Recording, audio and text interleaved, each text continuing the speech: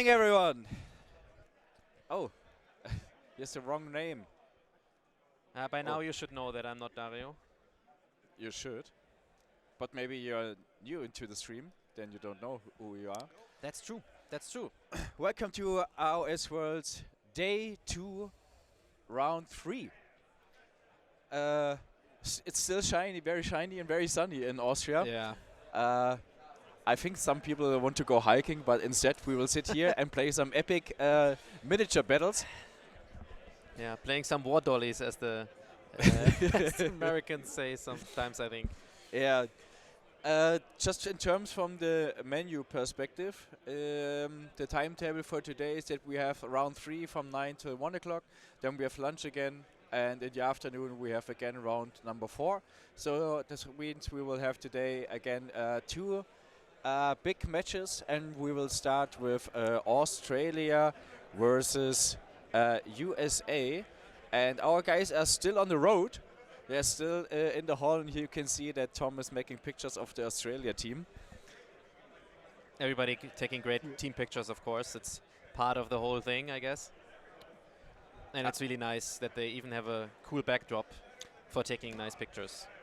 It would be now a good idea to make some pictures together, because at the end of the everyone don't have his own shirt, I guess. So therefore, Okay. So you mean by because everybody's switching shirts? yeah. You need to make use of the opportunity to get some pictures with everybody having their proper shirts on. Yeah. Yeah. So we have Australia against USA, which means both has won the first 2 games. Yeah. And now both have the chance to get in the higher bracket. But I think at the end there could be only one team who wins all 6 matches. But there Yeah. could also be a solution that we have no team which wins 6 games, I guess. There could also be only 5 ones. Yeah, and this is really exciting actually, because if you lose a game, there's still the chance for you to win the whole event. So just depending on how the games go. So that's really nice this year. Yeah. So for every team which currently has 1-1, so one win and 1 loss, still has the opportunity to win the AoS Worlds. Yeah. This is probably Exactly. amazing information for everyone. While we are talking, I think Eloy can still hear us. Yeah, I mean, you can also see the picture, of course, of the action cam.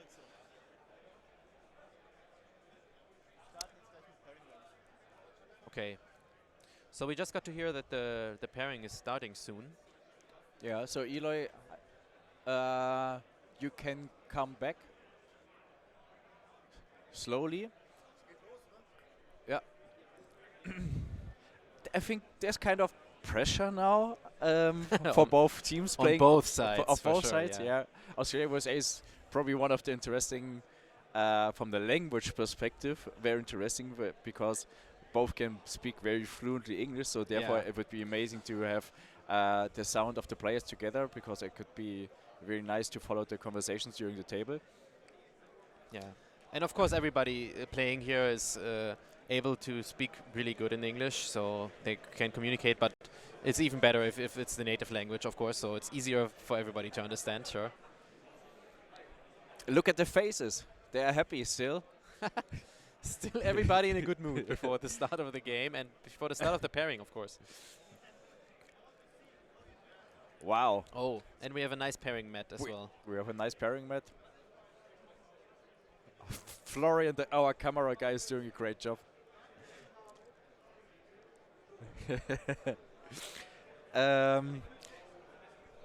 Let me open the factions. Yeah, just real quick for everybody. We yesterday we got the request that it's not easily possible to see all the lists because they are in BCP and you need a subscription. And we just pinned the lists in the chat. So there's a link to a Google document where you can, which you can open and take a look at the lists. And in this case, it's really easy because Australia and America are at the top of the list. So you don't even need to scroll that far. And then you get the info. We will definitely talk about the lists later on, but for now you can even take a look while we look at the pairing. Do we have the Battle plans. Can you give us the battle plans? Oh, of course, yeah, it's interesting for us to see. Yeah. Yes. We just need a picture of. Yeah. So from the Manu already prepared his board, I think, and I think close to the chest is the first one, if I saw it right. Oh, there's a roll-off. There's the first roll-off. Just need to check real quick which side is which. I think the 5 was thrown by the left side is Australians, Australia, right? and the right side should be USA. But maybe I'm wrong. Okay, the left side is USA, and the right is Australia. Okay, so now we have the battle plans as well. Yeah. So we I was start right. with close to the chest. Then we have Star Strike. Oh, amazing. Exciting and also frustrating at some point. Focal points and better part of valor. So we have the first 2 defenders for close to the chest, and we will make a bigger look. So we have Skaven from the US side and Stormcast Eternals from the Australia side. Yeah. And the Australians were really fast putting down the attackers, so maybe they expected the Skaven on this battle plan. I think they did the pairing the whole night, so I think they're prepared for every solution. Yeah, sure. Both sides, I think. Both sides, I guess. Yeah. We didn't ask them how much sleep they got, but I think they put a lot of effort into preparing.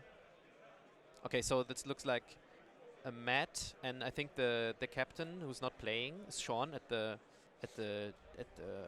laptop, and then is Gavin on the left side. So those are the 3 doing the pairing for USA. So we have both 2 attackers placed, and now we see what they can choose for the first 2 matches. That was too fast for me. From I couldn't see the factions. I think there was another Stormcast in the mix for the Skaven, I think, but I'm not sure. We will see when they decide it. Close to chest is the battle plan with 6 objectives. 6 objectives. 6 objectives even, so it's really spread out. It's like we saw Feral Foray yesterday, and it's the same setup from the objectives, but the battle plan is played a little bit different, and also the deployment zones are different. So you're playing more like from corner to corner than just from one side to the other. So yeah, definitely interesting to see what the teams decide. And I think the Australians were first to decide again. But here we have both. Both attackers were chosen. Yeah, 1 card is going back to the hand. So we have Flesh Eater cards against... no. Oh, that was... Yeah, sorry. Now they corrected it. We have Daughters of Cain versus Skaven, and Stormcast Eternals versus Flesh Eater cards. Oh, okay. Daughters of Cain. That is interesting. I don't have the Daughters list in mind, but I think there's way fewer models. The Skaven is definitely a list with like a lot of models. So he's playing like 180 clan rats, I think. The USA Flesh Eater cards, the USA... Yeah, so it's Daughters from Australia, I think. We're just taking a quick look. Yeah, this is Marathi. Oh. Marathi but there's he's also playing a lot of models, so there is a lot of models on the table. Yep. Okay. 20 Sisters of the Slaughter, 20, 20, and 20 Witch Elves, so also above 60 models for the Daughters of Cain player. Okay, so this should be a massacre. All the infantry going at each other. Let's take a quick look to the Skaven list from US. Yeah, so Skaven is the mass clan rats. It's the mass clan rats list with Wisik. All right. Oh, this was a bloody matchup. Okay. For the next matchups, we have the defender for USA, the Iron Jaws, and for Australia, Silvernet. Okay, so another Iron Jaws we see. I think this time it's just the normal Iron Jaws we saw yesterday in the afternoon round. The Spanish played the Gorkrunter Stampede, I think it's called. So the Army of Renown, which is working a little bit different. Yeah, USA now, this is a regular list with 20 Art Boys, 10 Brutes, 20 Art Boys, so... Yeah, so pretty regular, right? 2 blocks of Art Boys and some heroes around, 1 block of Brutes. And for the Australia, silver net list. Do they even have Silvernet? Are we confusing something? Australia? Maybe they have the wrong card. Maybe something went wrong. Yeah. So Silvernet, I don't think Silvernet is actually Silvernet because I don't see a Silvernet list here. And maybe we have to figure out. We have to figure that out later on. Yes. So yeah, Unfortunately, maybe sorry. something went wrong. Yeah, So I think so. yeah, but we will figure out which teams, But it's not on the list. which list is missing. Yeah. Okay, but the But maybe here Australia Silvernet. Jordan. oh, okay, we But completely missed it. Yeah. Okay. Alaria Beltanos wasn't Revenant, sorry. Okay, And so wow, something- Origins of Renown with Nitro Conus and Stormtrade Guard. Oh, that's very interesting. That's very interesting. The Dragons, so it's basically Stormcast and Sylvaneth playing against another faction. Yeah, thanks chat. Yeah, we just saw it. It is spicy. This Oh is yeah, really spicy. definitely spicy. I think so too. Lots of monsters. And I haven't seen that before, so it would be really interesting. We had Sylvaneth on the stream yesterday in Yep. the first round from Sweden. That was also a great match against Flesh Eaters. We don't have Skaven and we don't have Daughters of Cain. Yeah, But that's yeah, it's really interesting to see it, right? Lots of models. Yeah, maybe. Let's see the other matchups. I'm sure Dario is already thinking about what is interesting for the stream. So So for everyone who's not new in the stream, we have 2 tables which we want to cover, and also we have a mobile cam. The guys are running around and also try to get everything to know for you. We have the matchup Seraphon against Iron Jaws and Cities of Sigma against Silvernet. okay, yeah. So let's have a quick look on the Seraphon list from Australia. Croak, Skink, and Coxigor. Oh, 6 Croxigors, nice. Yep. And for the US, the cities Cities. list. Oh yeah, Cities is very interesting. I think Jeremy is playing Cities for America, and he's really good at playing it, and he's playing it for a long time. And he also, I think, convinced many people with like some more left field lists from Cities of as well. And I think he also won like 1 or 2 tournaments in America already with city lists. So yeah, we can expect a lot from him, I think.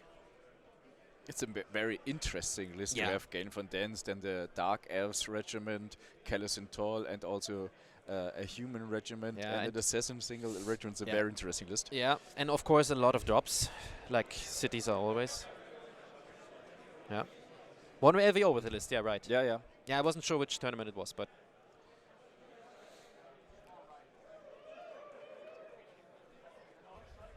I really like to see when guys are sitting there and discussing yeah, it's which nice cards to they see. want to play, which is the right attacker for which defender, or which battle plan. Because I think this is the second. Is the Star Strike? Oh yeah, we have to check. I think it's Star Strike now. No, we already had the. Oh, we had matchups already. for Oh, Star now Strike. it's focal points. So I think it was cities and Iron Jaws. Yeah, you're and right. And all now the we have others? focal points. Okay, so cities, Iron Jaws, Stormcast, and Sylvaneth are playing Star Strike. Yep. Okay, but the Iron Jaws. Oh, I think it's a tough one for the Iron Jaws. I It- mean, he's not playing like fast units. He's playing the infantry. So, I mean, they can be fast, but not as fast as some cavalry or some jumping around I think Sylvaneth. he has 2 big monsters. The Iron Jaw list. He has 1 more Grunter of Hacking Crew Yeah, and and 1 Task Force. Task Force. So Yeah, there okay, is an so they are kind opportunities. of fast. Yeah. Yeah, it's interesting, yeah. Okay. And now the guys are choosing the defenders for the focal points.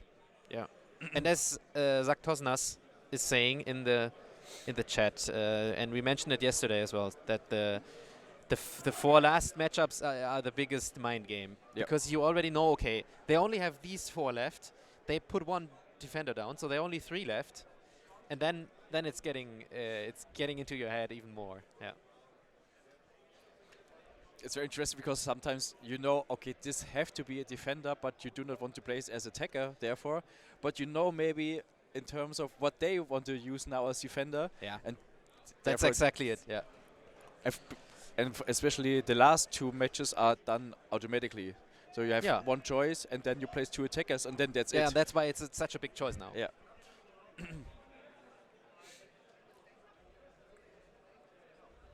Okay, so the Australians are discussing right now.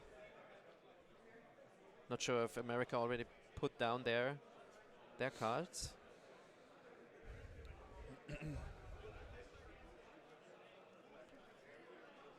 Yeah, and we see. Okay, Oh, we have so 1 card down from Australia.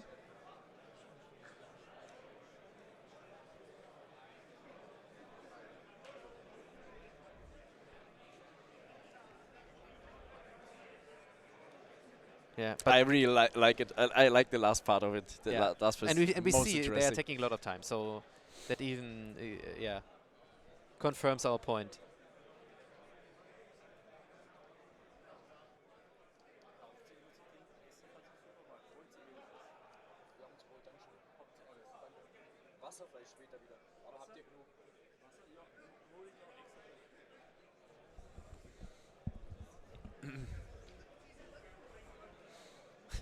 Yeah, if they think that we think that they think of what we think, yeah, that's It would exactly be amazing to have now the voice of these guys sitting there, but I think Yeah, that's okay. not possible. Nah, of course not. Of course not. But We it's- can't listen in, Yeah, I but it really would be interesting. Yeah, I would love to listen to these guys now. Yeah, but yeah, because it's telling a lot how they But think. in terms from the battle plan perspective, focal points I think is 8 or no 6. no, focal points is 5. It's Ah, like this is with like a these cross. guys. Yeah, like a you're cross, right. So On better part of Walla. it's the same same setup as the Feral Foray, as like 6 objectives. Yep. It's So it's pretty similar. similar. Yeah. No, I mean a better part of Valor is similar to Feral Foray. Focal points is a little bit different. So focal points feels like if you're playing it, it feels like this pretty is with centered. with the size, with yeah, the you- size and with the center objective, Okay, and you okay. can, as the underdog, you can change the way the middle objective is working. So there's not a big movement needed for focal points. no, focal points you can be kind of tanky and Yeah. just move forward and stand on objectives. Yeah. So it feels like, and you can always just go one side and the other side. And yeah, Okay, there we have to reveal. And we have Blades of Corn and Slave to Darkness as the defenders. that were only the defenders. Now we are going into picking out the actual matchups. So they took a lot of time just putting down the defenders. So we have Slaves to Darkness definitely playing on, what did we say? Focal points? Focal points, Yeah, that makes sense. And So Blades of Corn as well. Yeah. So Blades of Corn. So I think we have Archaon in the Slaves to Darkness list, and that makes sense. So we can check. I think only one of the teams has Slaves to Darkness. Yeah. Slave to Darkness is. So this should be Australia's Slaves to Darkness, right? Yep. No, we are at Austria. We need to be careful with that. Oh, sorry. Okay, so here we go. That's should Yeah. be Australia's Yeah, Slaves to Darkness Archaon, defender. Chaos Warriors, Chaos Yeah, Warrior. and that makes sense, right? Yep. You have 2 big blocks of Chaos Warriors with Archaon, and you can easily sit on the focal points, Yep. centered objectives. That sounds great. Especially blocks of Chaos Warriors. Are Yeah. So and amazing. this is something I know it works. Yeah. So I'm really curious on how the Americans decide. And the Blades of Corn list is just also Oh, Blood no. Warriors list. Oh no, not the Americans decide. The Australians decide on which faction they want to face. So let's see. So this should be definitely a good matchup already for Slaves to Darkness, even though they may get not the faction they want. But As I an think as an now you opponent. place 2 attackers, and Yeah. the last outstanding card is the defender for the last battle plan. Yeah, I'm not sure how it works actually, but I think so. Yeah. Because now you place 2 attackers for the current defender, and now you Yeah. choose the attacker, Yeah, and and the then other there's- the outstanding card is for the last Yeah, I defender. think so. You will have like 1 card left on the hand, right, and one which is going back. And I No, think there's it's no already card who's determined. going back. I think it's automatically done. Okay, I'm not quite sure. I'm following, but yeah, I just know that this decision is I think it's a it's final it's decision. determining the Yeah. last matches as well. Yeah. I think that when you choose now with the last attackers, then every pairing is done. Yeah. because you choose now for your defender for Slaves to Darkness or Yeah, for Blades there's- of Corn. I mean, there are 4 cards used in the 4 matchups. Yeah. The first 4 matchups. Then Yeah. you put 1 defender down. That's the 5th. Yeah. Then you give the opponent 2 attackers. Yes. That's 6 and 7. Yes. And then there's only 1 left, 8. Yep. And But the opponents only choose 1 of the cards you give them. yeah. So these 2 are left. The one you have still on your hand, Yeah. and the one who's going back to you. But I think it's already determined on Here you can see. how it's going. Yeah. This is the So last. this is the defender. one. This is the one. That is was on the hand still. I think Okay, now we have to be very quick. to catch it. Here, now they reveal the defender for the last battle plans. So we have Cities of Sigma and Stormcast Eternal. These are defending better part of Valor. Oh, and this will be very quick decisions. So we don't have the chance to look at the list. We just want to have the full picture of the matches. Yeah, we'll try to write it down. We will try to write it down and then show it to you. It seems very confusing what the guys are doing. So Maybe they are confused a little bit themselves. okay, so we have Iron Jaws against Blades of Corn, which makes sense for this battle plan. Then we have Beast of Chaos versus Slave to Darkness. And on the better part of Valor, we have Stormcast Eternals versus Slaanesh and Siege versus Cities of Sigma. Whoa. Okay, so that's a lot of matchups to take in now. Yeah. Yeah. So let's have a quick look for your Slave to Darkness matchup against Beasts of Against Chaos. Beasts of Chaos. So this is, I think, the Bestigor the spam. Bestigor, yeah. All right. Mm. Then we have the Slaanesh list from Australia. I mean, the Bestigors still have a lot of punch, so they can chew through the Of course, they Chaos can Warriors, through. I think. They can through. Yeah. So for Slaanesh, we have lots of Demonettes, Fiends. Yeah, really interesting list. Very Yeah. interesting list. I have no idea how to play them. Slaanesh. No, I'm actually not sure how the list works as well. Then we have the Stormcast Eternals list from the USA. The USA Stormcast list is Grundys. Yeah. Wow. 2 times Vanguard Paladors and 1 time. Yeah, a few long strikes, few Vigilors, but basically reinforced Vigilors also interesting. yeah, yeah. That's. I think it's just because he wants to stay in the 1 drop, and Yep. otherwise he would have had a second Yep. drop. And the last matchup is for USA. We have Siege, which is Kairos Blue Horror spam, and a lot of change. So 2 birds, and they are playing against Cities of Sigma from Australia. And Yeah. the Australia list is Pontifex Sinestra, Cavaliers, Callison Toll, 3 Iron with great cannons, a 4th Yeah. great cannon. Wow, It's wild. It's wild. oh, yeah. this is really riot. Wow. From James. Okay, Yes. so we have to match up cannons versus birds. Sounds kind of good for the cannons, right? Angry birds. They will be angry later on, I think. Yeah, Yeah. me too. I also want to see one Cities of Sigma. one cities matchup would be really great to see. I think Dario is already discussing, and I think he will make a good choice. I think the cannons versus the teams would be very interesting to see. Yeah, I'm not a fan of the birds, but let's see if they get shot. I'm happy to see it. Yeah, Skaven is also Skaven, interesting. Skaven would be kind of hard to see on the top-down view, I think, though, because I don't think that Tom has like 180 clan rats painted in the same style. Wow. So I think he just has different looking clan rats, and this will become really confusing if you look from the top-down view. But yeah, let's see. I think just from the chat perspective, to be honest, I think every matchup can be very interesting. So Yeah, I there's think no choice which we prefer or which is the Yeah. best. So therefore, I think every player or every matchup is between good players here. yeah, and also we don't want to force anybody to play on stream, but yeah. No, we are sitting in the background and discussing it.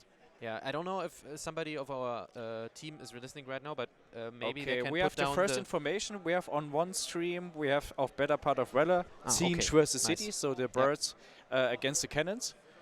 And the second. So this would be stream number 1. Can we put Siege versus Cities on stream 1? Yeah. Okay, so Okay, sorry. Update. No Siege versus Cities. We have Stormcast against Slanish on stream number 1. And stream number 2 is Starstrike, Iron Jaws versus Seraphon. Very interesting. Okay. All right. I hopefully... oh, sorry. Okay, then, which is great to know because Slanish we didn't have yet on the stream, so this is new for us. Seraphon we also didn't have now. No, we didn't have it yet. Yep. So we have 2 new factions which are playing on the stream.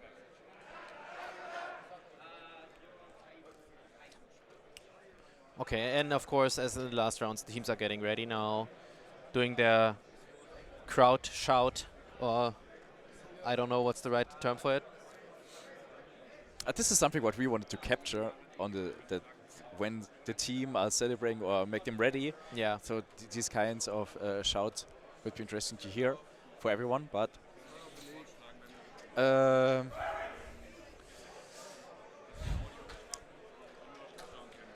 okay, can we switch?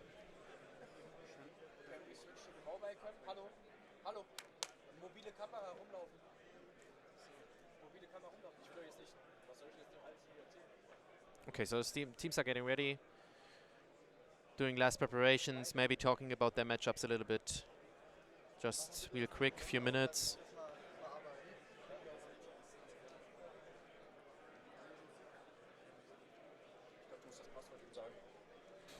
So we are preparing for our mobile action team because these guys will just walk around and give you some impressions of the current matchups and about the people here. Meanwhile, the guys here preparing the tables for the matchups, and therefore you can give you some closer feelings, closer insights in terms of the current round and the current matchups. Team USA would like you to check their wins across the board yesterday, friend. Okay.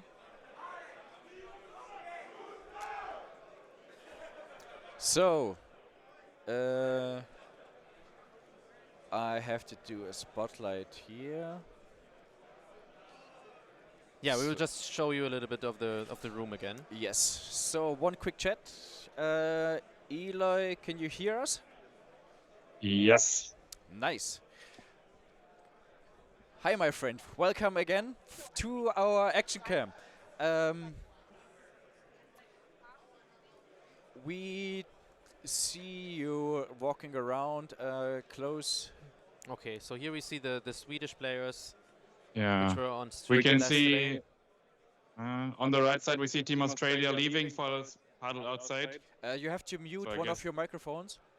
You have just a double voice.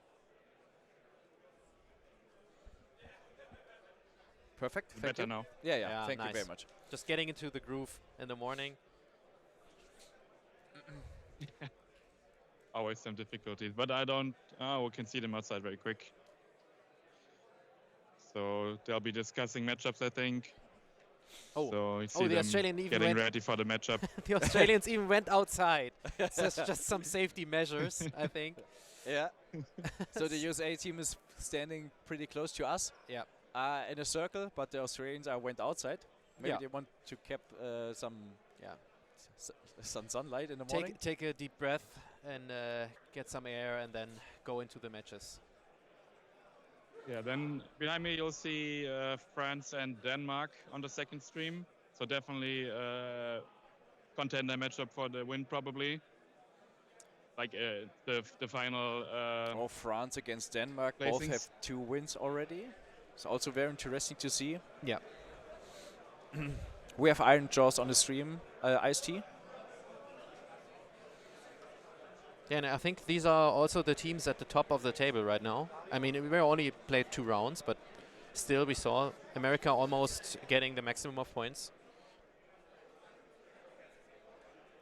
So then we see on the left, we see the refs getting ready. Canada in front of us. So it looks like we have Canada versus Spain, also very good matchup.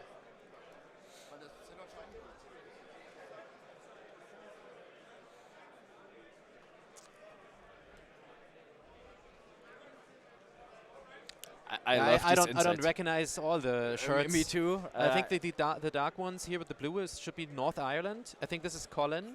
Yeah, and this is Yeah. Swiss. And the Swiss team in the red shirts. Yeah, exactly.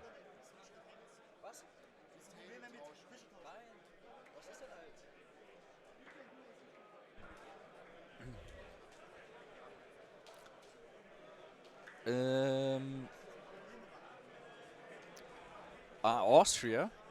Oh, nice. The home team here. Yeah, and we can see there the first players are at their tables discussing, setting up the objectives. All the preparations are done. Yeah, you can see the Austrian One very exciting news I want to tell or discuss with you is the layout plan here. So for everyone who is not here, just to give you an overview, we have Eli will capture this. Team Germany in front of me, so we try to maybe peek in. Yeah, we want to hear their shout out. Can you get a little bit closer? Yeah, they're still discussing internals here. I think Germany is playing against Greece. Yeah, don't wanna reveal any tactics, of course. Just need to get the right moment. Kind of hard.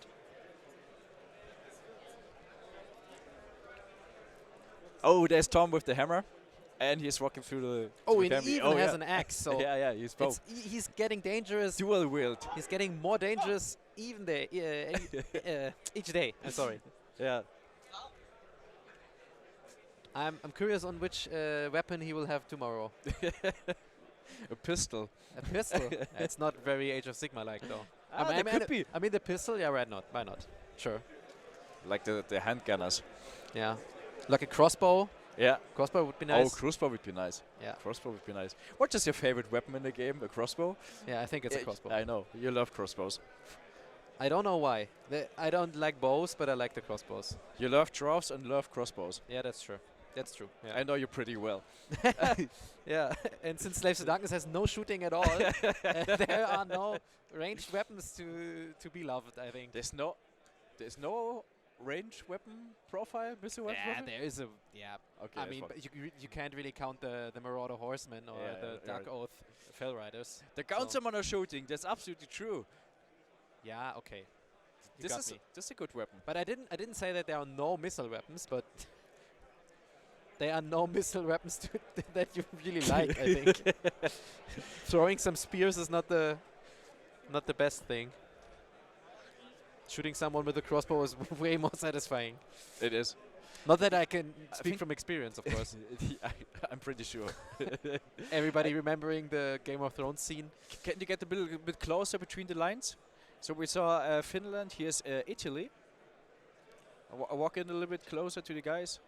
It's very nice to see, to be honest. I think this is something what also the spectators here or the viewers like to see when you go through the guys and we have different people on the screen in the action cam.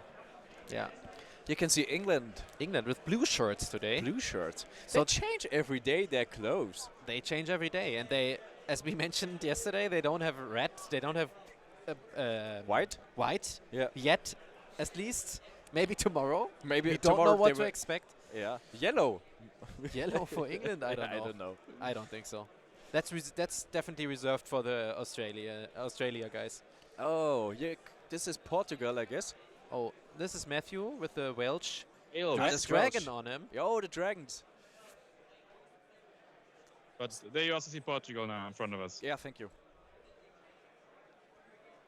Yeah, Portugal is for the first time, I think, at the AoS World, so really nice to see the red and green shirts here. We have two nations which they have their own the first AoS Worlds. No, it's even more, I think. Even more? Turkey? Turkey is for the first time, definitely. Bulgaria, I think. Oh. And then I'm not sure about Slovenia or Serbia was there last year as well. I'm not sure about Slovenia though. Okay, is this Finland? Oh, I'm not We sure. have Finland This versus Czech Republic. Ah, Okay, thank you very and much. this is Norway. I Norway recognize versus Ole. Belgium. Ole on the right side, the captain of Norway. And then we have the Belgian Dan Paul. team. 6 teams: Slovenia, Turkey, Bulgaria, Portugal. Okay, so we were right. Nice trick. About the ones Also, we were talking about. Norway shirts are also amazing. Yeah, Norway. All the time. Yeah. All the time. Really nice. Really nice. Amazing. Really like it.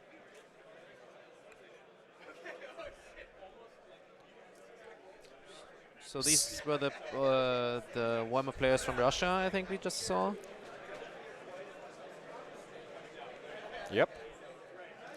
And then there's the German team setting up now, I think, against the Greece. I think, to be honest, when you have Yeah. like a election, I think there would be Greece winning with the best shirts. Yeah, I don't know if there is something like that. I think there was something like that the past years. So maybe we will see something like that at the award ceremony tomorrow, which we will try to show as well, of course. Shout out to Micha. Oh, Micha on the stream here, yeah. Ah, You see Colin, Colin. Jawohl. Nice. already a high five here. Yep. High five for Eloy. High five for Colin. Yeah, all the support staff the German team brought with them. Where's the German beer? Put the German beer on the tables. Ah, that's important, I guess. Open one, Eloy, and kill it. Yeah, I don't know. And there was a table. If you ask yourself why there was a table. This is what I wanted to explain to you. You wanted to You're talk right. about it, yeah. Yeah. So So- for everyone, there's like 8 teams, and they put down the area with 9 tables in a 3 versus 3 Yeah. row. Eight players, you mean? You said teams, but you meant players. Sorry, so, yeah. So 8 players. You're right. 2 teams, 8 players. Yeah. Which means we have 8 matches, Yes. and they put together 9 tables, and put the 8 tables in a circle, and the last table, the 9th one, in the middle. Yeah. So that you have an area where the match is played for all 8 matches, and 1 table which is empty in the middle. Yeah. To put down your stuff and drinks and so on. Yeah, and that's do the really pairing. nice. I think that's a really nice setup. So everybody's not playing in one line next to each other, but more like around. Yeah.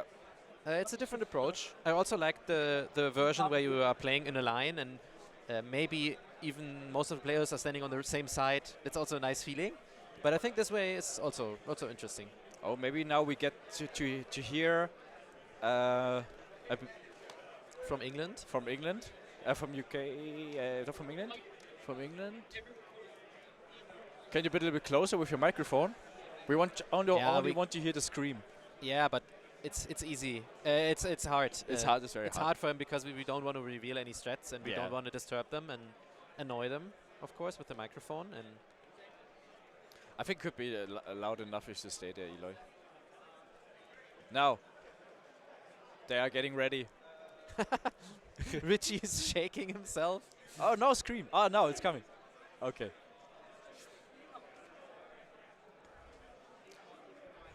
Ah, Eloy, welcome back. You wasn't close to them. So, it's okay to continue in another 2 till 3 minutes, Eloy, because currently in front of us the guys are setting up the tables and putting the terrain pieces on the right locations. And Dario is also behind me to get ready, so let's do... He's already hyped, I think.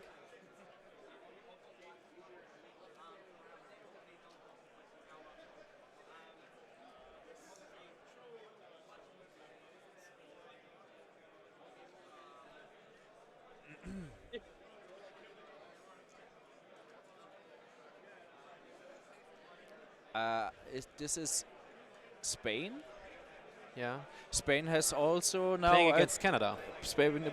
But Spain has 2-0 and Canada got 1-1. Yeah, so we have, I think we have right now, we have 7 teams that are unbeaten. Yep. So the Spanish team was the so-called lucky one because they are facing a team which didn't win 2 matches Is this yet. an but advantage? I don't know if it's an advantage. I mean, Canada was really, really strong yesterday. They put a good fight up against the French, so they almost won. So it's definitely a strong opponent for the Spanish team as well. Just in terms from the situation, is this when the matchups which are currently play against each other? Is this in terms for first against second, third against fourth? Yeah, it's Swiss system. A all the Swiss way. system, okay. Yeah. Which means They just can't play each other twice. okay. So maybe there's something, some change up, but otherwise they will not yet, just but play this can happen Swiss the system. next 1 or 2 rounds. It can Yeah, happen sure. from now on. Could also happen now, yeah. Yeah. I mean, I think we had one draw between Ireland and North Ireland yesterday with an 80-80, and automatically they would face each other again. Yeah, you're right. It depends. Yeah, I think they both lost one match and Okay. drew one. So, but yeah, they're not playing each other again. So So there could be that you have, for example, there could be that two teams play against each other with a different bracket. This now happens for sure. This now happens all the time. Yeah, it is bound to happen. Yeah, and it's interesting tomorrow and even in the afternoon today. There are only like 3 or 4 teams left for the afternoon after this round, which are undefeated, and this could also be like an early kind of final already. So, but yeah, let's see in the end. Hopefully we don't have a team which is winning all 6 rounds, because then it's really getting interesting with the points. Yeah. But yeah, let's see how it plays out. I mean, when you deserve it, of course. Then Yeah, no, sure. We don't want to take anything away from a team which is winning 6 rounds. I mean, they deserve the win for sure. Eli, you can ask Tom if he slept very well this night.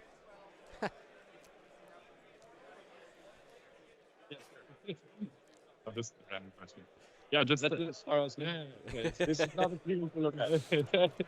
With a good backdrop. Yeah. Say good morning from us. How did you sleep?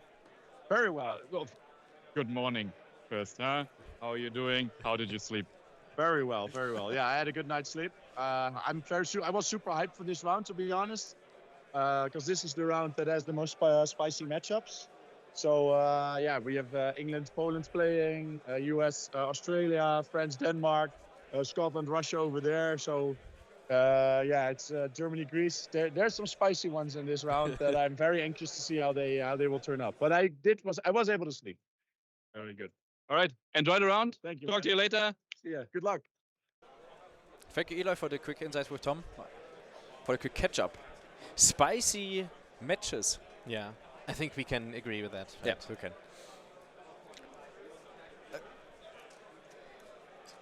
So, from my perspective, Eli, we can finish with the mobile cam, so that Dario and Henning can start maybe talking about the setup, about the battle plans, about the army and faction matchups, list. for sure. So this would be amazing. So therefore, from my perspective, we can hand over.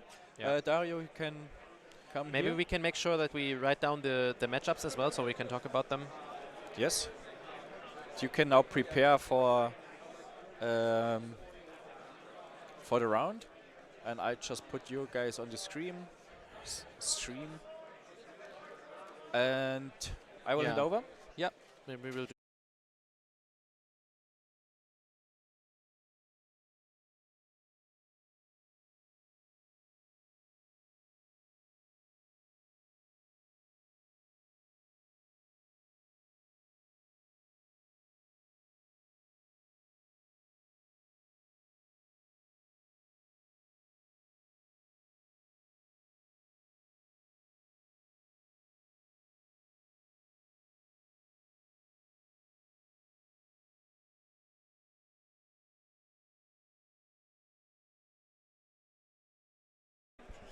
Hello guys, we are back with another very exciting round. We have the Australian guys against the American guys, and we also have 2 very, very important matchups on the stream here. Do you already mention the matchups? Yeah, we didn't manage to talk about all the matchups. We mentioned what we will show on the stream, of course. But I think we can just start talking about the guys who we will see on stream now. Yeah. Do you already talked about the lists? Yeah, we mentioned some of the lists in the pairing. but I think we can go into a deeper look Oh yeah, I'd love into to. them now, I think. And by the way, you all do me a big favor, and I'm the happiest guy I could be alive right now because we're seeing another Iron Jaws matchup on the stream. And who made the decision on that is the question. The captains. We really Okay. want to see the matchup Cities against Zinj Yeah. on better part of Valor. But the player, I think it was the Zinj player who didn't Yeah, want we- to play on stream. Yeah, we didn't want to Yeah. put anything, anybody on the spot here, but of course the players can decide, and we won't force anybody to play on stream. Yeah, of course, and that's. I think there were like 3 matchups possible, and the other one wasn't likely to play, and so we took these 2. And Yeah, okay. not we took them, but the coaches told us to take these 2. And Henning, you're already looking for the list, I see. Yeah. Okay, so which one do you want to talk about first? I think the guys on the right side, so the Stormcast against So- Slanish matchup is likely to start earlier, so we should start there. Okay, so we can talk about the Slanish list maybe first. Yeah, it's And- it's an awesome list, I think. Okay, and you have to explain a little bit because I don't know much about this. Me either, so we will see what happens here. Okay, so we will learn on the way, I guess. Yeah. So let's go on to the list. That's not right. We need to go on to the table first. Yes. So this is the table which the players are playing on, and we can take a look at the list as well. So we are on this one. Hmm? Oh, something Some- is not right yet. Let me check. So we Mhm. are on. So while Henning tries to fix the technical issues, I can start talking about this battle plan. Oh yeah, I don't have to talk about the battle plan because Okay. we are already back. Yeah. Okay. Good job, man. Just a quick hiccup, but we were able to fix it. So Very good. Okay, so we will talk about the battle plans, of course, as well. But for now, we just take a look at the list of the Slanish player here. And by from the way, Joshua. it's the first time I really have to check some things about the list I don't know yet. And this is something that don't happen often. yeah, we can do that live on stream. I mean, Yeah. not everybody can know So everything. So normally, if you play Slanish, you see like a keep of secrets, maybe Shalaxi. I think Shalaxi is the only unit here in this list you see often. yeah, You don't see Demonettes, you don't see Fiends, and by far you don't see Dexessa and Sinessa. What the hell Yeah. happens here? yeah, that's really interesting. And he has a lot of fiends. Yes, a lot These of Fiends. are 2 reinforced units of fiends. So this is 2 times 6 fiends here. Yeah. And Oh. a lot of demonettes as well. And normal, if you play like Fiends or Demonettes, you should have a Keeper of Secrets in your list to get the recursion. But yeah, I and he I doesn't see- have that, right? I so see no Keeper of Secrets. yeah, okay. The only thing I see that they can rally very good with the subfaction. And Okay. But they also do not have. Oh yeah, they have an artifact and heroic trait on the Enraptors. So maybe they go for Field Sergeant. Are the Fiends, are they beasts or what are they? They are beasts. They're yeah, they're beasts. beasts. So they're not no- infantry. They will not benefit from it. I think it could be an opportunity to go full ham with the Demonettes. I think it's possible with the run and charge. Yeah, I know that And even the Field Sergeant, yes. either Dexessa or Sinessa. So Dexessa and Sinessa are basically like twins, and they Ooh. fulfill a different job. So Oh. one is a fighting hero, and the other one is basically a wizard. I think this is all about the fighting with a lot of attacks. So the heroic trait gives them the icon.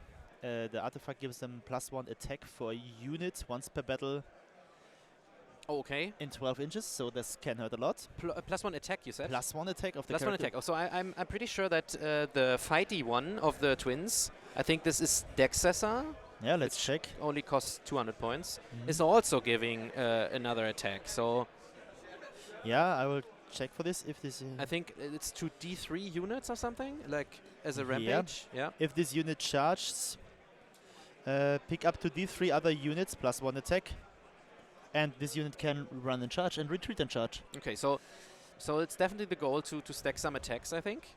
And- Put a lot of attacks and then use the battle trait to give them like exploding sixes and even crit mortals, I think. So we're right now at 2 attacks additional for the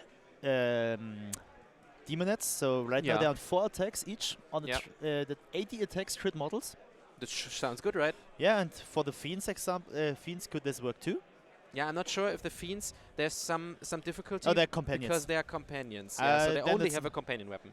So this is not possible. But for the Demonettes. But why should you play Fiends in this list, Henning? Do you have Yeah. an idea? I'm not quite sure yet. I hope we will find out. But as we said, we are not the most experienced Slaanesh players here, so.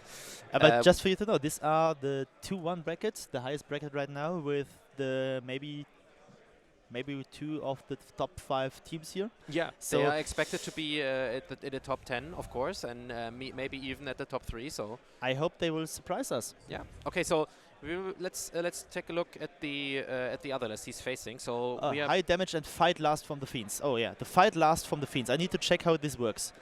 It was not on my mind when I checked this. yeah. Okay, so You I mean, all in all, they are quite squishy. Yes. The Slaanesh list, right? And you already mentioned that he has no recursion here. So yeah, let's see. Let's take a look at the. Wow. The Fiends can enemies just, he's facing. in any combat phase on the 4-up, you have strike last. Oh, okay. Yeah, that's. I mean, that's kind of dangerous. Oh, the Demonettes get +1 attack in the charge as well. So we have 5 attacks on the Demonettes each model. So Yeah. ladies and gentlemen, we have 100 attacks with crit models, Yeah. and if you charge them on the 4-up, you get strike last. Oh, that sounds like fun. Yep. That sounds like you don't want to charge at all. It sounds like Bellacore. Yeah, exactly. Yeah. Yeah. Yeah, plays very similar to the dog list. Very thank you so much for your help with the lists here. Underhanded Gene it is. Underhanded yeah. Gene, thanks. Okay, so Yeah, let's for put down the names as well. So and even the faction. So we have on this table. I just need to take a quick look. Yeah, we have the Australian Joshua playing the Slaanesh list, and we have Noah for the USA playing Stormcast. So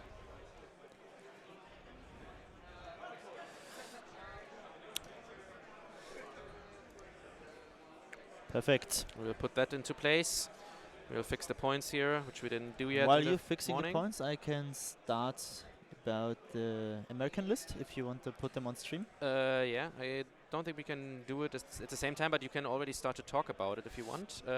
So it's America with Stormcast. So we have a 1-drop with the Stormcasts here, with Krondis, 2 unit of Palados with Star Strike Javelins, a small unit of Long Strikes, only 3 guys, but we all know what Long Strikes can do, even if they only got 3 guys, and 10 Vigilors.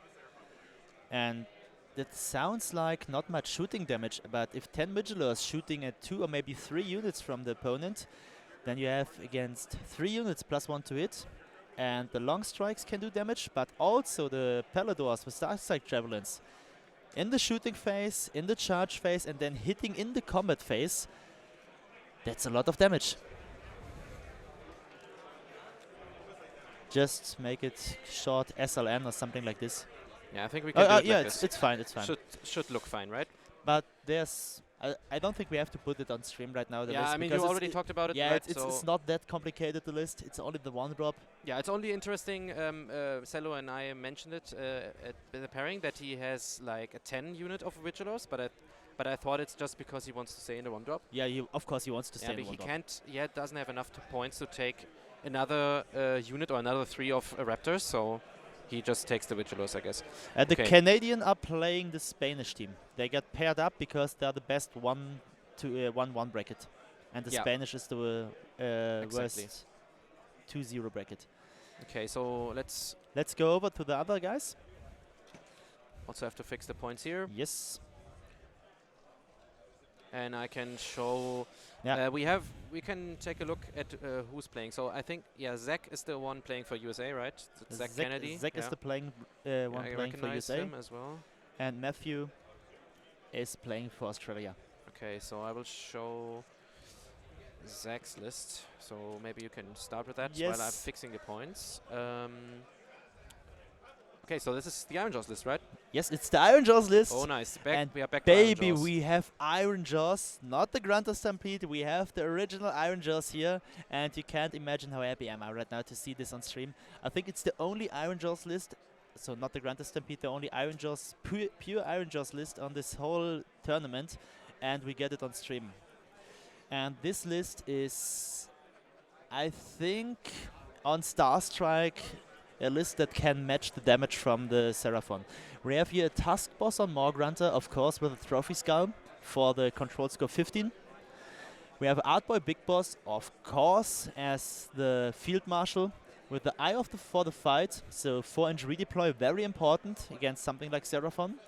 We have a War Chanter, we have 20 Art Boys, we have 10 Brutes, we have Rhythm Shaman, we have 20 more Art Boys, and he is playing Weird Fist, so the infantry units have a 6-up ward in this game, which is very, very important in this matchup, because it makes the damage from the mortal wounds a lot worse. And then we have another Morgrunter, I think. Morgrunter with Hack and Crew, so if you get stuck in the in the Seraphon, he can hack himself free and go for the hunt. So this is the list we normally see at tournaments when we face Iron Jaws. It's a very basic list, but that doesn't make it worse. I would play it the same way as he's doing. It's very strong. Even now the Task Boss can use Field Marshal and can take an Art Boy Big Boss in his regiment. And I think this can be a very, very close matchup. A very grindy matchup, but... Yeah, okay, so I think you talked about the Iron Jaws list. Mhm. Great. Yes. Then we take a look at the list he's facing. So I put down Matt for a Seraphon player for Australia. And we will check in with the list And here. as you finish the preparation, we can go and see the list here. Perfect. So you could have done both. Just for the next time. So do you want to talk about the Seraphon list, or should I keep going? You can start if you want. We have I like just one thing. I like the Croxigors. That's all I want to say. I want to see them. Yes, we have a basic Seraphon list here. Of course, Lord Croak and the Starseer to remove the ward. So the 6-up ward from the Iron Jaws maybe is not worth it anymore. Croak, of course, doing a lot of damage. We have a small unit of Aggrodans. I don't like the small units of them. I like them more at the big units, but for teams maybe it's important to have something like this. We have Croxigors, of course the big unit, to hammer some Art Boys or Brutes. We have of course the Ark of Zotek to do a lot of mortal wounds in every I think combat phase or charge phase, D3 mortal wounds to 3 units in 9 inches. This is a beast, and if you do not have mortal wounds, it's not killable. Yeah, And because it has like a 2-up save still, right? Yes, and -1 rend in their own territory. So guess Yeah. what? So Iron it's Jaws do just not sitting have there. Iron Jaws do not have models. Yeah. So this is already good for the Seraphon player, right? Yeah, that is very good, because with the -1 rend and the highest saves in this list, it's very hard for Iron Jaws to kill them, because Iron Jaws do not play Zagrok. Yeah. So he has So no yes. access to the mortal wounds, Yes. right? Otherwise, he could just put crit mortal on the unit The and then go only in. access to the mortal wounds he has is the shield bash from the Art Boys. Yeah. Yeah, that's Yeah, that's something. They can spike very high if you have 20 of them. It's an average of 7 mortal wounds if all of them can go in range. Yeah. Okay. And this each combat phase, it can... Yeah, it would really help, right? Yeah. But he has to be in range with like I think every model which wants to do. I think this is not the shield problem. bash. The big problem is if he is in range with the Art Boy Big Boss, the Art Boy Big Boss is likely to be in range of the Lord Croak. And then he will die. Yes. And Yeah. then we can go goodbye, Art Boy Big And Boss. then the shield bashes won't do enough. Yeah. So But in this matchup, I have a little problem with the Seraphon list, because he has only a unit of Zaurusguard, a Yeah. Basiladon and Croxigors to hold the middle objective at the start. yeah, so the Hunters of One-Chi won't help him. The Riders, the Pterodon Riders No. neither. And the Lancers are probably for like a flanking unit, right? So I think this matchup depends on how fast the Seraphon can lift the Iron Jaws, or we're playing Star Strike, where the objectives fall. yeah, okay, so let's talk about the battle plans, because this is really interesting here. Yes. Maybe we start with table 1 here, because we are already here and talking about it. So this is Star Strike. Yeah, and this is hilarious. So we are playing Star Strike. So you see, there's no objective on the battle plan. The objective Where is are they? yeah. You roll at the start of the battle to find an objective in the middle line, and you can see these lines there. The objective is randomly falling on one of these points. Yeah, so this middle line, right? Yes. So the first objective is coming down here. Yep. And it depends on a roll which You the roll players are doing. You roll 2d6, I think on 1, 2, and 3. It's there. 5, then, and so on, and so on, and so Yeah, on. so it goes over here. So it depends on what you roll, but it's more likely to land in the middle Yes. because that's just the nature of a 2d6 roll. And at the beginning of the third battle round, there will be 2 more objectives at the... At the bottom line. Yes. Yeah, yeah. So over here. Mm-hmm. And then it depends on where the objectives land, how the game will work out. So Yes. Just Yeah. give me a second. okay, so we will have 3 objectives in this battle plan later on. Mhm. At first there's only 1, and then there will be 2 more. And yeah, let's see how this works out. For the Seraphon, they are not that fast, right? No, they're not. They are kind of a moving castle more. As Iron Jaws are. Yeah, and Iron Jaws are the same way. So would you say, from my guess, this is not a good battle plan for either of them, right? Or do you think different about I it? think it's a good battle plan for Seraphon, and it's a good battle plan for Iron Jaws. Okay. Okay, why is that? Do you Because Iron Jaws wants to stay in the castle.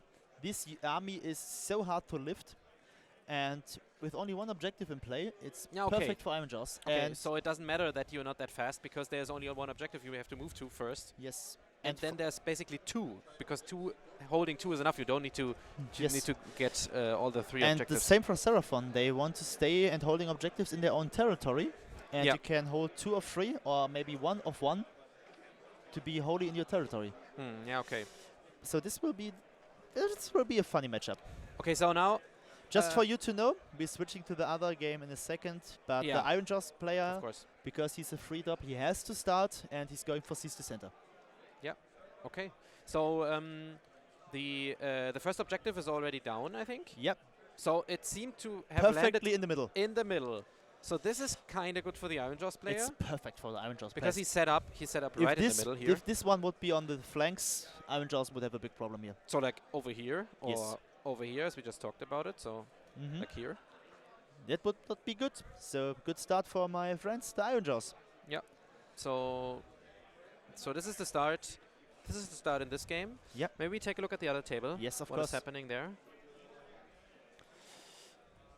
We also can talk about this battle plan because it's also Yeah. very important. Of course, of course. So we see 6 objectives. So that's way more than we see on the other table.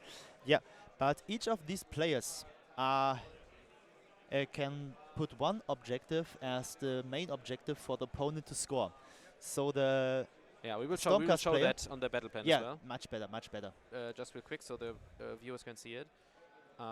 We will put this on. Of course, that's much better. Yep. So you see the objectives in the red territory, all of them 4, can be picked to be the main objective for additional 2 points. Yep. So if this battle plan you score like maybe only 6 points at the first turn Yeah, because so- you get not so- to hold more. So these are the 3 of that are. No, these are the 4. They can also pick this. Oh, okay. They can pick all of these 4. Yep. And the blue side can pick these other 4. Yeah. Okay. So you don't have to pick one on your side basically, but Mhm. one that is on the border or It wholly in your territory. touches your territory. Yeah. Exactly. So, because you cannot score that high points at the start of the start of the game, you will score a lot of more points at the end of the game. Yeah. Okay. So this battle plan highly depends on who can have the control of the board the first, Yeah. Okay. or maybe table the opponent. This one is likely to play on points, this battle plan, but it's also likely to play on just killing the enemy. Yeah. So we expect the players to be kind of aggressive then, maybe. So so just to remind you, we have Stormcast. on It's this table Slaanesh. and against Stormcast with Slaanesh. the 1 drop, so it's likely to start for Slaanesh. Yeah. Okay. So let's try to see if the players are already set up and how they set up. Yeah, they already did. We got the battle tactics already. Okay. Let's take a look. Just give us a second to update. Okay, so they're already starting. And Oh, Australia did not pick a battle tactic here. okay, so we see the Stormcast is set up. So Noah with his Stormcast for the USA are set up top top left corner, Yes. and he's staying really far back. Yeah. I mean, look at Because- this. Yeah, we know why. We mentioned it before when you talked about the list. Yeah. So like over here in the corner. because Slaanesh can be very fast and Slaanesh can be very high damage. So I think he wants to play the game passive until he can go ham, because he's also very fast. Yeah. But each unit the Stormcast player loses hurts them a lot. Yeah, because he doesn't have that many models and He has not that only 5 units. many units as well. So yeah. So I think the Slaanesh player can now go for hold 1, hold 2, hold more by just getting on 2 points. Yeah, he doesn't have to do more. He doesn't have to commit for something up here or down there. Let's see Because how there's no threat. long they will take to dance around each other before the first combat starts. I make a hot take before the game. I said none of these games will last longer than 2 hours. When I see this, Yeah, maybe. I'm not sure about my call. Yeah, okay. So because we're already seeing that he set up really conservatively, basically. So Yeah, just playing defensive. Okay, and now we see the Slaanesh player putting up the defense lines here, like over here and Yes. over here. So also no possibility for the Stormcast player to do a lot. Yeah. So these must be the fiends, right? So these are the Yes. 6 units, the 6 unit Fiends of and fiends, fiends. and over here. Mhm. Yeah. Then we have probably a manifestation. Yes, I can't quite say what it is right now. This up here looks like that's a grave tide. the grave tide. Yeah. So Was just summoned by the Krondis. yeah, so there was a magical intervention from Noah putting down the grave tide, which is always nice to put down a manifestation in the opponent's turn, so it It's can move in your own turn. It's an additional unit you can use for. Yeah, and as we said, he only has 5 units, so it's really nice to have He something needs else. to play with the Yeah. manifestations. Yeah, it's really nice to have another unit, basically, you can use and attack with and screen space. Yeah. So Henning, as we did at the last games before, I think we should start with a little call who wins these games. Yeah, I mean, the Stormcast list is pretty. I don't want to call it basic, but it's pretty clear. It is really strong, and it has a lot of punch. And I can't quite say about the Slaanesh list, how it works and how it will play out against the Stormcast. But I think on the 6 objectives, it should be doable for the Slaanesh player. So maybe I'm trusting into the experimental list here from Josh, and give him a little bit of an advantage here. I'm very surprised you go Not sure. for the Slaanesh here. Yeah, I'm not sure. I was hoping for you to go for the Stormcast so I can go for the Slaanesh. Okay, so yeah, maybe we're on the same page then. I think on the paper, I think the Stormcast list is better. But we all know the guys here practice a lot against common lists like Australian, like Stormcast or like FEC, and they do not practice a lot against lists like Slaanesh, especially not like a list like this. Yeah, So the Slaanesh player will know perfectly how to play this matchup against Stormcast. yeah, But- because he probably has played it like 1,000 times. So But we don't know if Noah knows how to play this matchup. We know Noah is one of the best players in the world. yeah, so Very good player. But I will give it to Slaanesh too. yeah, so okay, maybe we are right, maybe we are wrong. We will see it later on. Maybe we can do. As you learned from our calls, you can flip a coin if they are right or wrong. We Yeah, don't that's know. always- yeah, it's always like the caster's curse, right? But Russell, nice to see you again in the chat. oh, nice. He's Yeah. from he's from Australia? Yeah, he's as from well? Australia. Yeah, okay, so I remember him. He's right. a very famous guy from Australia. Yeah, if I you know. you know, his name is Russell Crowe and he looks like him. And he dresses like him. It's awesome. Okay, that's funny. Yeah, I think I saw him on social media already. So, okay, let's take a look at the other table, Yes. and maybe we also make some guesses Yeah. on how the games will work out. You see a big brick of Art Boy sitting in the middle, waiting for the Iron Jaws to strike back. I love all about this. This is a ball of doom. And as you see, they are sitting together to make the most... oh, sorry, Francesco, sorry. Sorry, yeah. Sitting together to max out the shield bashes, and the brutes behind to strike when the art boys get some problems. Okay, so we have, I just missed it, I think. We have the two big art boy units here, right? Yes. The Okay, art boy so- unit sitting in the middle for Sees the center.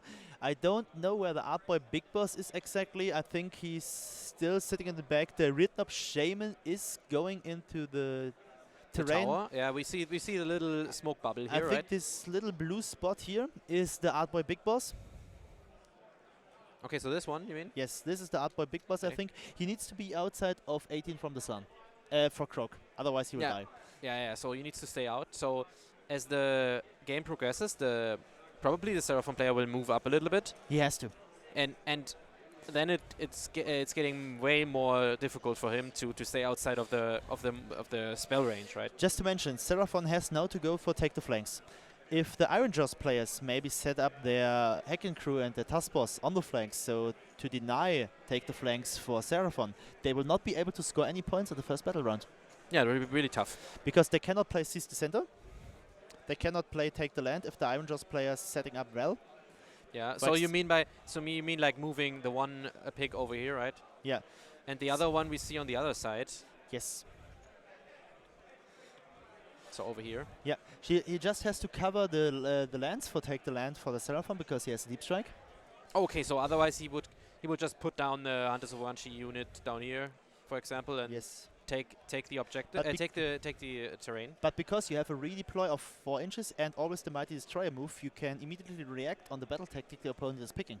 Yeah, but you talking about the safety net of having the 4-inch redeploy. Yeah, Mhm. thanks. It's only around in a bubble around the of hero providing yes, it, right? yes. So it's probably on one of these guys. Yeah. And that means the pigs, if they move up here, they can't redeploy 4 Yeah, inches. but they can just go that they are in 7 inches from this terrain. So for Yeah, so 3 they inch can move and safely the 1 inch move in. redeploy to be Yeah. in 3 inches, and Yeah. then they so like from protect over here to over here, just Yeah. to explain. Yeah. and then they protect the side. So if they go for take the flanks, they can move 3 inches in this direction, Yeah. and then the counter charge is Counter like a charge. 3 or 4 inch. Yeah, should be possible, right? I mean, against Agrodons, it's not that likely to happen, so I would go for this on the other side. Yeah. Against So the we're already seeing measurements, right? Mhm. Here he's taking measurements to the side as well. Yes. Also, you have to prepare for Reclaim the Rams. So I think it's not that easy. I missed Reclaim the Rams. So I think it's not that easy to stopping Seraphon from taking a battle tactic here. But these are the best guys, best players. So maybe they have a solution for this. But the objective will be very hard to score for the Seraphon player. Yeah. So we have the opportunity to take a look at the table from a different view. So let's do that. Maybe we even put it into the big screen, so you guys can see it, and we can take a look at the table as well. And by the way, because the Seraphon player has to do a battle tactic here, I think the Croxigos are a little bit too far away for charging the Art Boys. Yeah. And the question is if he wants to go all into the Art Boys, right? I'm Mhm. not quite sure if there's even is the right play. It is not. But yeah, I mean he can't. But he can't has win. to. Yeah, he has no different he has no different option, right? Yes. The problem is if then the Iron Jaws gets the turn, the Croxigos will die because of the brutes. Yeah, and the brutes are we can see the brutes, right? They are behind the boss rock tower. So yeah.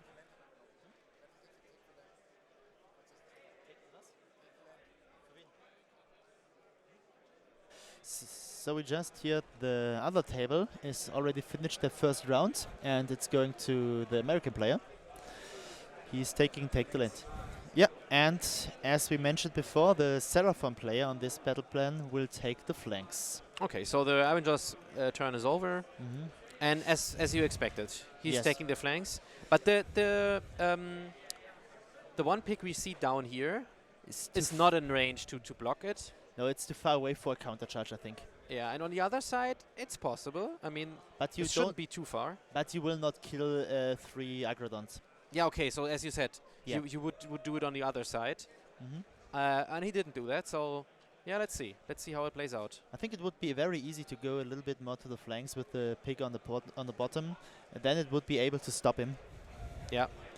He has the problem that there's also the little... I mean, he could have, as you said, 7 inches to the small terrain feature. We see The below small below the art boys. Yeah, they are protected by the art boys. You don't Yeah. need it there. Yeah, because they can easily move the 4 inches right over. Yes. So just Yeah. have to protect the big one. That's a good point, yeah. And maybe the backfield because of reclaim the ramps. But if you do reclaim the ramps, you have the 2 hunters of Fuanchi far at the back, and you don't care for them. So I think it would be much better for the task boss down there to go, or the hacking crew, I don't know what it is, to go and stop the terror rings from taking the flanks. Yeah, we cannot really tell, right? If that's the... It looks like the Hacken... Oh, no, I think he has the mask on. Maybe this explains... But he's... Yeah, thanks for showing us. There's no armor on the head of the pig, so... Okay, maybe we cannot really tell. Yes. Yeah, the Seraphon run in charge of course helps. But as I mentioned, always you have to succeed. Okay, you play Seraphon, the spell is likely to happen. Yeah, okay. Okay, do the Seraphons still have like a horde clearing spell? So, which would be really good against the art boys? Or is there nothing like that anymore? I don't know which spell he's taken, so I don't Okay, think they are like the only faction who has 2 spellos already, right? Oh wow! He's taken the spell portal to snipe the units at the backfield. He's Okay, sniping so the heroes. He's going to snipe the heroes. Okay, so you put down the spell portal, as we can see. So the Seraphon player we are And talking about. yeah, so he will get damage on the art boy big boss every turn from now on. Spell, counter spell, doesn't matter. You can only put 1 of this. Yeah, Comet's Call, of course. Yeah, Comet's Call, yeah. Comet's Call, these, each model on 5 up, I think. Yeah, okay, so I remember it right. So there's still a horde clearing spell, Yes. which would be really effective against the art boys here. So right now he's taking 3 mortal wounds on each of the heroes from the Iron Jaws players. I don't know, it's 3, but he's taking mortal wounds on all of them. Yeah, okay. And if this keeps going, Iron Jaws Yeah. will not have a hero after turn 2. Yeah, and then there's the problem. I mean, then you just need to clear the art boys, which is really, really more likely if the heroes are already dead, right? So I mean, it's the same problem, but he just used Comet's Call, did 5 mortal wounds. okay, so maybe we can take a listen in Yeah. on the 2 players on this table, and we can stay on the big cam for you. Yeah. I'm gonna rally him. Understandable. He heals 2.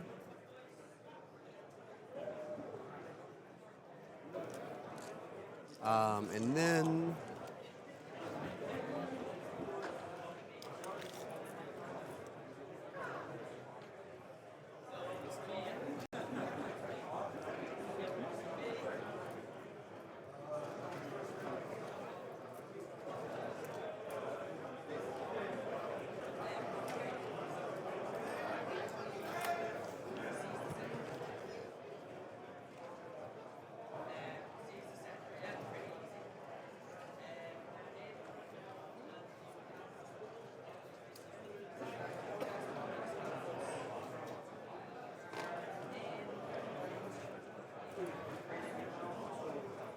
I'm gonna chant also. What are we chanting for, sorry? 1 point. Ah, right, go. Is -1.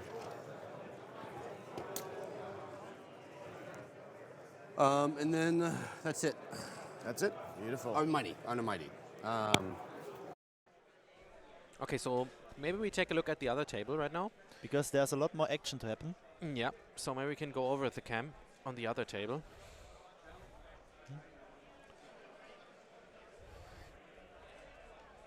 So we see Florian going over. And the Stormcasts starting Oh, to they're go starting all in. the aggression. Oh yeah. So for everybody to remember, the Slanish player started, and then he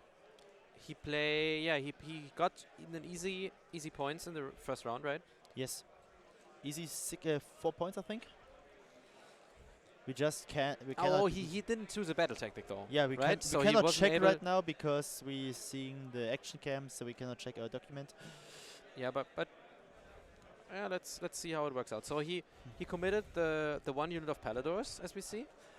The problem is now for the Slaanesh players, if they lift the Fiends and gets the double turn, the Demonettes will be gone too. Yeah. Yeah, I mean that's the perfect situation, right? You clean the screen basically, and then you can go into the Demonettes, which are really really squishy. They can put out a lot of damage if they get the chance to do it, but. And we also see the Vigilors And they at the can top. do a lot of damage against units with not a good save.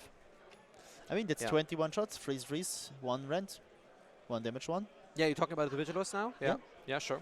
And Maybe he puts like 1 or 2 shots into the, I mean 1 or 2, maybe more, into the Fiends just to get the hit buff, right? Yeah, I don't know if he's close enough to the Demonettes to shoot them. Yeah. So I think the Fiends will be gone this round, no matter what. Okay, you said you meant that the Vigilors are shooting into the Fiends anyway, right? I see a little bit problem with the enter spell here, because if they lift the oh, that's a big redeploy. Ooh. That's a 6-inch redeploy. We're just getting told. Wow. Okay, that's unfortunate for Noah though.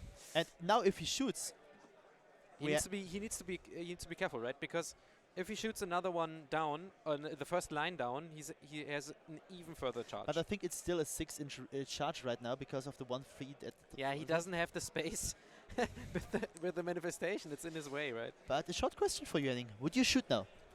Yeah, that's a good question. Yeah, I'm not quite sure about the stats of the Fiends, and I think they give you like debuffs still, like -1 to hit or -1 to wound or something. Let's So check. it's way harder for the Paladors to bring them down. So maybe you have to put some shots into them. But I No, would they have no debuffs. Okay, so But the yeah, then that's what yeah. I mentioned with the Endless Spell. If he kills the Fiends, he has still the Endless Spell for like 7 or 8-inch charge. Yeah, So I would shoot. yeah, I think so too. Yeah. I mean, he doesn't need to reroll somewhere else, so he can easily also reroll the 7 or 8-inch charge. So it should be possible, and then he's on the objective as well, because now he has the problem that he's standing in front of the objective, and if he doesn't manage to do the charge, he's in the middle of nowhere. I will give you another nice call. What happens if the Paladors charge, the Demonettes counter charge, and the Fiends gets the 4-up strike Oh. last? This is really dangerous, yeah. So he needs to be careful on how many Fiends he shoots down, because he's making space for the Demonettes to counter charge, right? Yes. Yep. I think this one can swing a lot. Yeah, it's interesting. Okay. These are the mind games both players have to do in this situation. Yeah. I mean, it's more likely to happen for the Stormcast players because the Slaanesh has to succeed on the counter charge and they have to succeed on the 4-up roll. Okay. So maybe we are on the shooting right now. Let's take a listen in what they are rolling right now. To my 6+ save. I'll save 1, and then I get my 6-up ward. Save none, so I'll lose 5. Okay? I'll just lose these back 5. Cool. And Still you?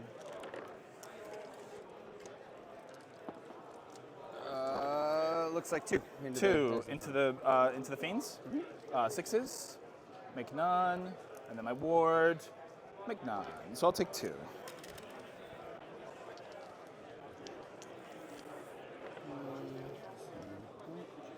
Cool. Paladors? Sure. 3s and Yep. 5s. 3s and 4s.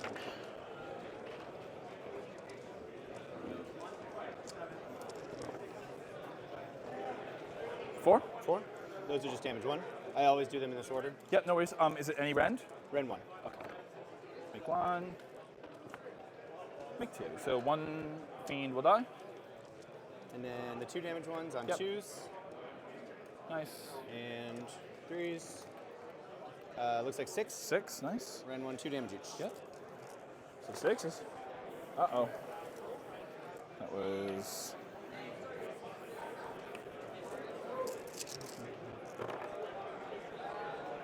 It's okay. So there's another... Okay, so we just saw the shooting, and we discussed on what unit he will shoot, and he obviously decided to split the fire and took out like 5 Demonettes, I think. Why he's putting... Oh, because otherwise the Demonettes would be in combat range of the Paladors. But I think it doesn't matter. The Paladors will come in combat range if they want to. Are the Paladors also shooting? So they are javelins? They already shoot, yes. Okay, so they just shot, I think. Yeah. The As problem is if the charge is high enough, they can shoot all of their attacks into the demonettes. Oh, when charging, you mean? Yes. If they get in combat range of them. Oh, okay, yeah, of course, because then he's allowed to shoot into the demonettes as well. I And he think can- that's the reason he puts the back units out. The back models out. Yeah, okay, that's funny. Let's see. Yeah, as I mentioned, now he wants to be in combat or not. He wants to, I think. Yes, yes, yeah, yes. he's going in. He As wants we to, and see- he wants to shoot the demonettes and then clap the Yeah. fiends in combat. So he's getting both units, and he has +1 to hit on both units, as we Yes. remember, because he shot both units with the Vigilors. That's Yeah. really, really smart play here. Yeah. And now the demonettes, the Slaanesh player will lose a lot of models here. Yeah. He needs to turn now. And we already saw the Gravetide going down in the first turn of the Slaanesh player, and there we also see in the back the Purple Sun. So he was successfully casting the Purple Sun in his own turn as well. So there's another manifestation that he has to deal with now. I think the Slaanesh player really needs to roll off now. Yeah. Otherwise, demonettes, fiends, and another unit of demonettes would go down. Yeah. And then it's really hard for him to come back, right? So Yes. It's impossible then. yeah. Okay. So maybe Even if he kills the the 6 Paladors, somehow 3 will come back. Yeah. So just want to go for the shooting hit? So yeah, we didn't talk about what Noah took at a step as his battle tactic. He took take the land. So probably he just take the land on the 2 pillows you see there. So because he was sure that he would get there, and he was even able to just drop down close to it. So now we see the damage he's taking to the demonettes. Yeah. And This- there's only 10 demonettes left already, right? Want to see what's... No, yet now comes the javelins. Now comes the javelins. Oh, there are a lot of ones.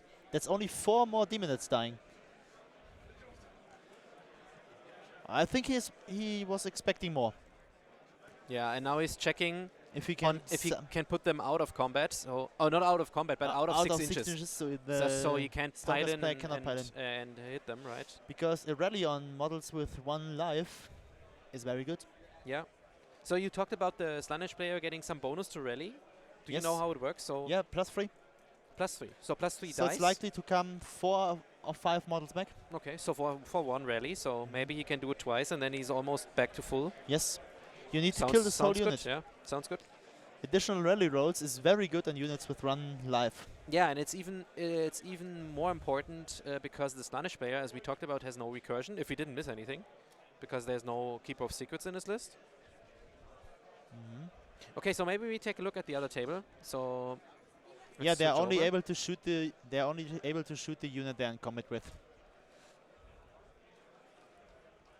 Yes, right. Oh, you can see a good charge from the Croxigos, because as he charged, Yeah, he didn't go and get into range of the other unit, or at least not with many models. So that was there will be no more shield bashes. yeah, that was the point I was talking about. So only the models in 3 inch can use their shield bash on the enemy unit, and he's minimizing the damage he's taking basically Yes, before he can attack himself. Yeah, and I really want to see how much damage there will happen.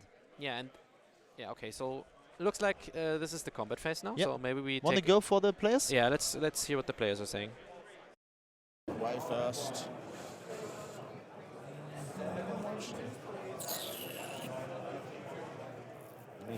He needs to go straight at you so that he's got the 3. Yeah. He will need to go straight ahead as well, so he's got the 3. These guys can all shuffle in like that. And should be able to smack over the top. I'll bring this guy back actually, because it doesn't end up needing to be that far out there. Right, so, all right.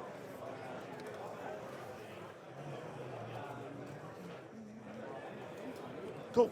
All right. And then we're going to all out attack. Okay, on all defense. Where are you swinging? And we're going to put everything into the grey unit. Okay, so I'm on all defense.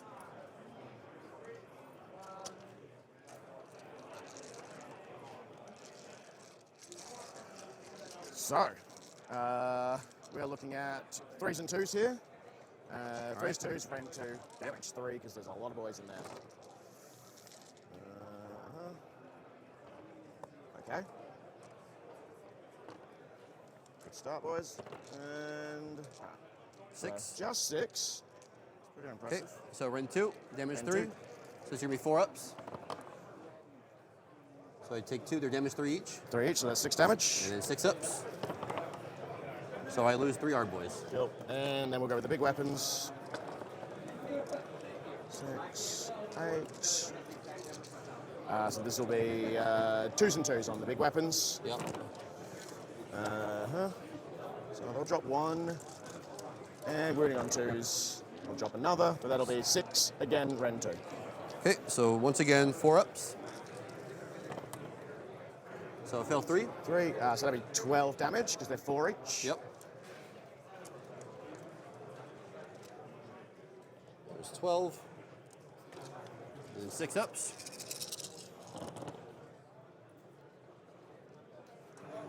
So take 9, which is going to remove 5 more because there's a wound. Yep.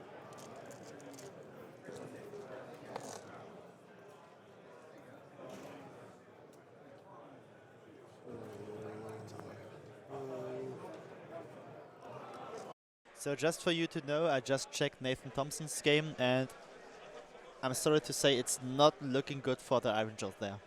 The corn is killing the pigs. This yellow unit.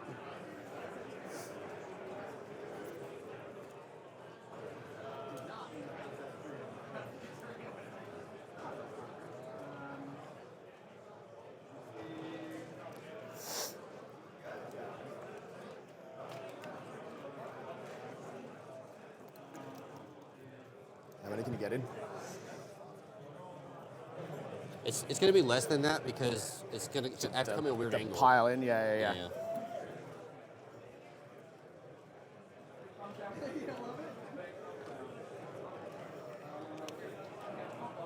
See, these weapons are going to be the end of me.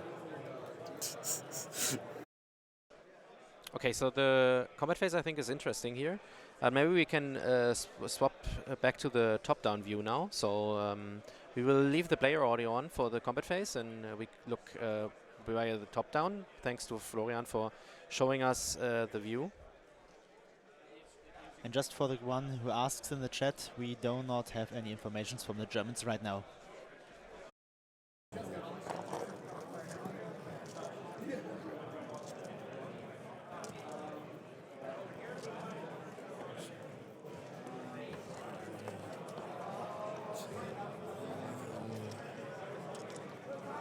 Is a boss. 13.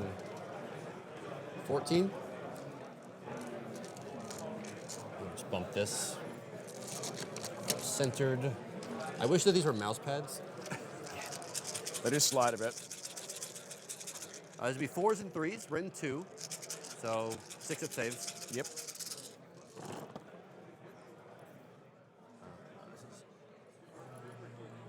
It's a lot of 1s and 2s. I mean, hey, they're our boys, man. They do. But yeah, what it's they do. not their job, right? Yeah, not their job. Also, with as bad as you rolled there, it's I'm okay with it.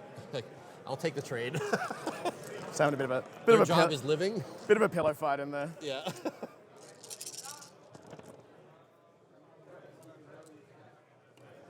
So you got 7 6-ups. Come back here, you. Come back here, you. 5, 7. All right, 6s. We got 2. We'll take 5. So that'll be 1 out of there. And we'll just tick over to 1 on this guy as well. And then this unit Yep. is all within 6. So there's 4, 8, 10 left. Sweet. Pile in.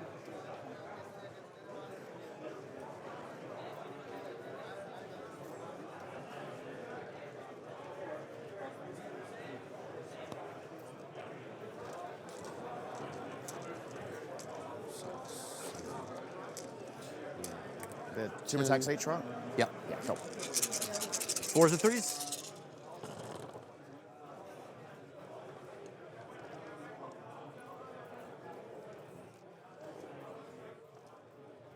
I hate hitting on 4s so much. Yeah, that's fair. So you have 8 that time. They swung a little better. A little bit better. A little Get better. 6 4, ups. 7, 8. Looking for sixes. Just the one, so 7, there'll be another guy.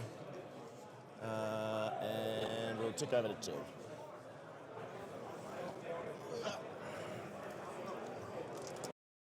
So I think we are at the end of the combat phase right now. So the Croxigos did a lot of damage, but not enough to conquer the point.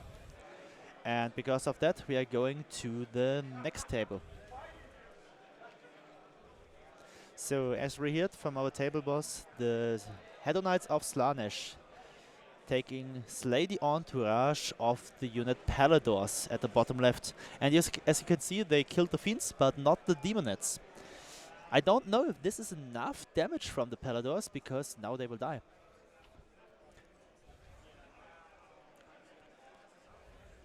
Yeah, so just real quick, Updating putting the scores putting for the you. points for you. Yeah, so we remember the Slanesh player Josh didn't pick a battle tactic in the first round, so he only scored 1 and 2.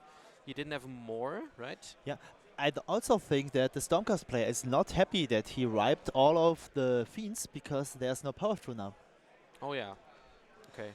So I was wrong. He scored 1, 2 more, but he didn't score the main objective, Yes. which Noah took. So that's the reason why he only scored 4 points. Normally you often score in the battle plans like 1 gives 2 points, holding 2 gives 2 points, and holding more gives 2 points. So that would be 6, but in this battle plan it's only 4.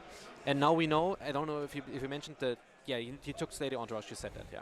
Yeah. Greetings to the AoS coach. Interested to see Matt on the stream. I think he lost both games so far. We don't check how many games he lost. We just know that these are the 2 matchups that the coaches of both teams want to see at the streams. Gear, as much as you as much as you can count. Yeah. There's a lot of spice going on, of course. So also Henning doing it. Can't count for both of us. I'm trying to hold myself back a little bit. So my English vocabulary is not the best, so I have to do what I can with my words. So there are some words that come more often than others. Yeah, I think we can deal with that. That's fine. Of course, you have to do with it. Okay, not us. so we will try to take a look at the other tables soon, so that you can see what's going on the other tables. Because there's no much action here right now. Yeah, so on the other tables of this match, of course. So yeah. We will head over there in a second.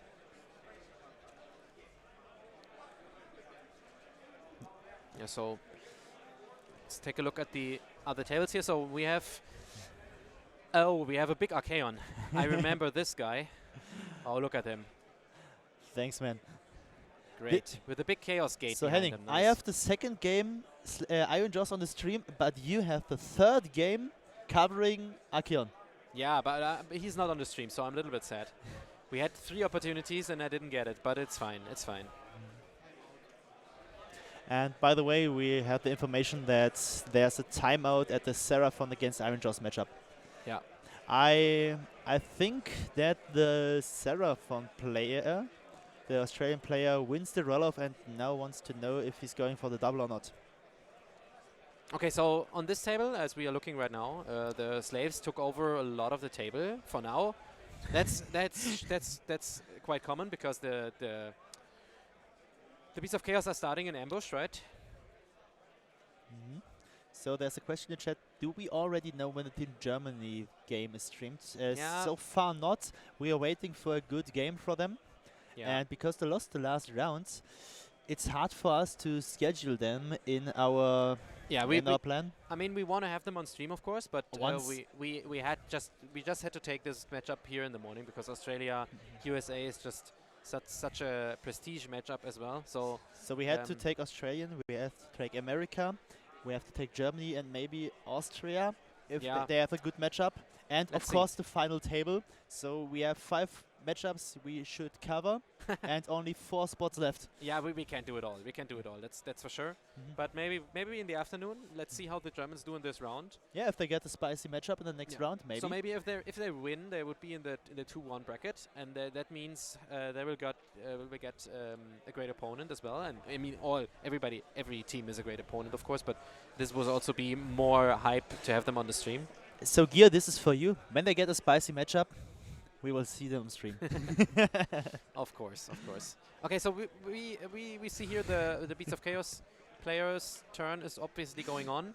They put down. Is that only one or is it 2 units? That's of 2 units of that's 2 Bestigos. units. Okay, I so think that's 40. that has to be 2 units. Yeah, it's not just one. There is not a 40-man unit of Bestigos, of course. So they will probably try to clear the Chaos Warriors, and we talked about it. They have the punch to do it. Do you think that Slaves to Darkness has the punchback to clear that much Bestigos? I'm not sure. Are they on a 4-up save? Yes. Yeah, Gear, we see that. But there's another problem, I think, here for the Beast of Chaos. You see that the Slaves to Darkness controlling 4 out of 5 objectives. Yeah, and they are zoning them, right? So Yes. it's kind of hard to win back the board Mhm. for him. Yeah, we will check. We will check on that later. Maybe we can take a look at the next table and take a look at the other matchups which are going on. Yes. So Florian's going over, and we see Zinch here. Zinch against... What do we have here? Yeah, I can't quite remember as well. Looks like... There's a lot of Cities? Zinch going on against Yeah, it's cities. cities. Oh, It's it's the cit- yeah, cannons, of yes. course. It's the cannons. And it looks like there are already horrors in the backfield here. This is not a good sign, right? How this happens? Maybe a teleport and then the charge with the Destiny dice? Yeah, I mean, And we, cities are still standing strong here, but and we know Matt Beasley playing Zinch like they released, I think. So he really knows what to do with his army. And I really want to have a look at the Destiny dice of Zinch. and look, take a look. He has his name on the measuring sticks as well. Look at this. I love this guy. From the West Coast GT. I have his jersey because I faced him last year Worlds. It was a tough matchup. Oh yeah. Yeah, I think there were 2 6s. Yeah. But the four, 2 but 6s are gone. but 4 1s is not good. I mean, That's funny. even Okay. if it were 2 5s, the charge with the 9 is easy. So you don't, yeah. But 4 1s is hard for Destiny dice. Yeah. Okay. So there's still a lot of going on in this game, I think. So yeah, maybe we take a look at the next table. So we have like 4 more tables, I think. I will ask Cello if there is anything in plan for a Miniparadice OnlyFans account. Yeah, we will talk about that later, I guess. You got me with this. So next table here, we see a lot of clan rats, and there can Oh be my God. only one guy playing them. The one and only, the famous Tom Guan with his signature army, 160, I think, clan rats in Visic against the Daughters of Cain. Oh my God, it's As so many rats. So the Daughters of Cain, of course, have enough damage to clear this army. Yeah. So But I talked a little bit to Cello about this in the pairing. He's not playing snakes. He's like he has Morathi, as we see here, the Shadow Queen, but he has a lot of infantry and a lot of attacks to go through the whole bunch of wounds which the Skaven are. Yes, and also the Skaven, because the Witcher elves do not have that high saves, they can also lift them. So the one who's going in here first, I think, wins Yeah. the game. And we see a lot of piles of clan rats Already. dead. So I Yeah. think there are a lot of clan rats already dead. Yeah, okay. But there's still enough, lot to do for for the Daughters of Cain player. Mhm.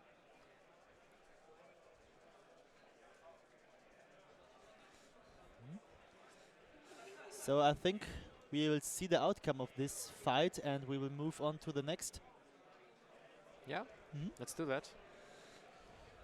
And as I said, the clads are completely colored, so it's really hard to tell which unit is which.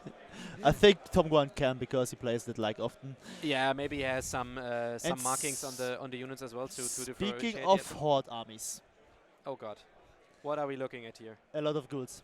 This is Flesh Eaters with a lot of ghouls. So there's no Usharan, right? Yeah, I mean, this is a completely different take on the army Mhm. compared to the ones we saw yesterday. We had Flesh Eaters on the stream twice yesterday, Mhm. and both were with like more of the knights, so the Mobek knights and the and the horrors as well. But we know these are European flesh eater cards, and we have now Australian and America. I think the meta is very different down there, or at the left of us. Yeah, that's. I mean, the Morback Knights way is more the straightforward way to play it, I think. So. Oh, and he has a Ghoul King, a yellow Ghoul King. I think he's laying on the base. That's interesting. Guys, keep going with these funny stories about the players. I love to read this. Have you seen this? No, I didn't see it. Okay. Yeah, I can only imagine. This is awesome. Okay. Let us know more about the players. Yeah, the Australia stories are Maybe we will ask him after spicy. They're spicy, you know. Maybe we will ask them after the game about these stories. Yeah. Okay. Okay. So there's Stormcast as the enemy, obviously here, and he looks to be kind of cornered here, right? Yes. So it looks like the Stormcast took over a lot of the battlefield. I think maybe this we can is take a look at also the other side of the table. But maybe there's not much going on the other side. This of is the how the table, beast to be honest. players, so I think they can go out. But the question is, do they Stormcast have enough damage to lift that much ghouls? Yeah, there are a lot of ghouls there. Mm-hmm. Okay, so the other side, okay, they are sitting some Long strikes. long strikes in the back, and this from the models, I would say these are sequitors, but They are secretors. I'm not sure if he's actually playing sequitors. He is, Okay, I that's saw the list, interesting. he's That's playing interesting. sequitors. Oh, nice. Okay, Because the big point drop for them. okay, so they are they are different colors as well. Little bit confusing. Okay, Just dip them in the paint and see what's coming out. I think he took one sequitur from 10 different people here. Yes. So it looks like. And the secretors were the models they were given out from GW shops at the before they got the It's the free models. Vindictors. Oh So God. maybe had a lot of free models from guys in this local community to play this. Go, Matt, don't listen to coach. Okay, so this is Stormcast against Flash Eaters here. Then we have, I think we have a lot more tables. We have like 3 more tables to look at. So maybe we can. I think take 2 a more look at the tables. next one. We have seen 4. Yeah, 2 more tables. So let's keep going. Okay. I think now we are going to the piggy oink oink against corn. Oh yeah, you talked about that. That it didn't look that good for the Iron Jaws there. Yeah. Oh. Oh, let's take a look. Oh, we see a Now it looks better for Iron big Jaws. Bloodthirster in the middle. But not that much pigs left. Oh, and look at the. I think it's the Mighty Lord of Corn Yes. sitting right between The 6. problem is hitting on Rock Runners. 5s is not good for this unit. Yeah, I mean that could take a while. And Okay. you see all units, like, I think all units from Iron Jaws are in combat, and that's not good for the Grunter Stampede. No.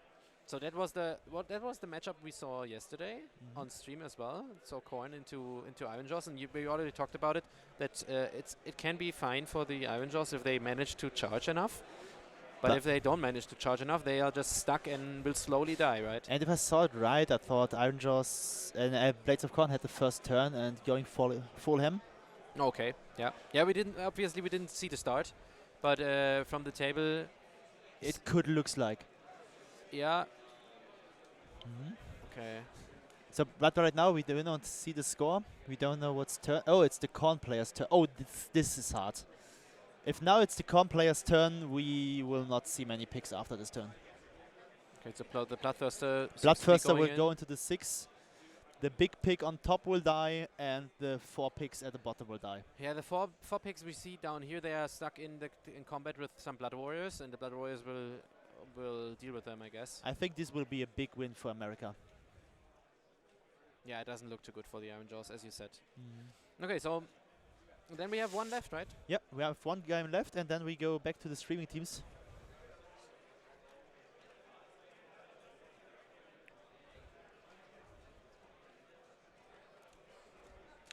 So we have seen. Is this Silvernev against what is Yeah. the other army? This is Cities. Oh, Cities against I was just confused because of the Stormbreak. Yeah, he's But playing the army of the Regiment of Renown. But from the Silvernev player, right? Yeah. Yeah. Belonging to the Sylvaneth player, right? So Yep. that's Sylvaneth and Stormcast against Cities. And we there just saw is the last dragon lifted, I guess. Yes. Against the Riders.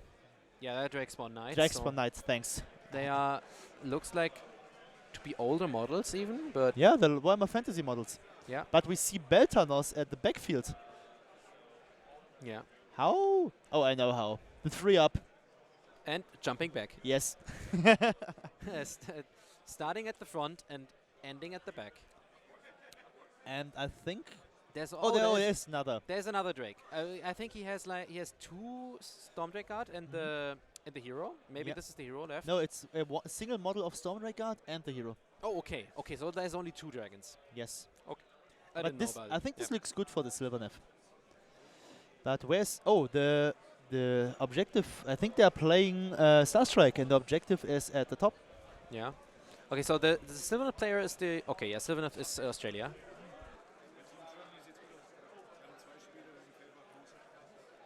We just got a small information about Team Germany. Cello came here and told us Team Germany looking good. They have 2 matchups looking very good, very big in the favor for them.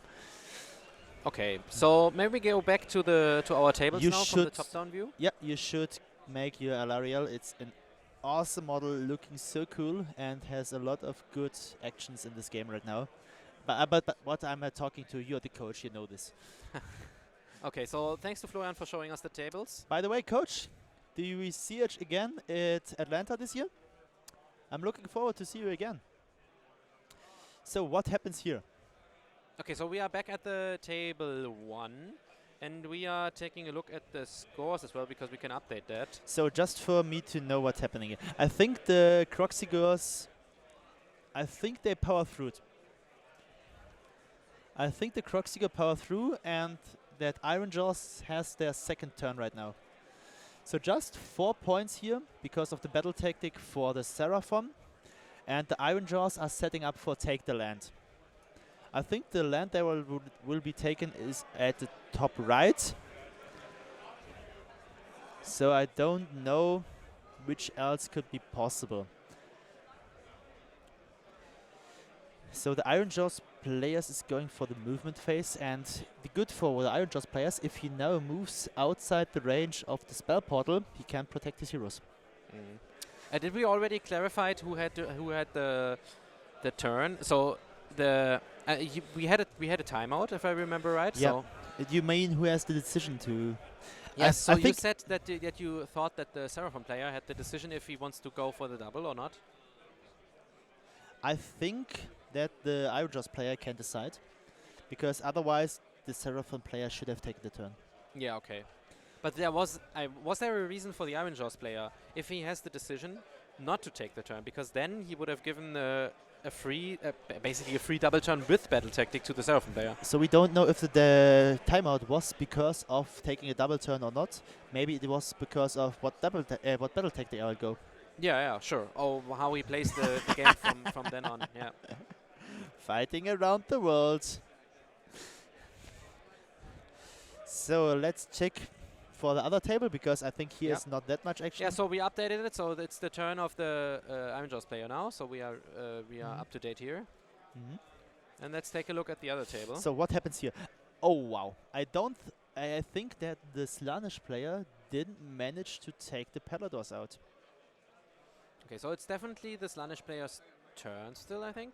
Yes, it is. Otherwise, He we would took have a slightly- score here. Yeah, and he took slowly entourage. We can remember that on the Paladors who were annoying him. But he don't kill it, so he will just score 4 more points. And I think the turn has already finished, because the Stormcast player just Moving. So down here are the Paladors, right? So there looks like to be 3 models left from the 6. So something went wrong there. I just check for the score. Be right back.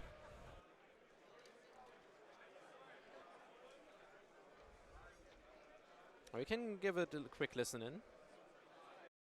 That's your wins. 4s. Yay. What a good use of time. All right, and then 2 Paladors. Yep. 4s, 3s. Yeah. Nice. Nice. Nice. 5. Ran 1 into the Demonettes. Sounds good. Ran 1. I save 1, 2, 3 die. And then 3s. And 3s. 2. 2. These are 2 damage. Save. Nice. 2 again. Very nice. That was a little bit fun and special. Let's go 1 and 2. Cool. Cool. 2 points.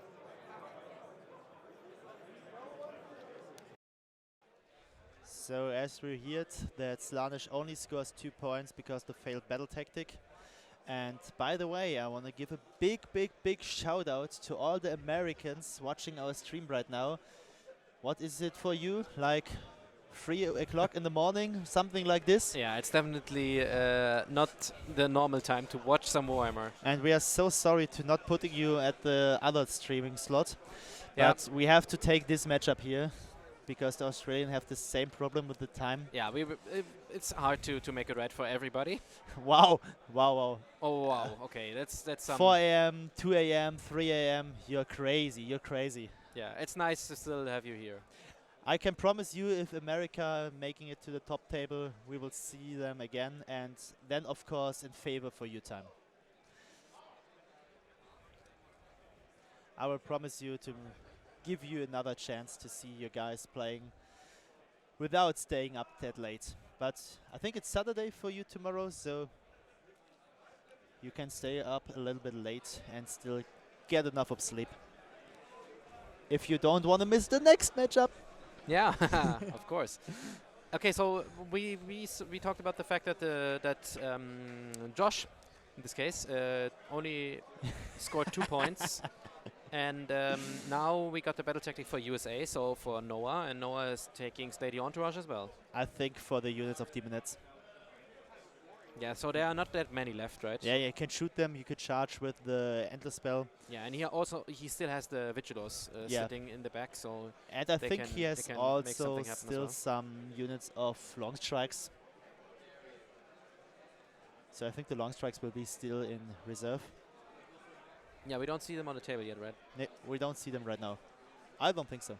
Okay, and here in the back, now we can't see it right now. So here, there are the other. Is there the other unit of Paladors, right? Yes, I think it was a very good play from Noah to go with the Paladors and to dominate one side of the battle plan, and with the pile-in possibility to the Demonets.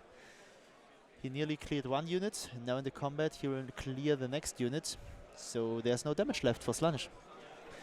Yeah, and he has all the buffs he needs still up, but he doesn't have any Demonets left, right? Yes. And the Fiends won't do it alone, and Shalaxi won't do it alone as well. I mean, Shalaxi can do a lot. Yeah, let's see. But Shalaxi hates shooting. Yeah, for sure. And there is enough shooting here to be a problem. Yeah, I think the screening was not the best on the left side. You should have put the Fiends a little bit more ahead, because you know how fast the Vigilos can go. And so there's a little bit more spot left between them, so that they cannot go to the Demonets. And I think also the Endless Spell was... yeah, this was down here, right? Yeah, I think the Endless Spell was not placed well too. But I don't know. Just from my perspective, as a competitive player, but I don't know what he was thinking about. Maybe he had a plan I'm not seeing here. But maybe it will cost him this game. Yeah, I mean, it's just quite hard to lose the Demonets like this, right? So yeah. Otherwise, he would have had the chance to punch back with them. I really want to know what's now happening to the Paladors at the top. Are they still sitting there, or are they also going to the other flank? Yeah. So it's Noah's turn now, and he can make something happen. And now, in the first turn, he obviously only committed the one unit of Paladors.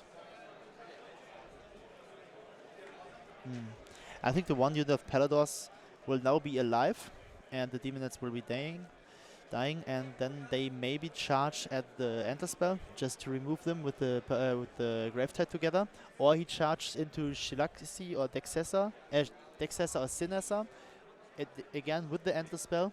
Yeah, so here's the Endless Spell the Gravetide is from Noah, though. Yes, so the Gravetide cannot charge. It's in combat right now. Yeah, it's stuck here with the, I don't know, execration thing. Otherwise, I would have thought that he could kill one of the mouth or voice of Slaanesh. Okay, Texas or Sinessa. yeah. He's sitting next to the fiends at the bottom. Yeah, so over here, Mhm. and probably this one in the back is the casting one. Yeah. So I don't know. We will see what he's going to do. Yeah, maybe we can listen in. Maybe he's letting us know his plans a little bit. Spells. I think that might be yours. Is there anything fun that I can do here? Nope.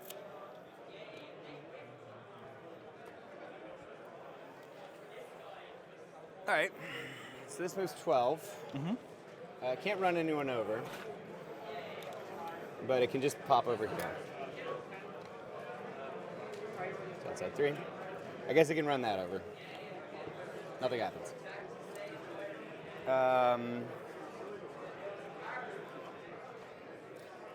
This thing will run 6 inches. So that's going to be 8 plus 6 is 14. Thank you. You're welcome. And then just outside of 3 of that I'm thing, just if gonna, that's cool. yeah, we're just gonna. There you go. We're just gonna put it back. We're not gonna do that. We're just Sure, gonna move sure. it out of the way, No worries. somewhere over here. Yeah. So, Just not within 9 of any of my own guys. 'Cause aw, boring. blowing yourself up doesn't seem like the I best. think it sounds like a fun time. This will move 8. So currently it's 13 away, so it'll be So 5. it'll be away 5 from inch that. charge. Yeah. We're just gonna get in a fight of the endless spells. Yep.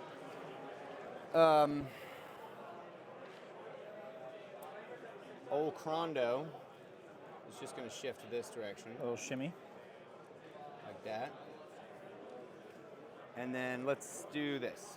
So, I'm gonna auto with my last CP. Yep. So,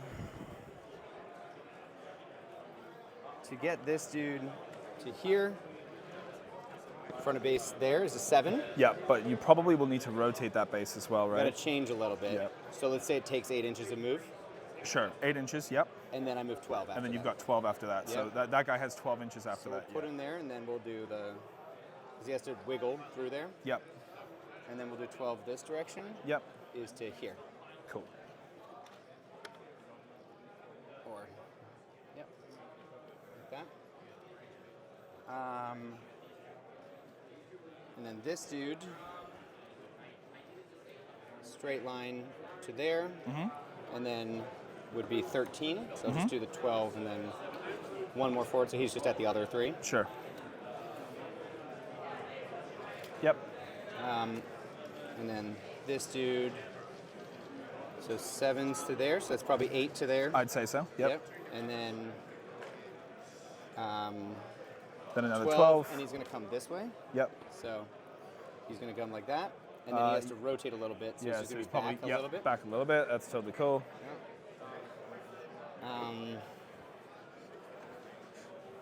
Then let's get a bigger stick.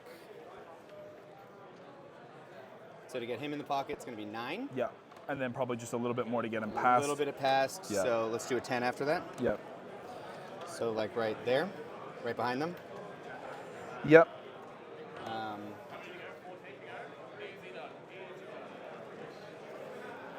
So then that's 10 10 to, out there. Yeah, there. but keeping the base orientation the same, right? Right, so it's like a little bit less. So I'll pull Yeah, back so a I'd little bit probably like say that. he's like there, Yep. right? Seems right to me. There you go. And then this dude I did just nudge him slightly, is sorry. like 10, and then he can just come to here. He's not going to use all his move. Yep. Happy with that. Just wanted to be precise, you know what I mean? 100%. I'm with you. Totally. I'm always happy to do that. Great. I mean, I'll do a sloppy drunken game, but you want to match your opponent's energy. Yeah. And also, probably not at Worlds. Nah. Cool, cool.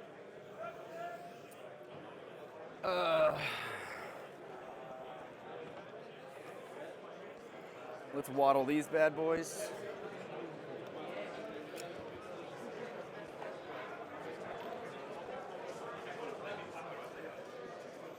We'll just go from here in case I do need to charge. Yep.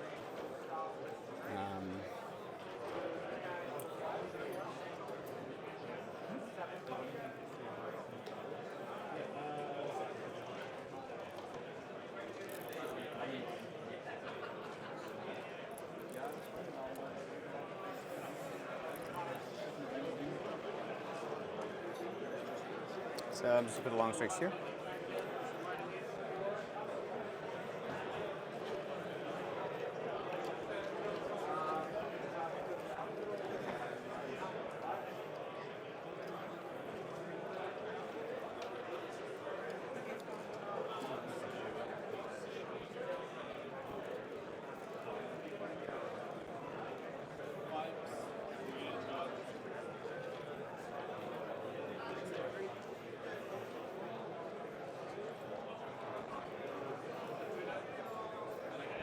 Nope, endless spell.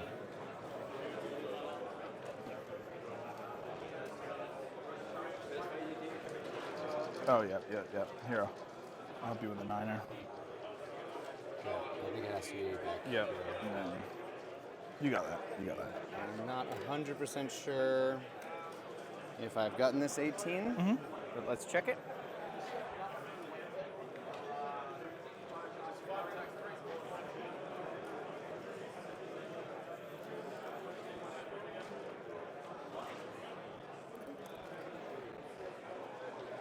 So I've got that one. Hold on. Let's just have a look here. I think that's probably are you mentioning the long strikes? Yep. That's 18. So you've got that front one, and then I think probably that's it. So that's over right here. Is it? And then do this one. I think they're all 3 in. Okay. So you just redeploy. Okay. But just 18. It's like if you got a 2-inch redeploy, you can rotate out for sure. Yep.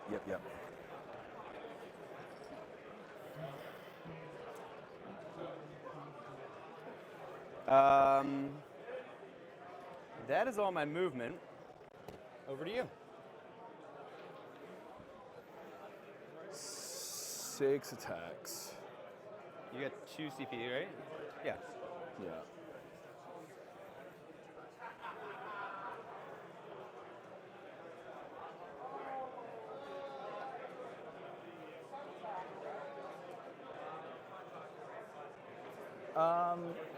Can I call timeout? Of course. Yeah. Hey, Sean. I got a time. I'm calling a timeout. Do you mind if I get the mic Sean. off me? Yeah, Yeah? sure. Sean, he called a time.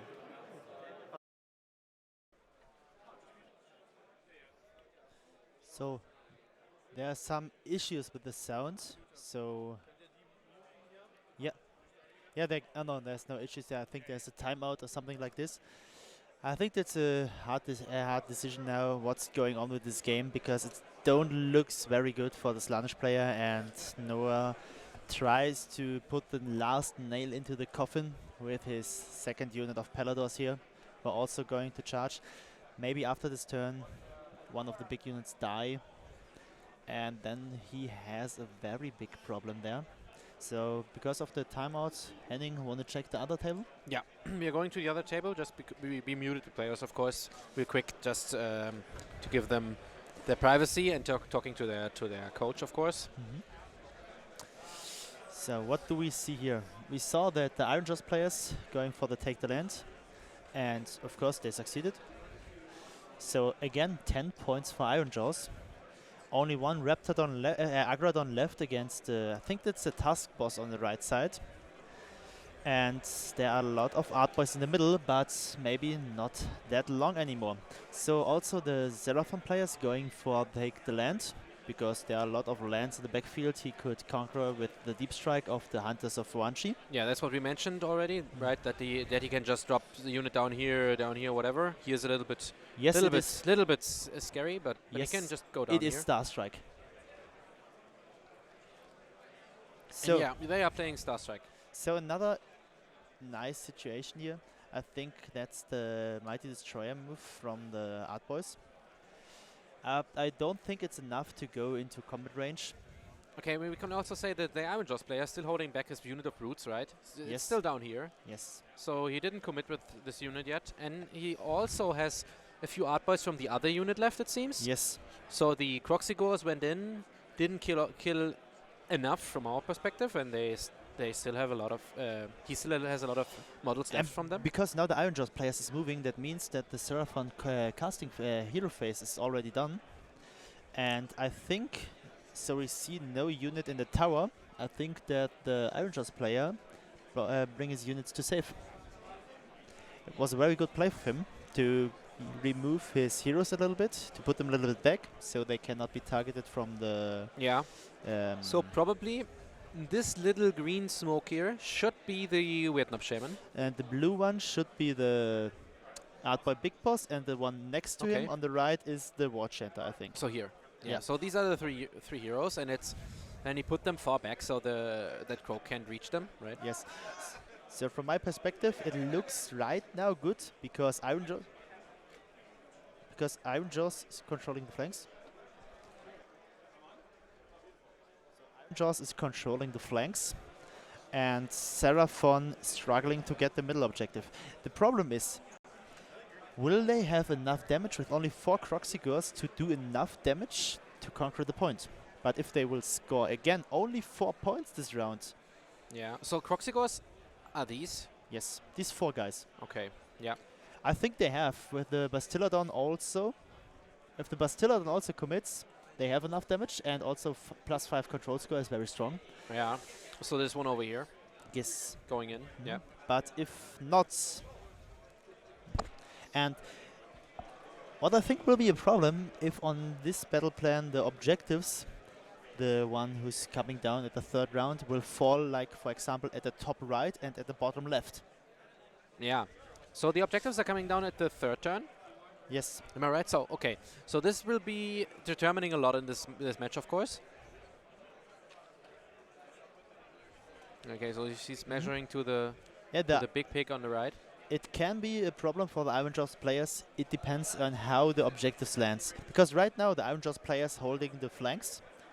But for example, if they're going into the middle, it can be a lot of problems for the Iron Jaws players. It looks like there's a unit down here, or maybe that's just a pile of dead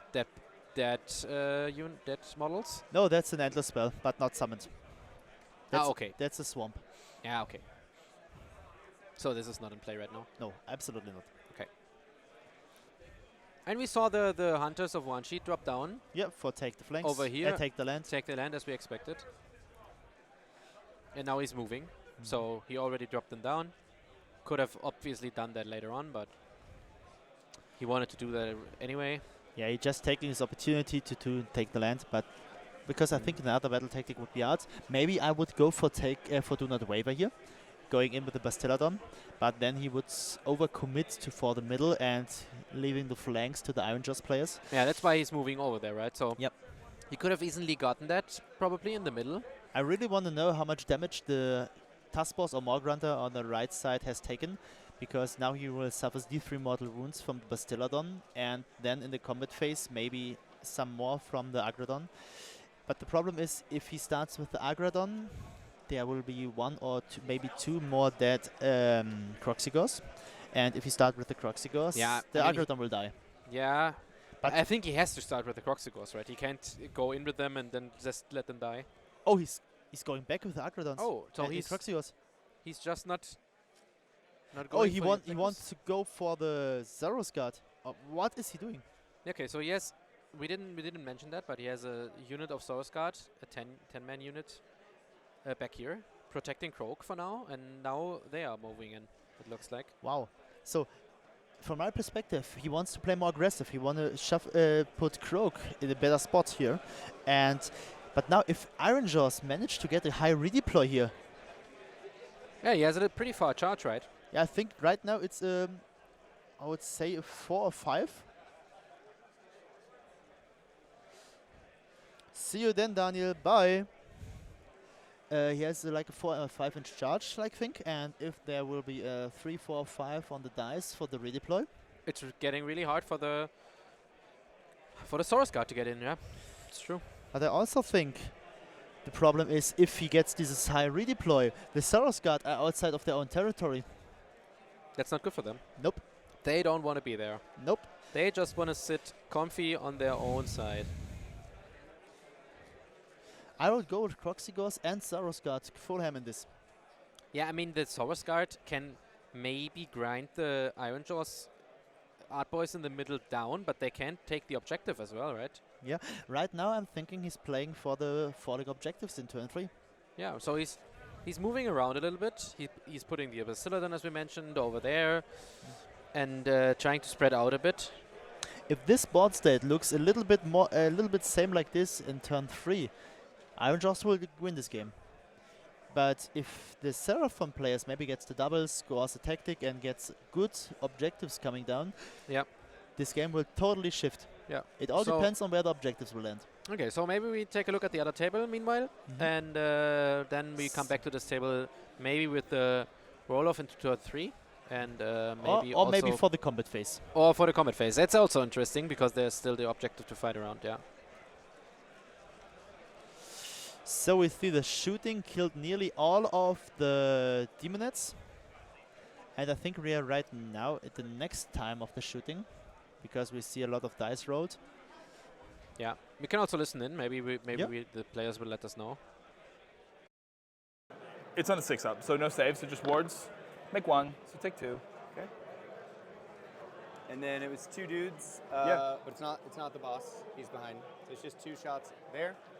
There's 2s and 3s. 1. Ran Damage. 1, 2 damage. Nope, gone. We've got our tactic. Cool. And that is all the shooting. Cool. Would you like to counter shoot? No, I've got no CP. You have 1 CP, right? No, I'm out. Oh, I must have just. Yeah. Right, because I picked it up like I was. Yeah. No, it's all right. Cool. Yeah, because I redeployed, all at defense, reroll charge. So we got the first score in these matchups here. The Iron Jaws against Korn. It's an 18-2.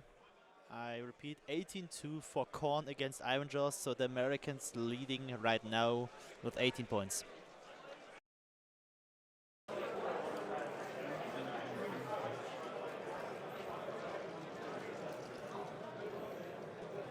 Sorry, did just nudge there. So we're just going to go. I'm going to be tagging this, but I'll move this guy first. Sure. And as we mentioned before, we saw the big redeploy here for the Iron Jaws. So there will be no scored objective for the Seraphon again. So this will also be 4 points for Iron Jaws for Seraphon, which put them 8 points behind, 12 points behind, and that's huge. And not even they're 12 points behind, but what's even worse, that Iron Jaws has still, after 2 turns of casting and combat, all their tools in their hand they can use for the later game. Nothing died from the Iron Jaws. Really nothing, because they can rally very good. They're controlling the flanks right now, and they are 12 points ahead. That sucks. So let's see what's happening on the right. Maybe the Agrodon can lift the task boss, or the task boss can lift the Agrodon. If the Agrodon survives this and maybe can lift the task boss, it can be important. But let's listen to them. 2s, 3s. Ren 2, sorry. Anti-monster. Ren 2, 1 damage though, I didn't charge. So, out you go. Cool, good start. And then 3s, 2s? Or 3s, 3s from the bites. 2, rend 2. Takes both. 4 damage. Yep.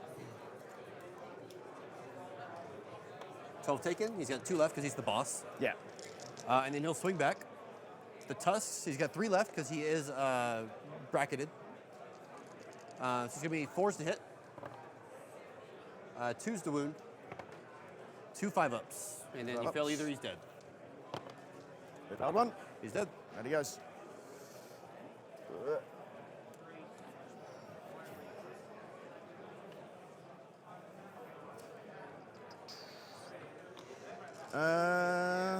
That'll be it. We have another 4 for me. All right. So 4 for you.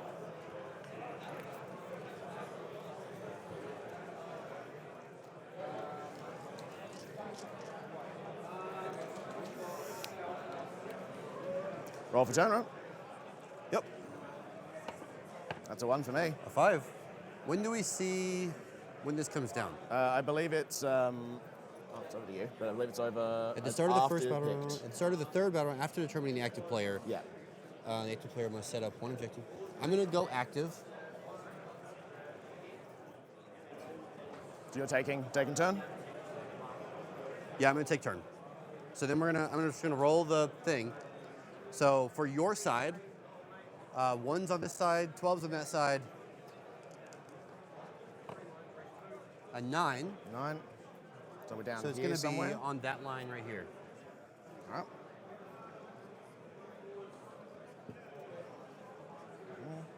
Okay. And then for my side, a 9. It's going to be right here. Right there. Okay. See your thing. Yep.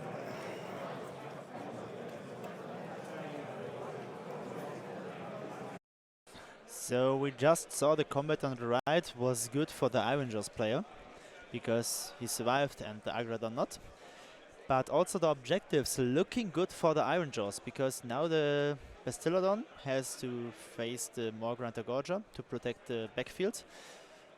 It's good for the Seraphon because the Seraphon now can conquer all 3 objectives this round if he wants to, because he has the Hunters of Hornshe bottom and top the Skink, and also can stop the task boss with the Battlereports and sitting on all 3 objectives. This is huge for the Seraphon player. So Henning, just to give you a small update, the Agradon lost the fight against the task boss. Task boss survives with 2 wounds, but you see where the objectives lands. Oh, That's good for the Seraphon. this is interesting now. Yeah. Because Seraphon wins the roll-off and takes the turn. Yeah, I mean, why shouldn't he? No, why shouldn't he? It's a good spot for him to be in. He's still 12 back. points. He's back. Oh, we have to 22 update this one. 8. Yeah, so he's behind on 12 points now. Oh no, the Iron Jaws are getting the turn. The Iron Jaws are getting the turn. I missed something. Okay, so that changes a lot. So it would have been the double turn for Seraphon, right? If he Yes. would have taken it. But now the Iron Jaws are getting the turn, and I think if Iron Jaws are getting 10 again this round, what's likely to happen, they win this game. Then they are already up for the win, and then it's only about how many points the Seraphon player can still get. Yeah. Then let's check for the other table. What do you think? Yeah, let's do that. We Because can I go think over. there's combat. Yes, there is combat. Oh, this. Want to see what the players are Yeah, talking about? let's. Use one of your dice in your honor. Okay, these will go. Mhm. They're just going to shift this way. 3.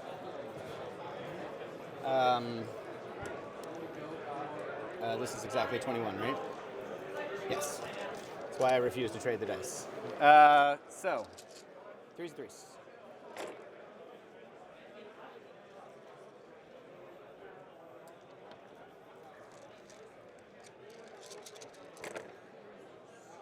Oh no! Oh dear! Ooh. 7. I'm learning from you, apparently. Yeah, you sure are. You've taught me your ways. Rend 1. Red 1. Just wards. Dead.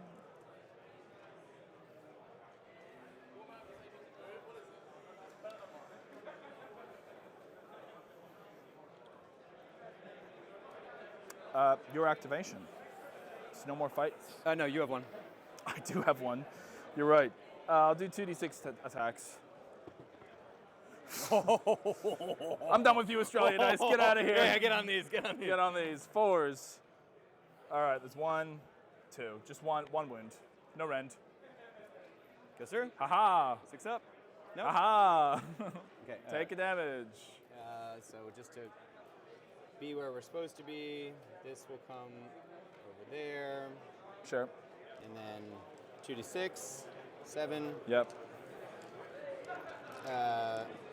Nice. 1. Rend 1. Rend 2. Rend 2. Yeah. Just 6 up ward. Nope.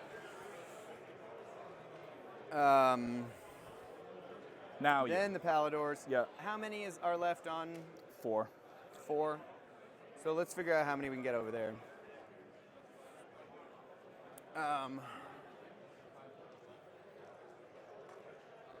So I'm like where the T is.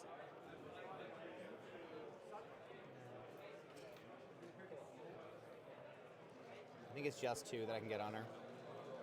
And then, sorry, I bumped your models back a little bit, but it was more than 3 in front of me. It's just these 2. Yeah. But these can. Just if you're rotating your base, you're adding movement. So just Yeah, exactly. yeah. Yeah. No, I mean like you're adding more movement than 3. If you're measuring, if you're going the Yes. full 3, so. I've been counting those guys. Yeah. Okay. Yeah. No worries. Yeah. Because like I would argue that guy probably might not have been able to get in based on the way that you piled in. Oh, so just leave him back over here. That's my argument, but it could also be because I'm in a really bad position and I'm. But I'm happy to have him in if you'd like. I think that he was already Sure. there. Yeah. That's totally fair. I just wasn't as vigilant. 3, he definitely can. Totally. So 2 here, 3 there. Yeah, and Yeah. boss man's back there. Go for it. Yeah. Sadly. Should really put the boss up front, but I never do. That's all right. I don't think you need it, personally. It's going okay. Yeah. It's going okay. -1 to hit, correct? Into Dexessa, yes. So we'll do Dexessa because it's more exciting. Yeah. So these will be on 5s. Yeah. Okay. Haha. 1, rend 1, Nope. So 1 damage so far. just 1, and then these will be on 4s. And 1, rend 1, 2 damage. Cool. So rend 1. Nope. So 3 damage total. 3 damage, not killing Dexessa. I'll save 2. Nice. She's got a 5 up ward. And then 1, 2, 3. Okay. 4s. That. And then 3s. So that'll be 3 rend 1. Yeah. Make none. 1 damage each. Just 1. Cool. Keep going. And then 4 because the boss. This will be 3s. 3s. And 2s because fine sour. 2. Yay. So just 2 more. So 5 damage total.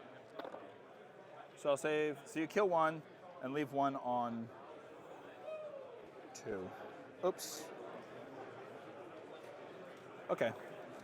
And then I guess Dexessa will just do the old Yeah. Kill a couple Paladors.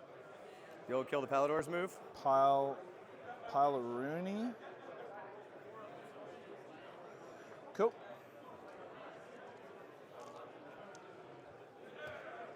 Thank you. 3s. And 3s. 3 rend 2. Okay. So this puts me on 4s because I'm finest. Yep. Take 2. 4 damage each. Ouch. So it'll be 8 damage to the unit. 8 damage to the unit. So you kill 1 and 2 Paladors and 2 wounds move. yeah.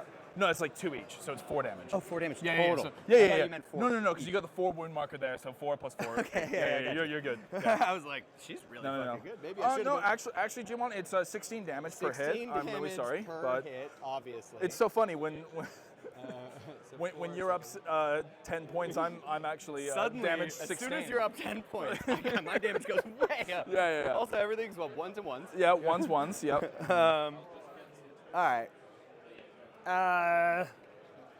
That's an 8 for me. That is an 8 for you. So end of turn abilities. Dexessa will heal 2 wounds. Yippee! Nice. That's helpful. Because she killed a model, and then I'll get a battle token. So she adds 1 You to get a her point? attacks characteristics. Oh, cool. That's pretty good. That's pretty good. It's a fun ability. It is a fun ability. Okay. Okay, so we will give a quick update on the room, and we will talk to Cello now, who's walking around the room and showing us a little bit of the other tables. Let's go into that. Yes. So we will send out a field reporter to help us a little bit with the standings on the other tables. Yeah. So we can hear you now. No, we can't hear you yet. No, we can't hear you. Somehow we can't hear you. Just a quick second. I need to figure out which one I need to activate. And again, no, we cannot hear you. No, sorry. This somehow doesn't work. Maybe we are missing something. Oh, they were muted. They were muted. So Okay, again. so Now? Nope. Now? I can hear myself? Yes, now we Okay. can hear you too. Now we can hear you. Okay. Perfect. Then it's the first time we want to discover the tables and give you a quick overview about the standings of the current situation. Maybe you can show a bit with me here. This is a very interesting matchup. We have Daughters of Cain versus Skaven. And the current standing is 8-2. So in the first battle round, the Skaven player only scored 2 points. I think this could be an interesting tactic. Lots of models, over 200 models on the table is amazing. But Moradi and Visic both still alive. So still 90 minutes to go. Then we have here Cities of Sigma against Distributors of Siege. I think this was one thing what we discussed previously. Do we want to see on the screen the cannons against the birds? And what you currently see is there's a good overview or a good possibility for Siege. So lots of cities models are already down. The cannons are surrounded. I think this, from my perspective, seems very good for USA. The current standing here is 14-10. On this table here, we have Chaos Battle. So Beast of Chaos versus Sage to Darkness. So Archaon versus Beastman.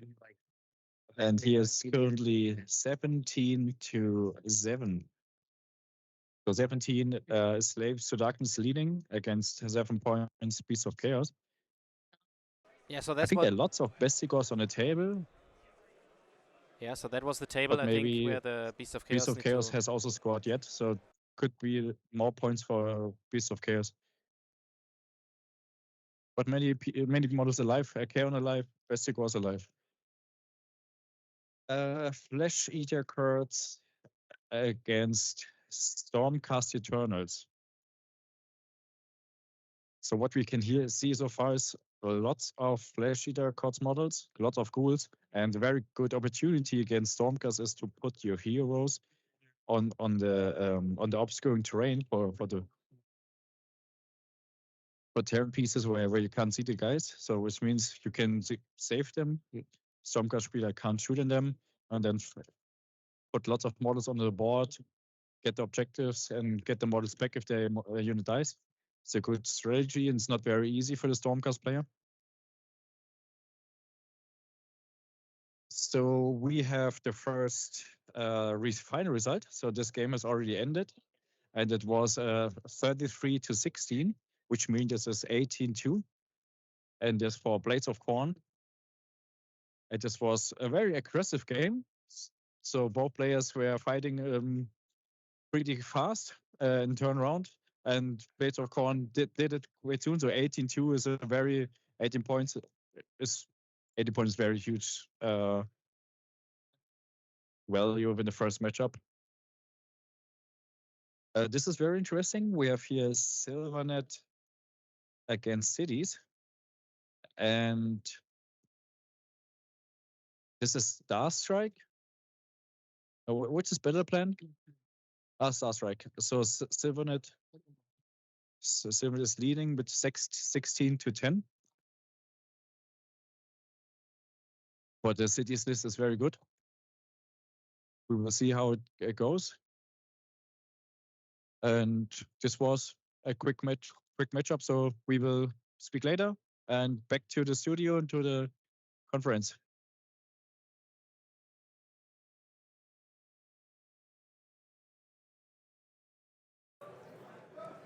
That's it for my That's all good. charges. Yeah. No counter charge for me. Okay. No. So fighting here.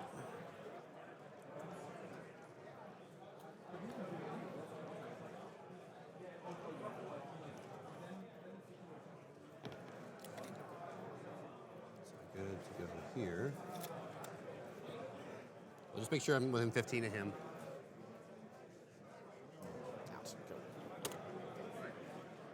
I'm going to say that was on purpose.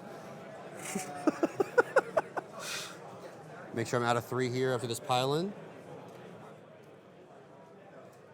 And then I got 5 brute swinging. And the intent was they're all 15 of him, so I can mighty and redeploy back. So the Gore Choppa, I'm no longer in wall range. So 4s, 3s, -2. Straight through. 3 damage. Cool. Just do I'll do all the wards at the end, but Yeah, yeah. And that's then just gonna be 4 normal. guys left. 5 wards. 3, 4, 4s.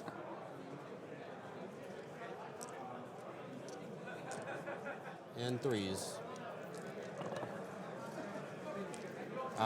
That's -2 because you're infantry, so that's another 12 damage. Just reroll these dice because, yeah, they're very dead. Those are some minced skinks. Oh shit! Almost died. Back in the box you go. Okie doke, so I got 10. Cool.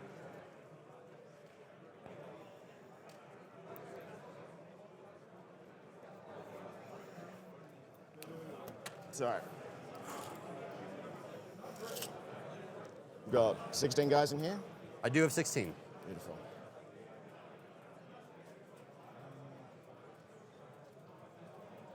Max you can score is 38.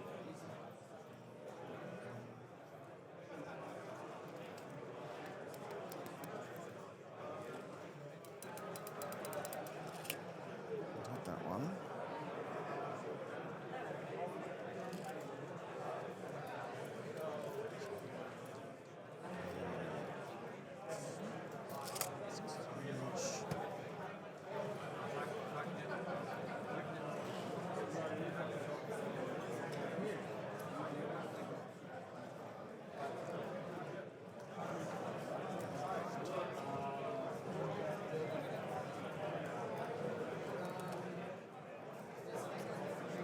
This is really going very slow.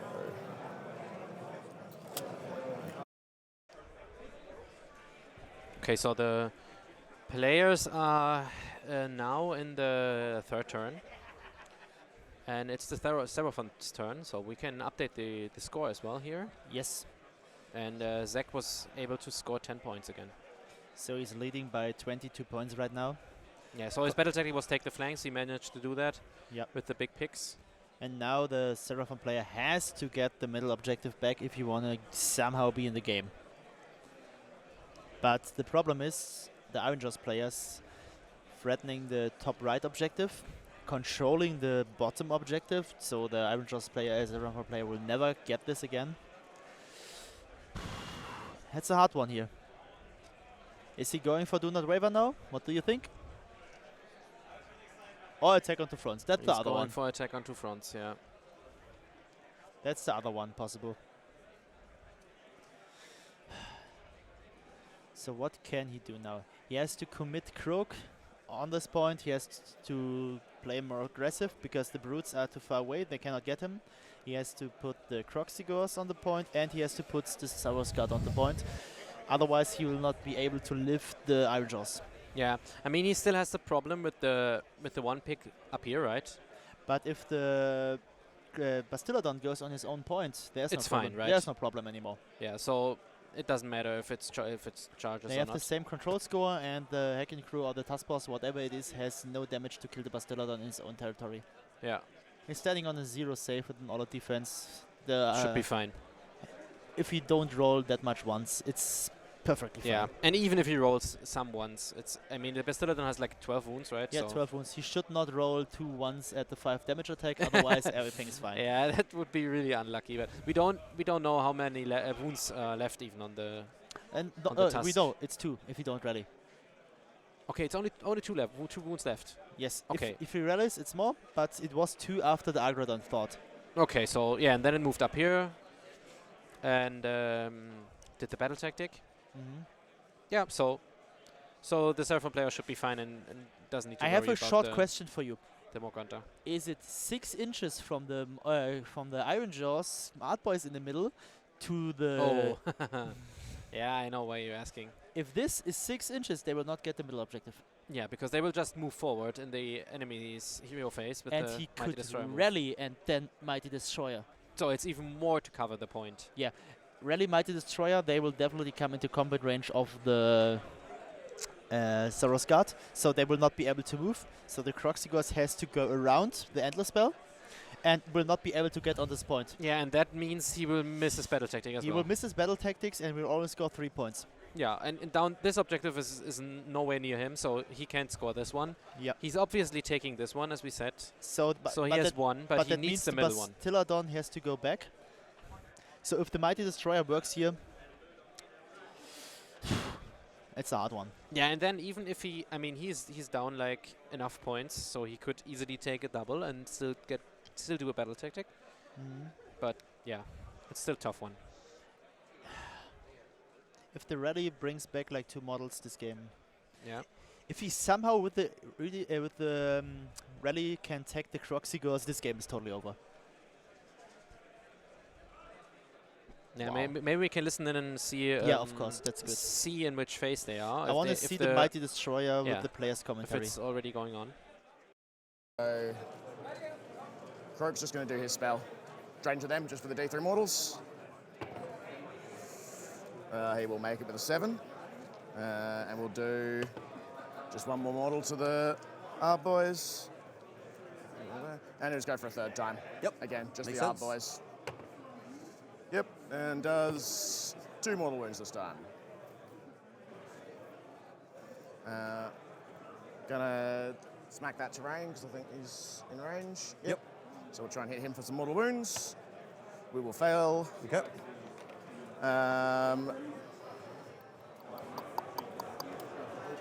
He's done his thing. 3 command points. We're good if you want to do anything. Yep.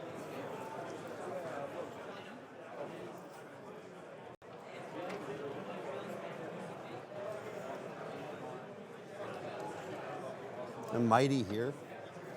Mm-hmm.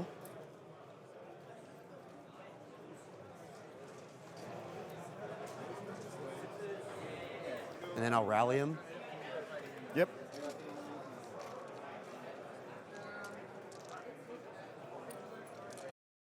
Just why I'm shaking so much. I want to see the Mighty Destroyer in the middle to take the unit. I know what he's doing. Why he's doing it not because he want to bring the units out of their own territory.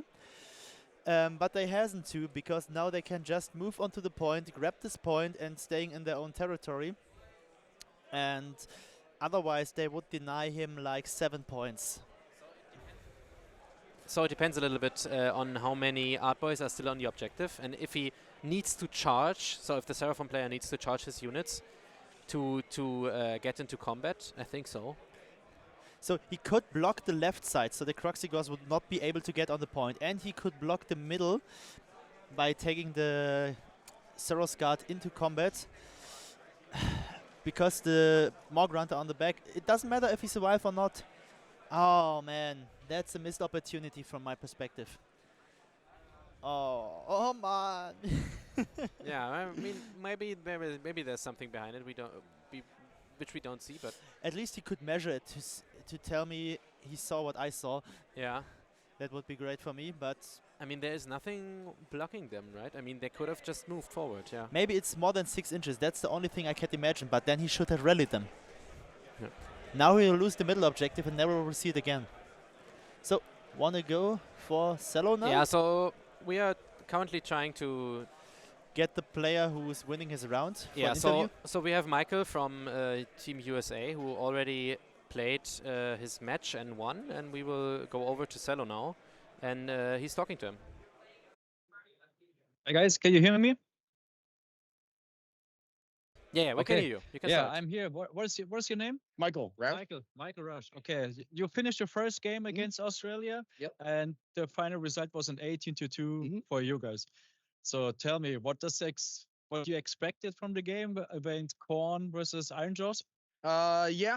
Whenever I think of the corn, is specifically the grunted stampede. So if you don't know, it's a bunch of the smaller pigs with two of the larger, bigger pigs, and usually all they want to do is just charge and run you down.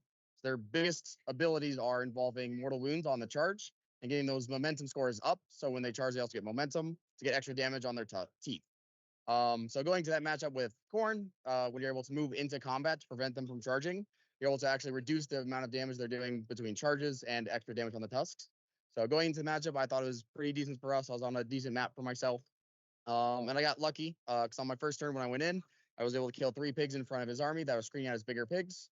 And when we went into priority roll, I was able to keep the turn. So after killing out those pigs, I was able to push my army into the rest of his, tagging all but like 1 squad into combat. So when they can't charge, they can't hurt me as much. So my army's much better at just grinding in combat with him. So preventing his charge and just being able to wear him down was the goal of the game, and I was able to accomplish it. And they have no opportunities like retreat and charge to get this extra damage then. Right. It's very funny because we had yesterday, Iron Jaws versus Corn on the stream. Okay. And we was also discussing it. That's maybe it's a good favor for Corn because you want to avoid the charges to get them tagged. For sure. And it was a completely other situation. So the Corn didn't achieve to get it in close combat. And the Iron Jaws struggling in and charging. Yeah. And so Iron Jaws was winning the games. Yeah. Here you see usually what we also thought, and you did it quite good. Yeah. And you achieved an 18 point for your team, which is quite good. Yeah. With the mission specifically, where it's all dense around myself, it's able to help boost the score. If it's like on a wider map, the Iron Jaws doesn't have to engage me. So like he could be able to scramble for more points, but since it was all kind of meet in the middle, it forced him to be able to be in threat of me just able to hit him. And one thing that my list has that others most don't is the Bloodthirster for the quicker utility tool, just be able to move him around. With anti-monsters actually really good into killing the bigger pigs with the Ren 3. So yeah, I think the Corn would be the overall favorite, but if you're able to bog them down, so you charge in with like say Blood Warriors and you don't kill food into pigs, now they can't murder us. Now that's a target the pig player can kill. Yeah. So whenever you're in combat, you need to be able to clear yourself out of it, so you can then murder less to prevent them from doing the maximum damage. Sounds pretty good. So 80 points for USA is a very good favor. So it really depends how the other games go, but I think 18 points collection is very good. So last quick question, is Blades of Corn your favorite army? No, Ossiarch Bone Reapers, all-time favorite. Okay, thank you very much. Yeah. Thank you very much. Very fancy conviction. See you on the stream, and we see how it goes well for both teams. So we are back. Nice to hear the matchup we saw yesterday on the stream from another perspective. He proves us right because of our estimation on this matchup. And yeah, if the Corn players can lock down the Iron Jaws from preventing them to charge, that's very important. Yeah. And we see here another redeploy. I think it's like a 2-inch redeploy, not a 6-inch again. That would be... that we saw on the other table in the first rounds. Yeah. No, we saw a 6-inch here before. Oh, okay, so it was 6-inch here as well. Okay. Our guys coming back, they did a great job with the interview. If you like this and want to see more winners interviews, please tell us. We are doing whatever you want. We can cover a lot of here, but we want to know what you like to hear from the games or even from the persons. If this is good for you, just tell us. Okay, so they are still moving around here. Maybe we take a look at the other table. Yes, I so would- this should be progressed far enough now. Oh, this don't looks good for Slaanesh. Still doesn't looks good for Slaanesh. Whose turn is it right now? Can we see this somehow? Yeah, we Oh yeah. take a look. Stormcast takes the double turn. Oh wow. Stormcast taking in this situation the double turn. Just the last nail into the coffin of Yeah, Slaanesh. so he's quite sure. So the reason why he's taking the double and missing out on a battle tactic and on some points here is just because the Slaanesh player is only on 6 points, and if he basically just kills most likely almost everything, it doesn't matter, right? So if he missed 2 points in the last round, he's missing at least 4 points now. But even if he's at like 40 points at the end or 44, the difference is still such a big difference. So Yes, as you can see, there's a Gravetide at the bottom. There's a purple sun in there. Maybe there will only be Sinessa, so not the combat unit model, and Schlaxi left after this turn. And Stormcast has all his cards in his hand. yeah, I think there will be maybe possibility to score like maybe 5 points for holding one objective and going for take the land. Or maybe then if Slaanesh gets the double turn back, maybe attack onto front, something like this. But I think not more than 10 points are available for Slaanesh here. yeah. And that's 16 in total to your mentioned like 44, which are easy. Should be about that. Should be around And- about that. and- There's also enough battle tactics still and to do so. That sounds like a 20-0. Yeah, and this would be obviously the second big win for the USA here. So we see a big clap here in this matchup. Yeah, yeah. Maybe we can listen in for a bit. And then those are just going to go into the Demonettes. Yep, fair 'cause point. You can give me strike last, but I have other things. So 2, 3, 4, and the guide. These will be on 3s because I hit them with the Vigilers. And 4s. 3, run 1. Keep going. And then 2s and 3s. And then 3, run 1, 2 damage.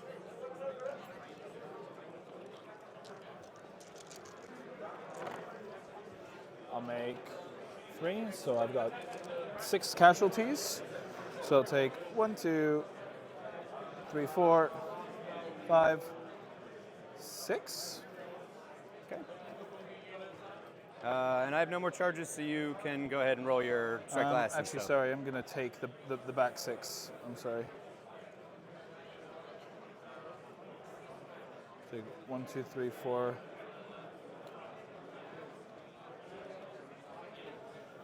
5, 6. Okay. And then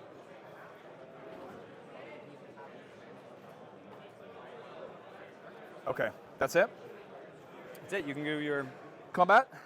You have a feint. Yeah. Yeah, I'll try and give you a strike last on the Paladors. Nope. Okay. I think Vigilers are going to go first. Yep. And they're just going to shove in this hole.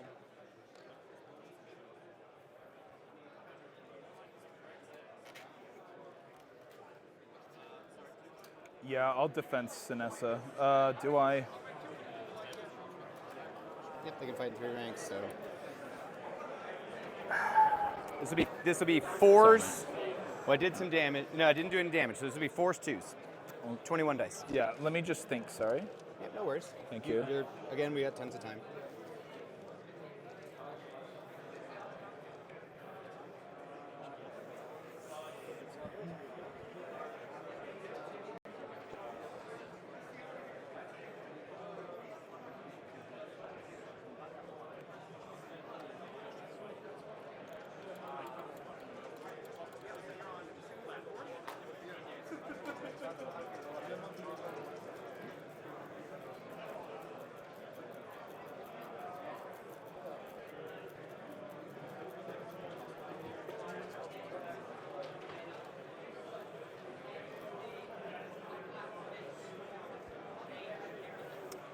No.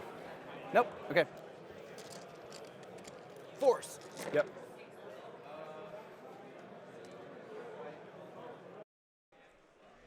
So we're just switching to the other table because the combat is going on. Let's see how much damage the Zeros God can do here.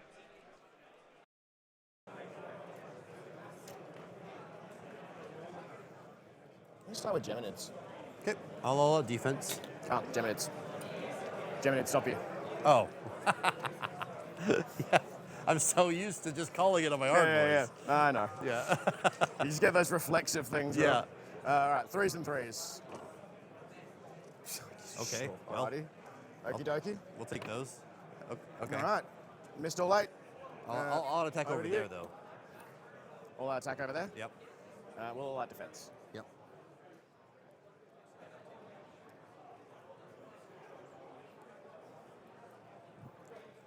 Got to get lucky anyway to get out of that pin. Me.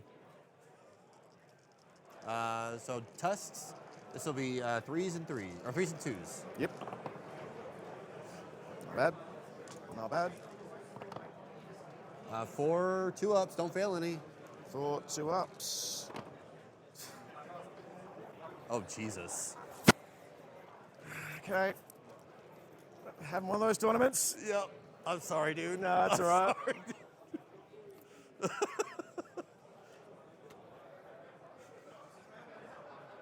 4 2-ups. He failed 3. He rolled 3 1s.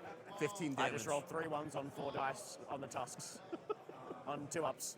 4 3 1s. That's what he told me. I guess that's why we put him there. That's why you put him there. I'm charmed, dude. I don't know what the deal is. Opponent last round rolled 4 straight 1s. 4 2-ups on the tusks because he reduced my run by 2. He rolled 3 1s. 15 damage. Bassy died. Let's go timeout anyway, just to have a think what we're doing here. Timeout, so you guys. Okay. So as you heard, we mentioned it before. He has to roll it once, otherwise this thing will not die. And big surprise, he rolled 3 runs. Oh my god. He hit so it's 5 attacks and 3s and 2s. Yeah. There only should come at least 3 of these attacks to the save. Yeah. I He mean, gets 4. And then 3 ones of this for 15 damage. That's the thing you need to kill this. yeah. Wha- And I mean, that's I just. have to ask Michael, my Seraphon mate from Germany, why he doesn't roll like this against me. Yeah, I mean, if he rolls like that, it's easily killed, right? Then I can win against him. Yeah. Wow. I mean, it just proves how the game is still a dice game, right? So Yeah, but you cannot rely on everything at 100%. You can only, I mean, you can know that it's very unlikely that it will happen, but yeah. But the problem is now, I thought from now on, Seraphon will be able to score 2 points. There are 2 objectives.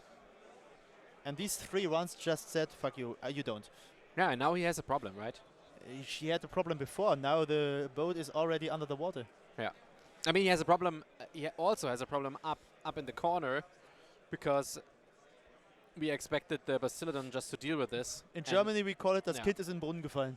Yeah, exactly. It's not only in den Brunnen gefallen, it's drowning. Yeah. And we can also mention that Matthew took a timeout Yeah. on the Australian side just to See how if he can do any more points. Yeah, I think it's not about. I mean, it's obviously not about winning anymore. It's just about getting the points. I mean, he will score his 10 points this round. This is fine. But Yeah, because he got the middle objective, right? So that's good for him. I think he get the middle objective, but he's not that much damage to the Art Boys. And if the Art Boys can go on to the objective, and with Brand 2 doing a lot more damage, maybe just maybe, it's only a 3-point round. Yeah, I mean, the Soros Guard had to come out of their territory, right? Yeah. So they are on like a 3-up, and they free don't up have base, yeah 3-up base, and they don't get the +1 save. and they do not have all of defense anymore because the Bastiladon who rolled 3 ones get it. Oh my god, that's actually so hard. We don't know if this combat already happened. I don't think so. Because he activates the Geminids, I think there was already a combat, and no matter what, if the combat happens or not, the Art Boys can now strike. Yeah. And because the Art Boys said all out defense, and he said with the Geminids you cannot. They can do all out attack. No, No, they can't. They can't either. That's of what I course. mean, because I think the combat already happens. Yeah. Okay. Wow, this is cursed. So we maybe see 2 big stomps on the stream here. Yeah. I mean, we definitely cursed him here. Yes. That's for sure. I'm really sorry. But yeah, I mean, It happens, I guess. Not Yeah. much he could do about it. I'm so sorry for him. Ah. We all know the situations. If you roll dice and you know it's safe, it cannot happen anything, and then it happens. Yeah. Okay, so the timeout is over. Let's see how Matthew is coping with the situation now. And they should all be in range, so we're going to just... Oh, easily, yeah. We're basically just going to put everyone... Like, move him that way so that... Yep. But I'll just pile him in the normal way so that we're, you know, not spending 10 years doing it.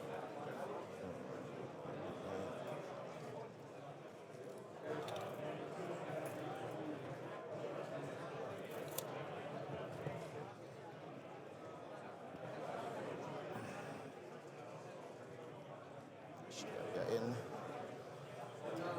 Through there? Yeah, cool. Cool, so we'll do the source guard. There's 10 of them. That'll be 31 attacks, and we'll spend the last command point. Because I need to kill something Yeah. at some point. You're going to get a 10 here. Sorry? You're going to get a 10 here, so that's nice. Yeah. Just make sure I got the right amount of dice here. 6, 10, 15, 20.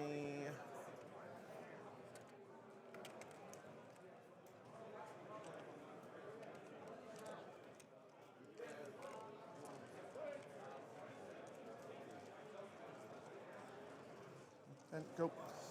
Alrighty. So 10 attacks. These will be 2s, 3s, rend 1. Just damage 1.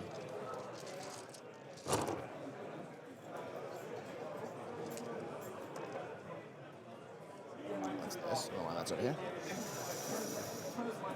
Looks good.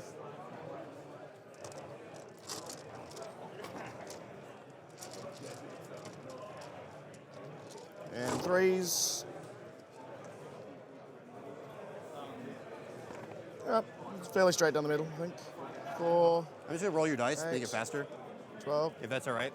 16, 17. Absolutely feel free to roll those dice. I was doing this all day yesterday. Yeah, nah. Feel free. Roll. Run 1, you said? Rend 1. Dude, these are your dice? I don't know. I don't know, man. Where's the... Wait, do we have a roving camera? Can I do like the office bit where I just stare at camera and go like... Sean. Cool. I was like, he did this 17 wounds, and I was like, hey, can I just roll your dice? Since so I don't have to... Lass das, ich will das hören. Yeah. Fucking take it. Jesus Christ. Okay. My fight. This is why we shouldn't get dice made in America. Right? You guys are sponsored by Baron of Dice. Where's the camera? Where's the camera? Baron Where's of the Dice. camera? Yeah. Fuck you. No, you don't know that. You don't know that. Buy Chessex.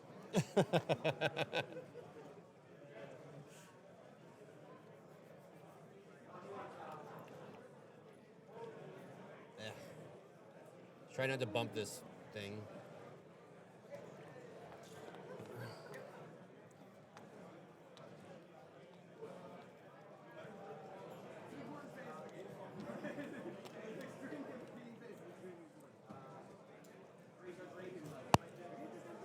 So how many guys you got on there? Should be 3, 4, 5, 6, 7 with the... Well, you have a banner too. So 7.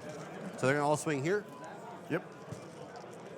There are 10.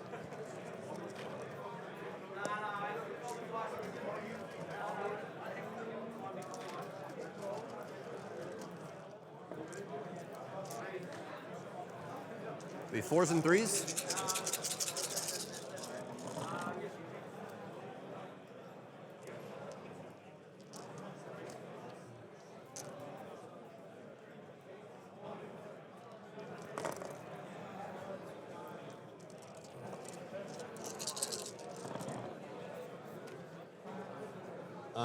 So 9 minus 2.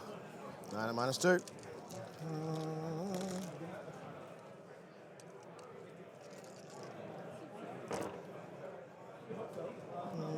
Okay, that's better. Lose 2. 2, so we'll lose 2 guys. Yep. And 2. There we go. Cool. That's all combat, right? Yep. We'll pile. They're going to basically just stay in the same spot. Just try and do D3 mortals. 3 mortals.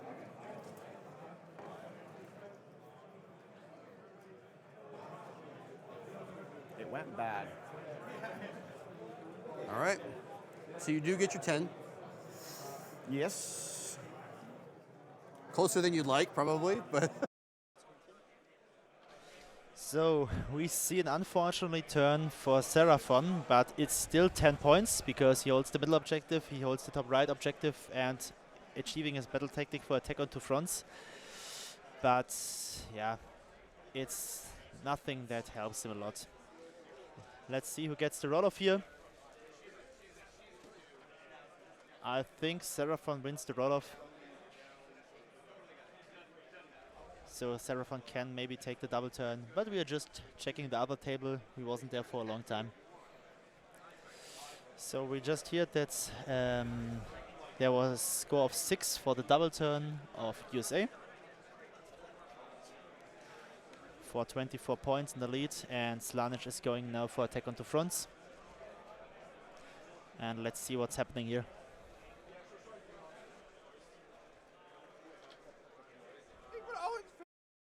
One to wound. Against them. Against them. Cool. Over to you. I have nothing. You got nothing?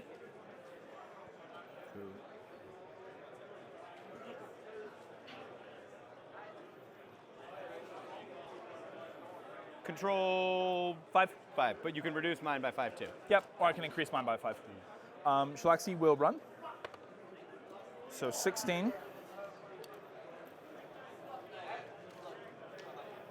Seems pretty good.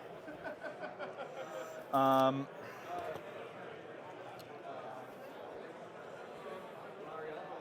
then that'll be my movement phase. I have no movement. Okay. Shooting? Shooting, yep. She's going to shoot everything into the Vigilers here.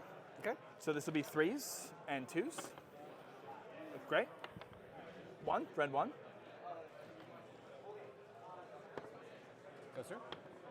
1 damage. Nice. So put a wound on them. Anything from you? I'm going to shoot her with Vigilers. With the Vigilers, yep. All defenses. She's not General's Regiment. Nope. No.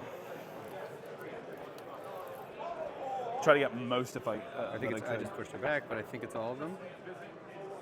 It's a few out. This guy? It's definitely these 4 are out. It's 18. I think. Yeah. You just keep pulling them. Sorry, that's 18. Right there. Sorry, that looks like an 18 to me. Oh, gotcha. I was like, my brain. I was like, so 21. She's -1 to hit? Yes. Well, you are because of. Oh, just the regular. Yeah. Yeah. So it doesn't matter. Yeah, and I've all defensed. Okay. Shoot. Couldn't even kill a Vigiler.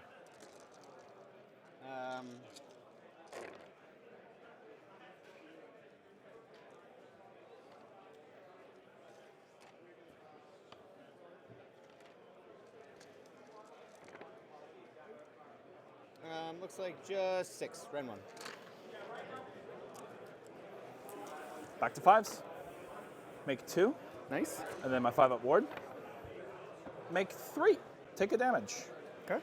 All right. Up to 2 points.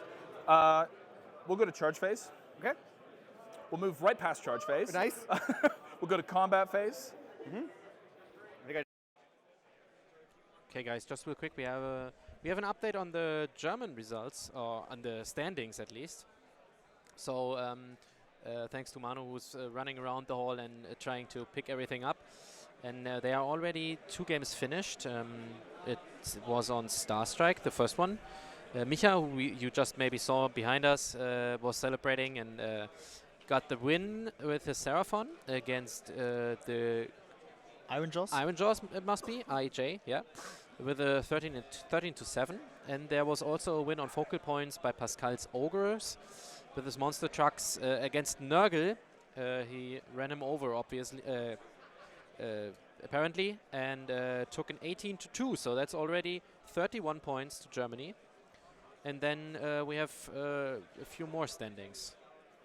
Yeah, we have David with Beasts of Chaos gegen Blades of Corn, 22-26, but David is playing. Mark with Blades of Corn against IDK, 24-18, but IDK is still playing. On Starstrike, Walle with Stormcast against Luminous Realmlords, 26-20. Focal points, Colin with his Skaven against Slaves to Darkness, 9-13. Better part of Valor, Toby with Disciples of Zinj against Stormcast, 20-14, but Stormcast is still playing. And better part of Valor, Dome with Feck in the mirror against Feck, 26-32, but Dominic still playing. Okay, so there are still a lot of games going on, but it looks like a win to the German team right now. It's still pretty close. Yeah, let's see if some games swing around. And but see what's the final result. Yeah, but the first two games look really good. So the 13-7 and the 8, especially the 18-2, will be a big difference maker here. By the way, do you think in this game he would have won even without Krondis? I mean, he put some manifestations out, of course. This so. could be also from a Lord Relic, from the Lord yeah, Arcana okay, or something like maybe, this. yeah, maybe, but yeah, it's kind of funny that the big dragon just sat back the whole time. Okay, so we got the score of Josh here, and Josh did attack on 2 fronts in this battle round, yeah. So and scored 6 this turn. So he scored with 2 units the same amount of points as he scored with all of his units the 2 turns before. That is kind of funny, yeah, true. And no, only 12 points behind. Yeah, but and maybe also up for the double. Yeah, he already, we just saw, the roll-off was already made, and Josh got the decision, and he took the double turn. So maybe he will be able to squeeze some points out of this. Yeah, and because he's back, he's behind by 12 points. He should be also able to take a battle tactic. Let's see what he will do. What was his last attack on 2 fronts? So maybe take the land now is easy. So let's take a look. What does he have left as units here? I think Sinessa and Shalaxi. Shalaxi is up here, so yeah, and Sinessa is down here. I think there's that's nothing more left. Nope. Yeah, okay, so he has to work for it. He has to work for it. Oh wow.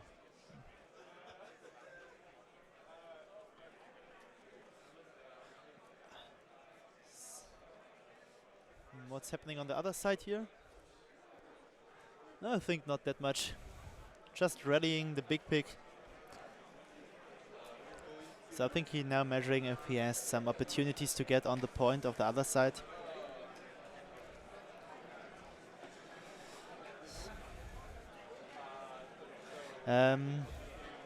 Yeah, try to, if we have the opportunity to get another field report from the other games, I will just ask our guys if this is possible. Hmm?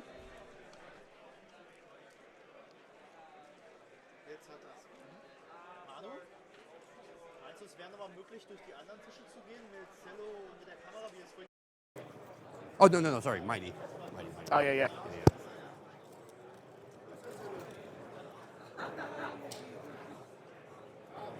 Just tag them at 3.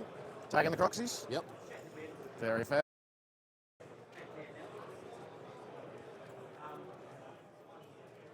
With Mighty Destroyers. Oh, I suppose that gets me my battle tag, too. It does.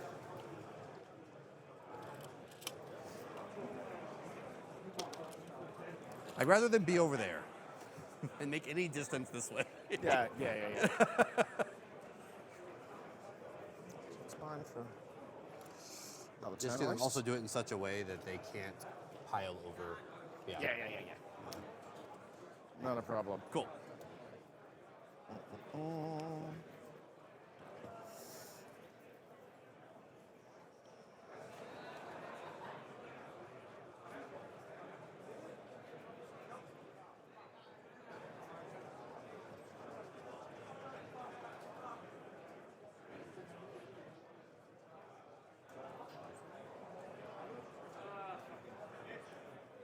What was your take? So just for you to know, we are starting to preparing our infield reporter. So to give you a little update from the other games and maybe from some other tables, he's just preparing with the camera, with the microphone, and we're just letting you know when we can start. Quick information about this matchup: the mat takes the double turn. So with this double turn and scoring again 10 points, he will Yep. be able to make a lot of more points than expected. Yeah, and he puts the game to a really close game now, and should score a lot of points as well. Yeah. Yes. So he is doing his best to get at least, yeah, maybe a 15-5, 14-6 like this. Matt found new and exciting ways to lose models, including failing 3 2-up saves. I mean, honest opinion, if the Battlereports would have killed the task boss and be alive, I think this game would be close. Yeah. Because if he scores now 10 and Iron Jaws has no easy battle tactic, he just can score 3 points. Yeah, And then we are only in a 5 points difference, right? yes, and up to the last round. And Iron Jaws could not take the double. Iron Jaws in the last round will maybe just again score only 3 points, and Seraphim could have win. Yeah.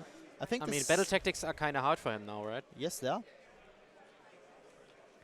So just to recap, he took sees the center in the middle as he started. He took a land in the second round, and then he took the flanks on the sides. I mean, he could go for Do Not Waver, for example. But I think it's the only one possible right now. Yeah. And he basically wants to score 2 battle tactics, so yeah.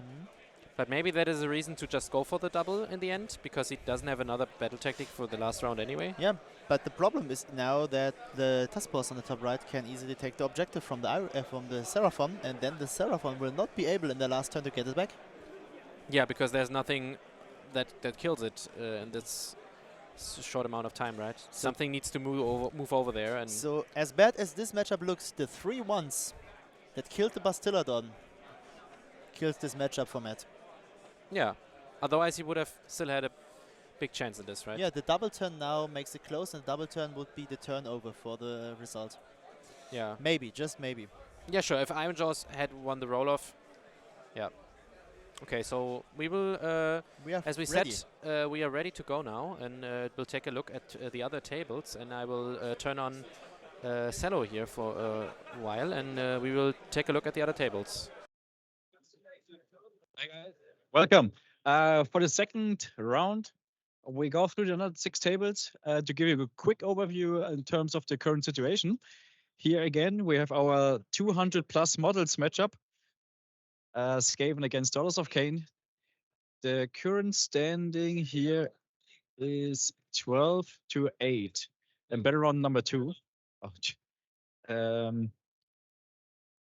Still 30 minutes on the clock. It's 12-10, sorry. And better on 3. Thank you for the update. 12-10, so not many points for both players. It's not many time left. Then Siege against Cities.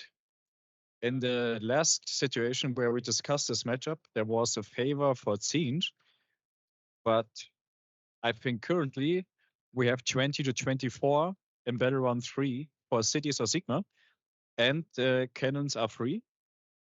They were tagged in the previously battle round, so everything is gone. We have lost both birds. Both birds are not on the table. Here's Kairos. A lot of change. This is Kairos. Okay, Kairos, a lot of change on the table, but the Cavaliers and the cannons still. Interesting. Wow. This was very bloody. Beast of Chaos versus Slaves to Darkness. Archaon still alive, but many Bestigors, but we have currently 27-16 in battle round 4 for Slaves to Darkness. So Archaon is flying over the table. The next matchup. So we had Flesh Eater Kurtz against Stormcast, still in battle round 2. Currently Stormcast Eternals is leading 14-12.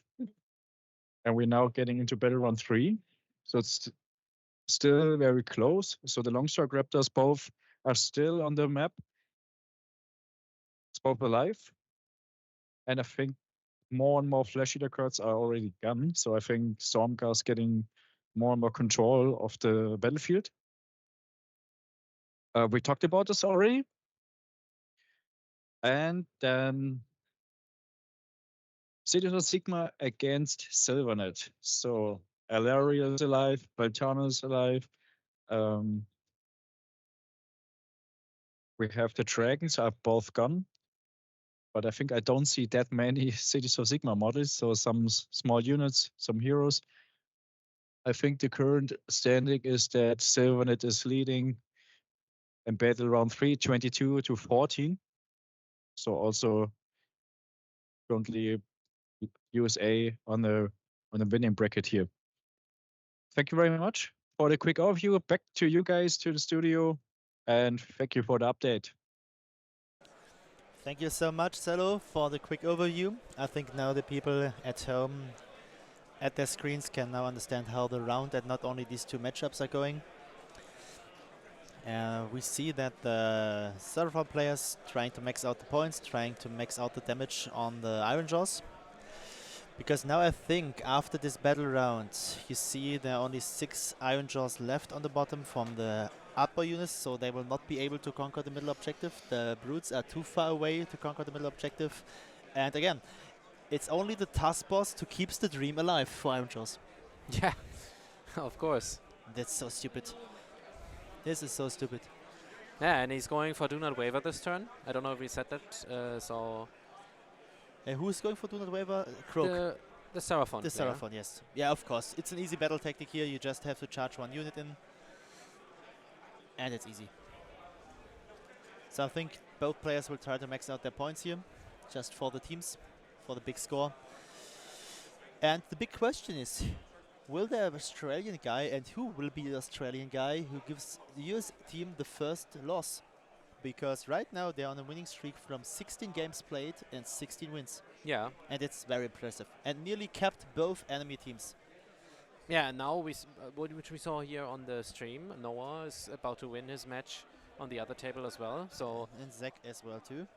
So and for Zach, it's still looking like a win, even though Matthew is making it a little bit closer than we thought at first.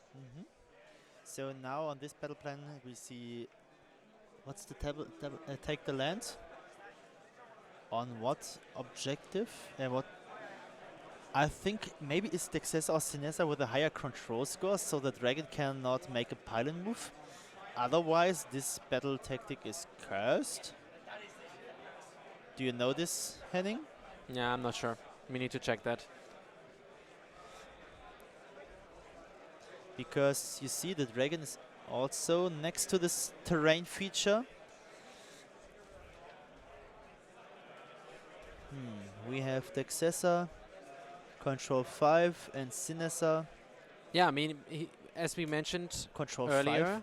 there's only 2 models left for the Slaanesh player here. Maybe so like Sarah, maybe Stormcast has no command point left for reading. No, it's the first new battle round. That cannot be. What is this? So what are the terrain features he can do take the land on? It's the left forest. So this one, yeah. It's the top left. Small one, like a structure here. Yeah. And there would also be the Stormcast castle.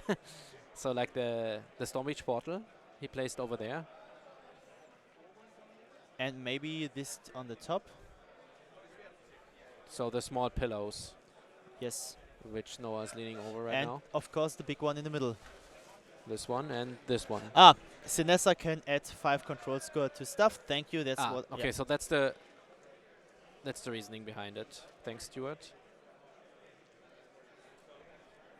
Or even subtract 5 from an enemy unit. Yep, that's what we are thinking about. Yeah. Otherwise, this would be cursed. Yeah, but I'm not expecting a guy on this high level to do shitty stuff like this. Nah, I mean, he must have had a plan in mind, and there is the reason for it. want to see Shalaxi doing some damage. Yeah. Oh, it's too late, I think. She already did. I think Shalaxi trying to get this point. Shalaxi fighting a bunch of Stormcast down there. Yeah, but right now she has the point, which makes it hard for the Stormcast player to score more in the next turn. So this is hold 1, hold 2, and because he's holding 3 objectives, that means there are 2 points less able to score for Noah. And as we know from this high level, these players want to squeeze every point they can. So we should have, or maybe with an auto run from a dragon or something like this. I think we can look for the score if we have one. I think it should be, we take the land 4, 5, 6 points. I mean, that's something for the for Josh here. Yes, 6 points. Still is to 6 keep points. it as close as possible. Of course he has to. Yeah, okay. I would So- not expect that he can do that much. Oh, 8 points. So it's 8 points. Maybe because he was the underdog and forced the Stormcast player to put another objective. Yeah, and maybe he got the right one. Because he's only holding hold 1, hold 2, not hold more. Yeah, but it's 8 points. Good Okay, one. so we are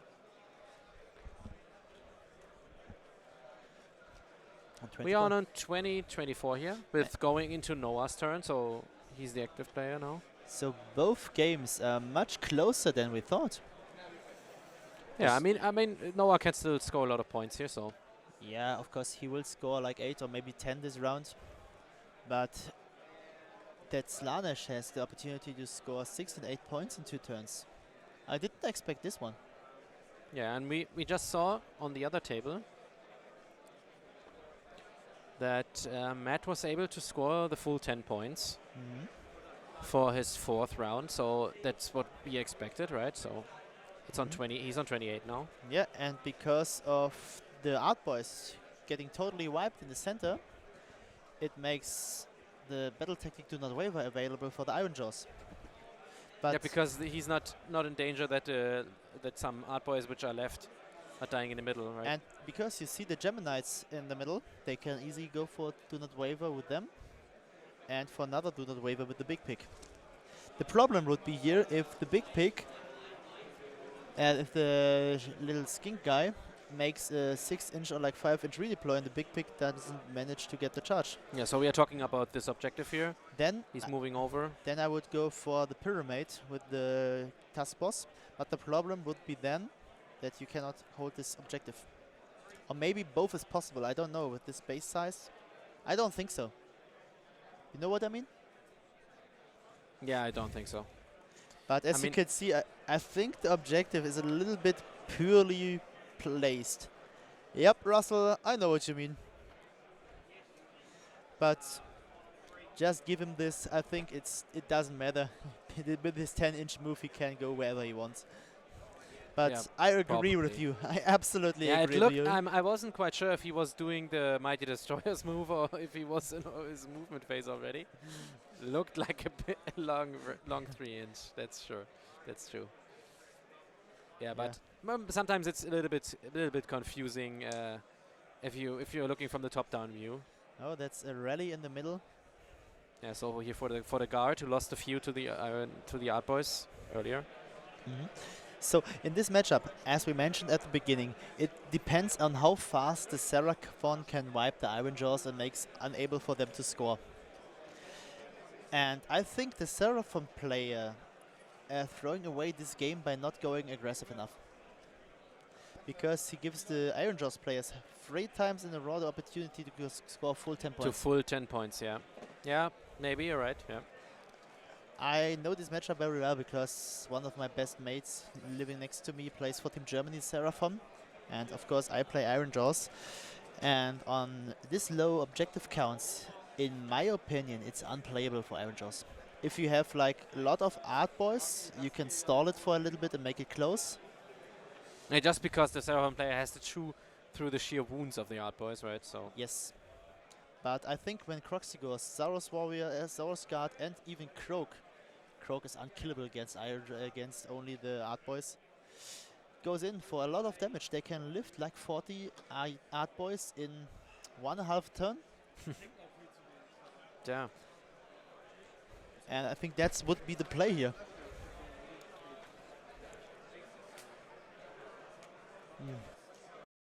Just go a long way. I'll just go like this, actually. Yeah, go for it.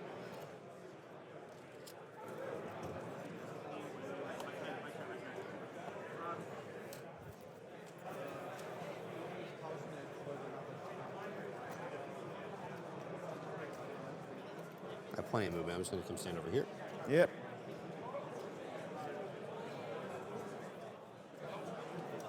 Oh, that's why. I was like, why is it standing up like that? Yeah, just move it out of the way.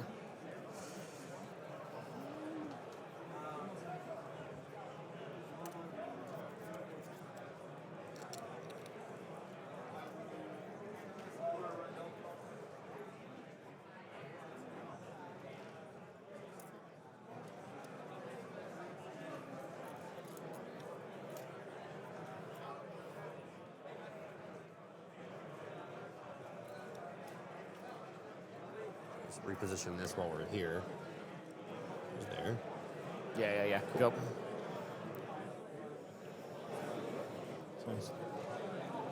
5 away. Yep. These will move 6.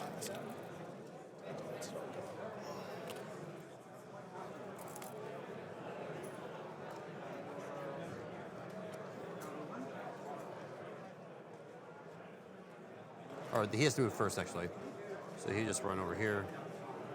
Then they would have moved 6. Yeah. Yep. He'll run.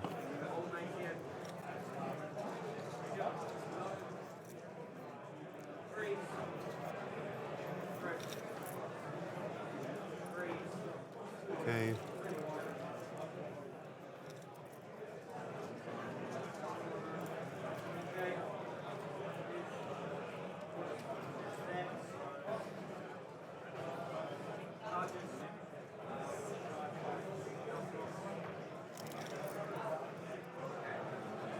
Just a 10.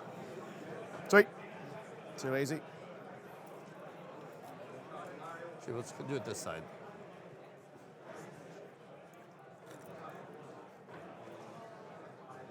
This side is 6. Cool. All right. Cool. You move. We will redeploy the source guard. Yep. Mm-hmm.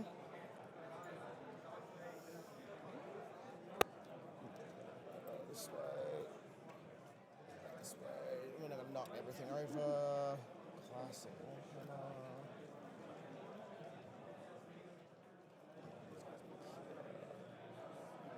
And so it was 6 away, I think I was from you, right? You're 6. Yeah, so basically 7 from those guys, 11 that way. Oh, Yeah, you'll be out of range of them now. how close can he deploy? He was 10 away from this. Is he allowed to be within? He was minus outside a- of 6 of this. Okay, so 6 away. Yeah, cool. Oh, no, when he comes out of this, he doesn't have to respect any distance. Okay, cool. Yeah, outside of combat. Yeah, that's what I was see what checking. you're asking. Yeah. I didn't understand it first. No, you're good. You're good. All right. I'm not going to shoot. We're going to go for the charge over here. After Go I for wall, it. I guess the shaman. No, who did I wall with last time? No, I guess I wall with him. So first here. That's enough.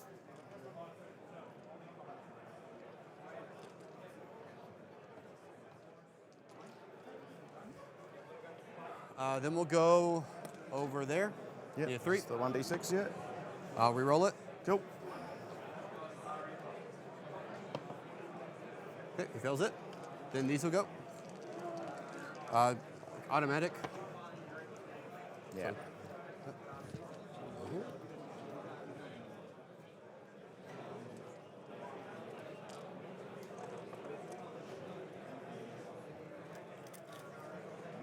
Stay in that bubble.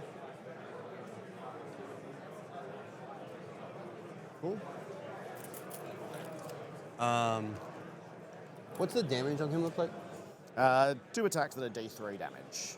So, Okay. not, I mean, I was going to say not enough. Technically enough, but Yeah. unlikely. I'll get This you. is how many attacks? I'll get you his actual profile. 8. 8, rend 1, D3 damage. Okay. These will attack first. Go.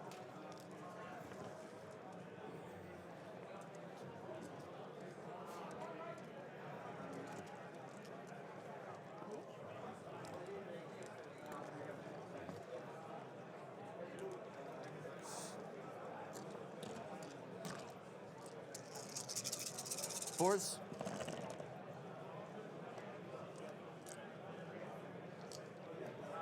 And 3s. Okay, so you have 5 at -1. I'll go straight through. 1 damage each. Yep. 6s. I'll save 1, so I'll Take take 4. 4 damage on the Geminids. Okie dokie. So, Starseer. Do we? You got 1 command point left, right? 1 command point left. I do.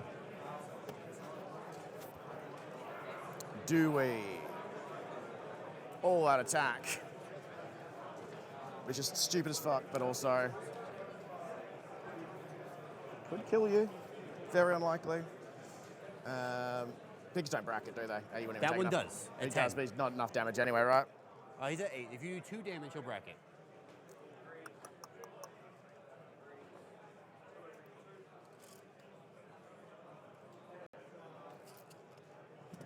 I think he's dead. So we're going to use our last command point to all out attack.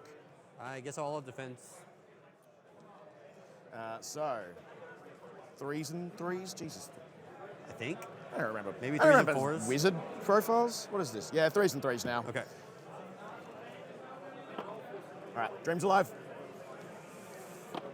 Dream's still alive. Minus? Rend 1, so back to 3s. 3 ups. Fail 1. He gets 3. Close. I'll take it. Then the tusks. He's down to 3 tusks left. So 4's to hit. 2's the wound. -2. So I'll ignore 1, so I'll be on 5 up. Okay, saves the first one. Oh, this goes to 2. That's one. Okay. Then the trotters. Nothing. The gore haka. I'll hit. There we go. 2 at -1. 2 -1, so I'll ignore him, so he's on 4s. Saves 1. He's at 4 at base. He's a 4 up base. That's funny. And then How much the damage guy is up that? top. 2 damage? Yeah, no, it was 1 each. 1 each, okay. Let's take 1. 2 at -1. So 2 -1. 4 ups. So 4s again. Save 1. 2 damage. He Okay. lives. And he'll live for some reason. He lives. I guess then it's just the Just the Geminids. Geminids that'll down. So they're outside of 6 of him. Yeah, very fat. Come down this way. All right, 8 attacks on the Geminids. We are 3s and 3s.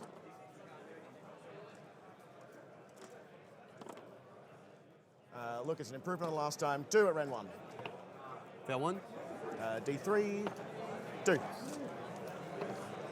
Take 1.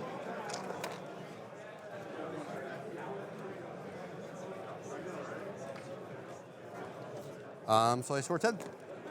Yes, indeed. Indeed you do.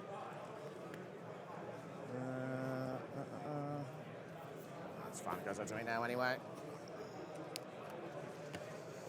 Well, it doesn't actually. We've got to roll off. I don't have any. No. That's a 1 for 6. me. Your choice.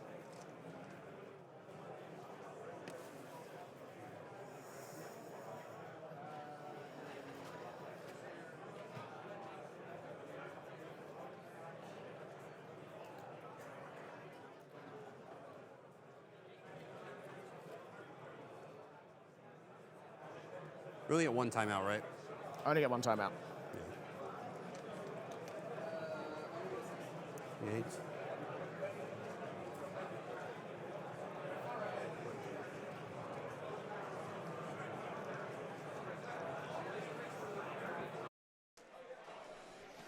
Okay, guys, so as you witnessed, the Iron Jaws player here, Zach, was able to score the full points, and yeah, he didn't manage to kill the Skink Priest still. But the Skink Priest also was very close on killing the Toss boss. Yeah, it was really, really close. So I think the Skink Priest did like 3 damage, and yeah, that was tricky. But now he managed to score the full 10 points. And now he's taking the double turn because he rinsed the roll off. And Yeah. of course he will just score his 6 points. Oh, will he? Yeah, let's see. Countercast Croak, maybe 3 damage on the Task boss. Yeah, I mean, we don't know how much it has left, but it can't be that much. He rallied them. It cannot be more than 3. It cannot be more than 3. Yeah, so Because otherwise it would not be able to kill him with the D3 attacks. With the D3 damage attacks. And Croak is maybe also in range of shooting. yeah. Okay, so if he's taking double, so he has no battle tactic for the last turn. Yeah. But And, if he's yeah, of course, and now the brutes are going in. Yeah, and now he's making use of the brutes, which were sitting back the whole time, basically. I They would were love only to clearing the bottom objective and taking it, and I that's what- love to see a what is it called? A magical intervention from Croak. yeah. Yeah, maybe we'll listen in if he Yep. does anything in the hero phase.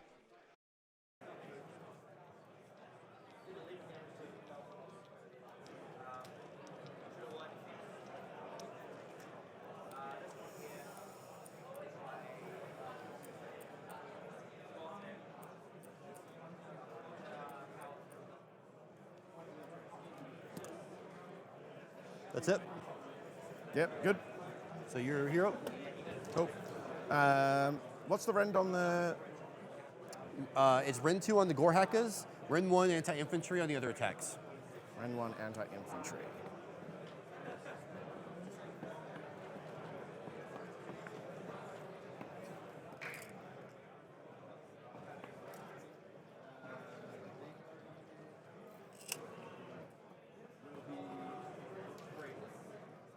He's got 3 health left, right? He does.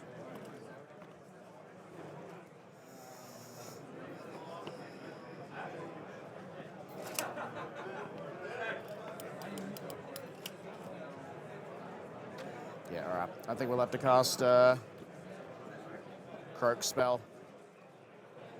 Yeah, it's kind of what we got to do. So Croak will cast his spell. 1, 2. I got the tower in range, don't I? You can hit the guy inside. He's fully healthy.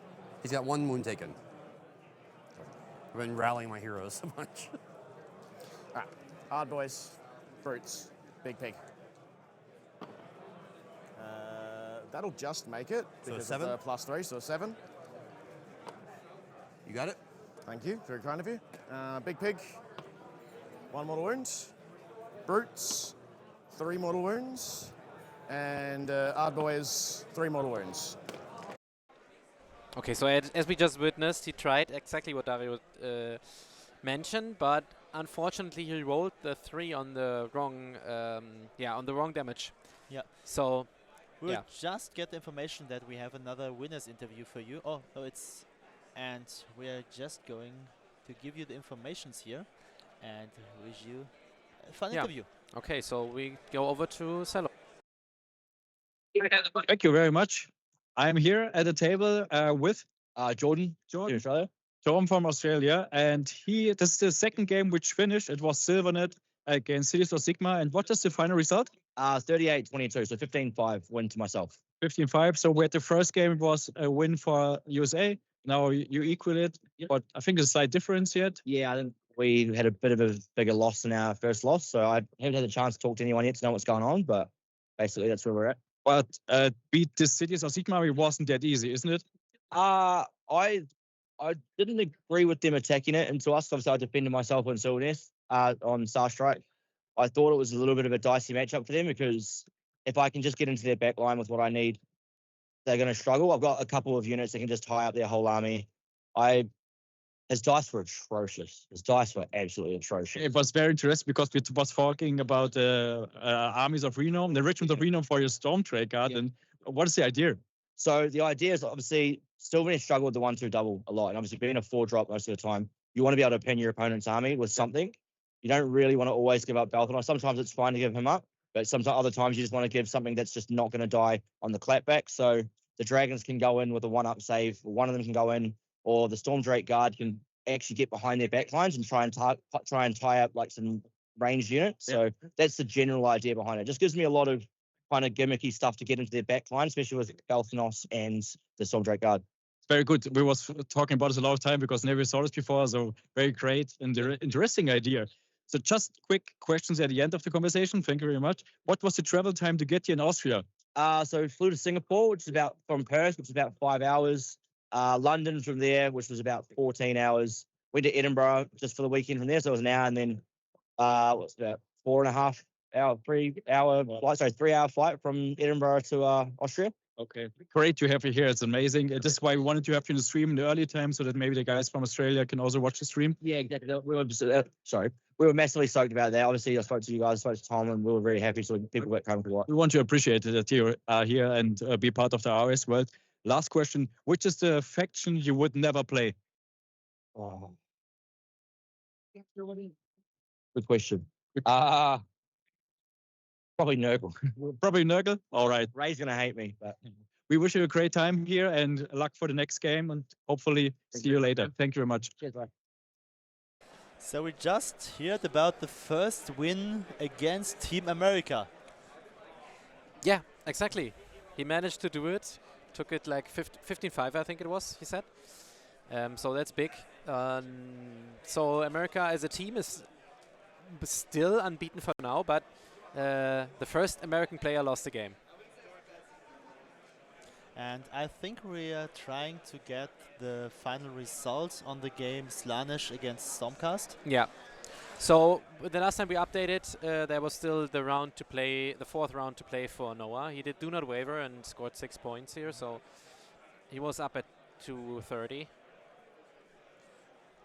And now we have the final result of this game. Noah was able is to score going 10 in the for last 38. round.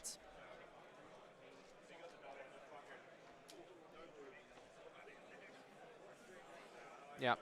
Oh, and there was we discovered a little mistake on our side. So in the first term, Noah wasn't able to score the full 10. He only scored 8. So that's why he's getting to 38 in the end. Yes.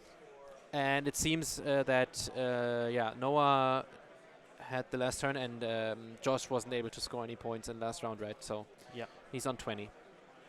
So for now we have the score, a 1 win for Australia for 15 points, 15-5, and a score for USA for 18 points. And now with this 18 points differential, we have a 16-4 for USA. So they are quite ahead of points. And I think we can go for the table of the Iron Jaws. Maybe we can get the final result. And I hope our streaming team is able to get 1 or maybe 2 interviews here at the end of the game from our players. But while we are doing this, we can watch what will happen here. Maybe the Brutes are able to lift Croak or the South Warrior, just to make sure that maybe Seraphon will not be able to score this point at the last round. But we don't know, we will see. That does, but I want to prevent him from going anywhere. Fair enough. And I have +1 attack, so... Yeah, so evens out.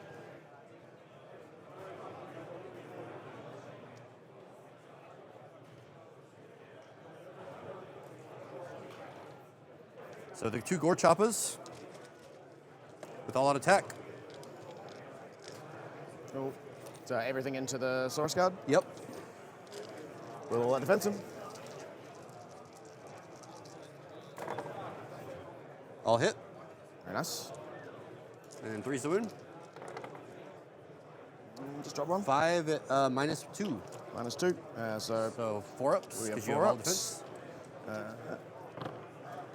It's going to be 8 damage. 3, 8 damage. Cool. We do have wards, so we'll do them afterwards. Okay. Trying to keep rolling. And there are 6 left. No, 7 left.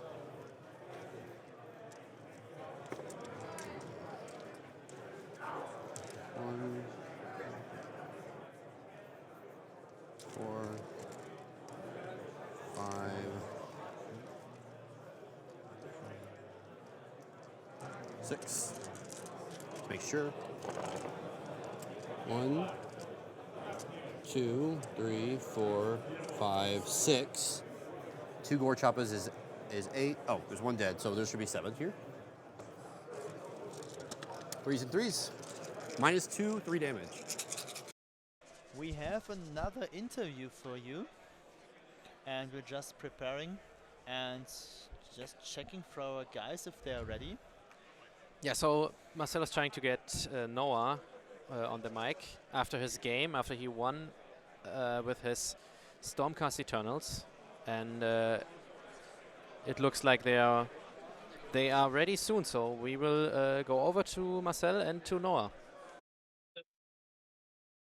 Thank you very much, Henning. Yes, game number 3 finished, and I'm standing close to the winner of the game, which is from America. What is your name? Jeevan Noah Singh. Okay, cool. And you played Stormcast Eternals versus Slanish, and I think the final result was 64. Yeah. And what was the key element of the game?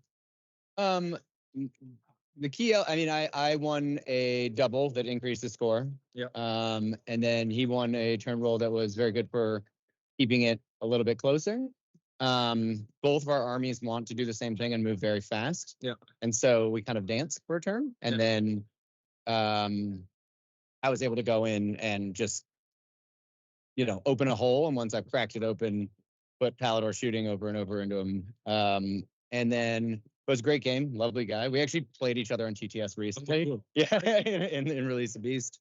It was great. Yeah. It was amazing because we always thought that Grondis is not part of the game. Yeah, he never did anything. No. He never did anything. You leave him away. Well, he's got Grondis Assassin. And so it's just a staring contest. Yeah. Who's going to move forward? Because I can go kill and he can go kill. Right? Yeah. Nice. Very good strategy. So we have now the 3 games finished, which means we have 1 win for Australia and already 2 wins for USA. Mhm. That means you brought an advantage now for the situation for USA. Great. Other games are pretty close, so it's a very interesting Let's what will be the outcome of the game. Okay. When you have to choose to be one model in your army, would it be one of the long strikes from the Paladors, or would it be Grondis itself? If I had to choose to be one? Yeah. Oh, I'd be a dragon, of course. You would be a dragon. Yeah. And this is the reason why Grondis would always be in the background. Yeah, that is me. Yeah. We wish you a great time here. Great luck. Thank you for being part, and thank you for the Yeah, interview. you guys were great. Thank you. Appreciate it. Thank you. And back to the studio. Thank you so much, Cello, for these awesome questions. I mean, who don't want to be a dragon? Yeah. To be sure. But that brings us to a nice question for the chat. If you could be one model from your main army, who would it be? And the main question is why? Yeah, why? So Henning, what was you and why is it Acheon? I mean, I'm obviously the one who holds the Kingslayer, so yeah, I mean, it would be Acheon, of course, to command the legions. But yeah, maybe the chat has some other answers here. Gregor's gold tooth is a good one. I mean, now is the right. It's the right. I don't know if you can see that. Maybe. Yeah, I think so. You can put us in the big camera. I mean, I'm holding the chaos symbol at my neck the whole time. So yeah. A Sigvald is a good call. Yeah, yeah, that's also a nice call. That's right. For me, was just a brute. Just a brute. A simple brute. Yeah, why not? Just going in and hacking through something. Yeah, but he would be the boss with the big weapon, right? Mortag of fishnets. A Scar brand, yeah, that's also nice. A sneaky snuffler. Nice one. Catacross. Or a fully delusional Ushuran. Also good. Lord Croak, out of my chat. Lord Croak, out of my chat. Kotrek, for sure, you can just follow Croak out of my chat. The guy who's riding the turtle. Oh, guy. Oh, nice, nice. Oh, by the way, this little Starseer on the top didn't manage to finish the task boss. So we have a 6-point turn here for the Iron Jaws. So up here, yeah, he died. Lady Olinda, be sick my whole life with no kids. This is good, this is good. So we have another win for Australia. Beasts of Chaos gegen Slaves to Darkness. Slaves to Darkness managed to win the grind with a point differential of, I think it is, let me just, it's 8-12, 8-12. So what did you say? 12 points to the slaves and Yes. 8 to BOC. Okay. So the score right now is 33 for Australia and 47 for USA. Yeah, with half the games finished, of course, and the game we are currently watching isn't finished just yet, so we didn't calculate that in. So that is also kind of a big win for the I think they will be USA able. team. Do we know the battle tactic just taken from Seraphon? I don't know yet. I don't know, but maybe. Oh, we have another interview for you, I think. Oh, BCP says it's a 7-13, so we have Yeah, to. maybe we calculated something Yeah. wrong. So BCP should be right. Yeah, BCP should be right. And maybe Seraphon will be able to score here at least 7 points. So it keeps the score close. So that's And 11 difference then. Yeah, and I think our guys are preparing for the next interview for you. It's the Beast of Chaos versus Thek. Versus Thek, I say, versus Blaze of... Oh, versus Slaves, come on. Yes, and we can already see Cello here, and we will go over to him with another interview. Yes. Thank you very much, Henning. Yes, I'm here, standing after the fourth game, which is finished already. Yep. And it was a win by Australia. What is your name? My name's Rob Ballantyne, all the way from Perth, WA. Oh, nice. And it was a win for Australia, 14-7. 13 to 7. Yeah, you're right. It equals the game. So now 2 wins for Australia and 2 for US. Let's go. The advantage for America is now not deleted, but it's quite good for you. Yeah. So 2 wins for both sides is quite interesting. Yeah, that's good. What was a strategy for you to take down the horde of Brayhards? So I really wanted to get the shrine early. I'm playing a lot of Chaos Warriors, so I'm relying on saves. I don't really have any ward saves, so I really wanted to get rid of his +1 rend across the board. So luckily I got Eye of Ed Sheeran off turn 1. I got Archeon onto that like beast thing, and I fucked it up. Wow. And it was good. But the game was tighter than a nun's cunt, so it was fucking good game. Jacob is a lovely player, and luckily the Beast of Gore, he got 2 in with anti-infantry, and they bounced off the Warriors. He only picked up 9, so that made I was able to hold the flank on the right side of the board for longer than I wanted, like longer than I thought, and it really helped me. Archeon did Archeon things, man. If people think he's a bad model, Archeon is fucking king. He tanks the game for you and he kills everything, and he eats spells like nothing on earth. It's amazing to see, because one of the casters, his name is Henning. He's the biggest fan of Archeon. Yep. So it's very proud of you that you took the model here on the AoS Worlds. Thanks. And he has a very big dice for rolling the important role for Archeon. This big fluffy dice to roll Eye of Ed Sheeran. It's a bit of fun. Everyone loves it. You know, it's only come out for me in this game. I failed at the other 2 games, but still, it's good fun. Everyone's having a laugh. So, yeah, it was a great game. And my opponent, I couldn't fault him. He did really well, tried his hardest. I don't think he made any mistakes. It's just down to dice rolls, really. Okay. And we managed to take the win. 2 last quick questions. Yeah, go for it. How often have you played against Beastmen? I've played quite a few games against Beastmen. We got a Beastman player back in Perth that's really good. He does quite well. His name's Russell. He does really well. So I've got a few games against Beastmen. I know that you kind of want to take the middle of the board. So, you know, on my first turn, I really moved into the middle. I solidified that midpoint. So he only managed to get that midpoint back from me maybe like turn 4. And that really just helped me to score like 3 turns of 10 points. Okay, that's great. The last, maybe the most interesting question. If you have to choose Korn, Nurgle, Teams, or Slanish, or Undivided, what would be your answer? I'm a Nurgle boy. You're a Nurgle boy. I like Nurgle, Papa Nurgle, baby. That's my god. Okay. Thank you very much for the very friendly interview. I wish you a great time and good luck for the next matches. No worries. And speak to you soon. And back to the studio, and thank you very much. Cello, I love your interviews because Yeah, of that's the great. last questions. This is so good. And we heard one guy saying, "Fuck Nurgle, I hate this shit," and the other guy says, "Nurgle is my army." And right away, he didn't even need to think about it. He was just saying it straight away. Yeah.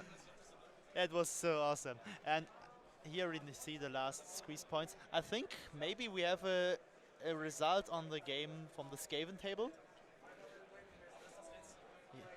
Oh, Salo. Salo, I don't mention the interview. Salo. I know what's coming next, so I'm trying to work out yeah, what we can do here.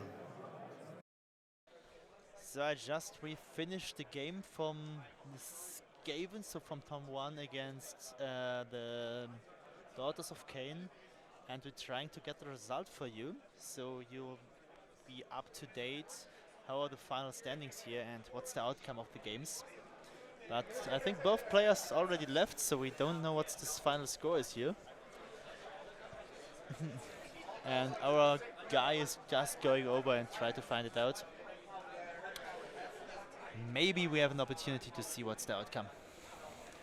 But for now, we will cover the last minutes of this game. Yeah, we can listen to the last few actions in the game. He's taking Slady Entourage as his last battle tactic on Matt's side. No.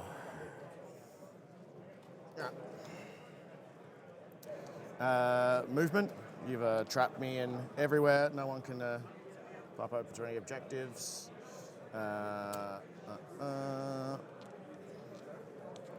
So I think we just go straight to shooting unless you have any redeploys you want to do. Nope.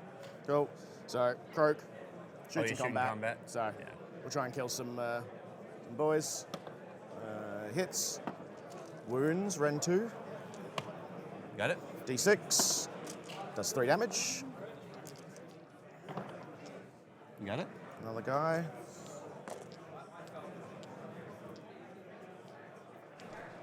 So just for you to know, Australia wins the game with the Daughters against Skaven with 13-7. So the current score is 47-53.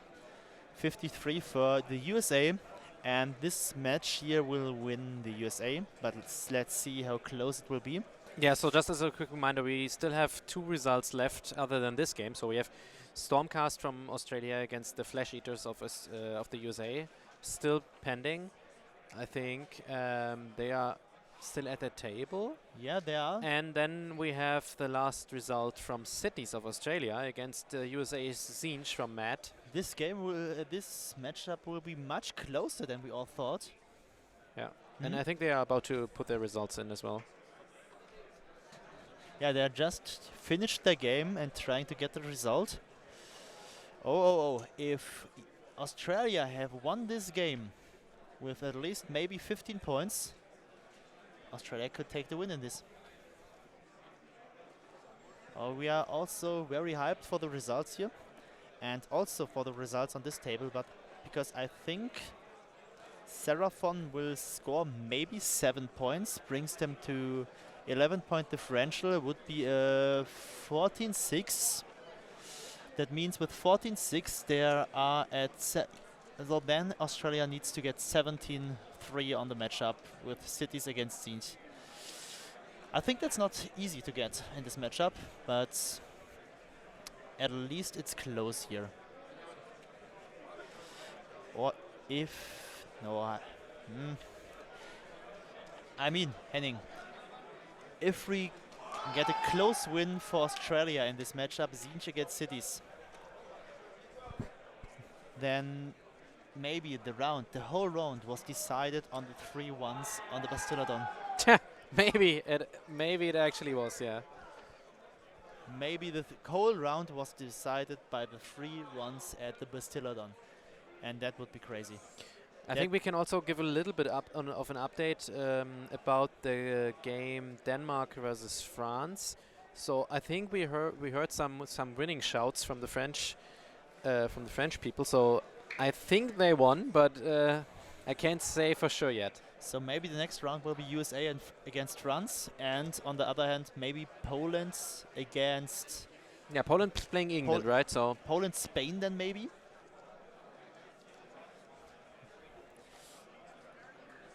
Let's see if we got anything else there for you. Poland, Spain is nothing in, and no, Poland, England. You mean? Poland, England, yeah. Can we check the result on the other table?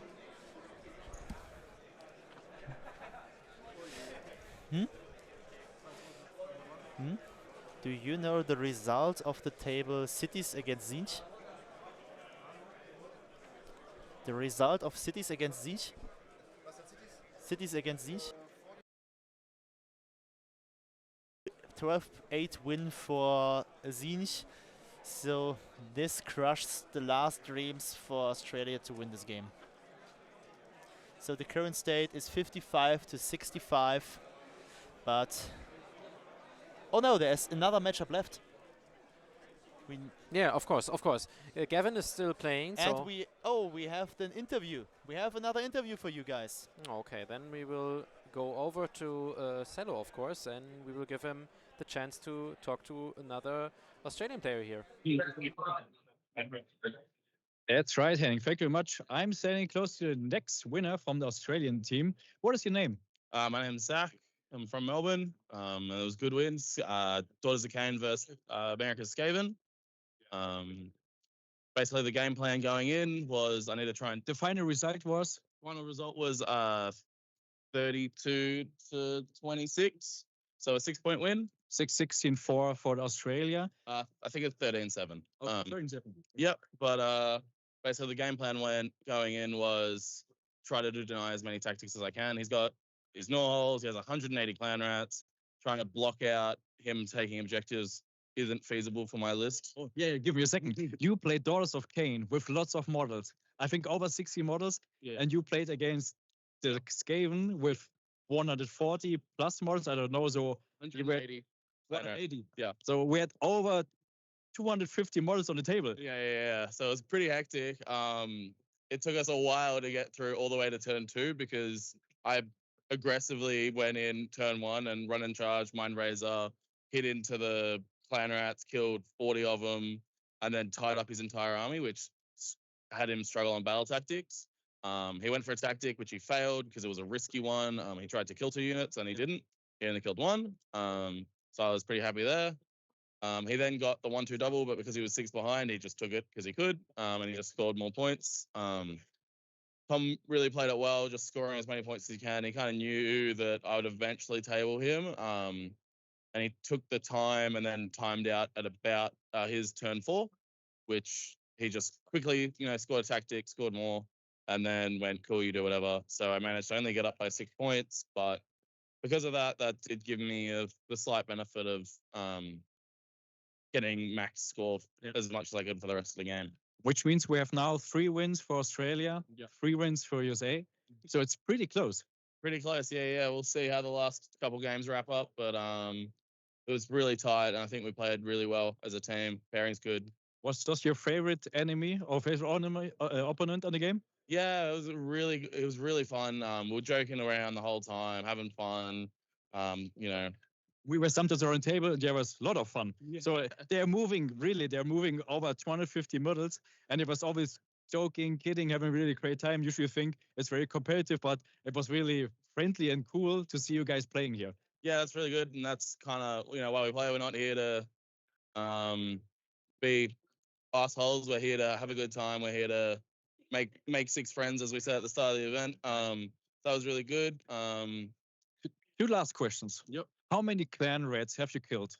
I think in that game I would have killed about 200 to 220 if I was to put a number on it because of all the recursion. Yeah, because in terms of returning, in terms of rally and so stuff, 202 clan rats, it's an amazing amount of models that you have Probably killed. more, but I can't do the math.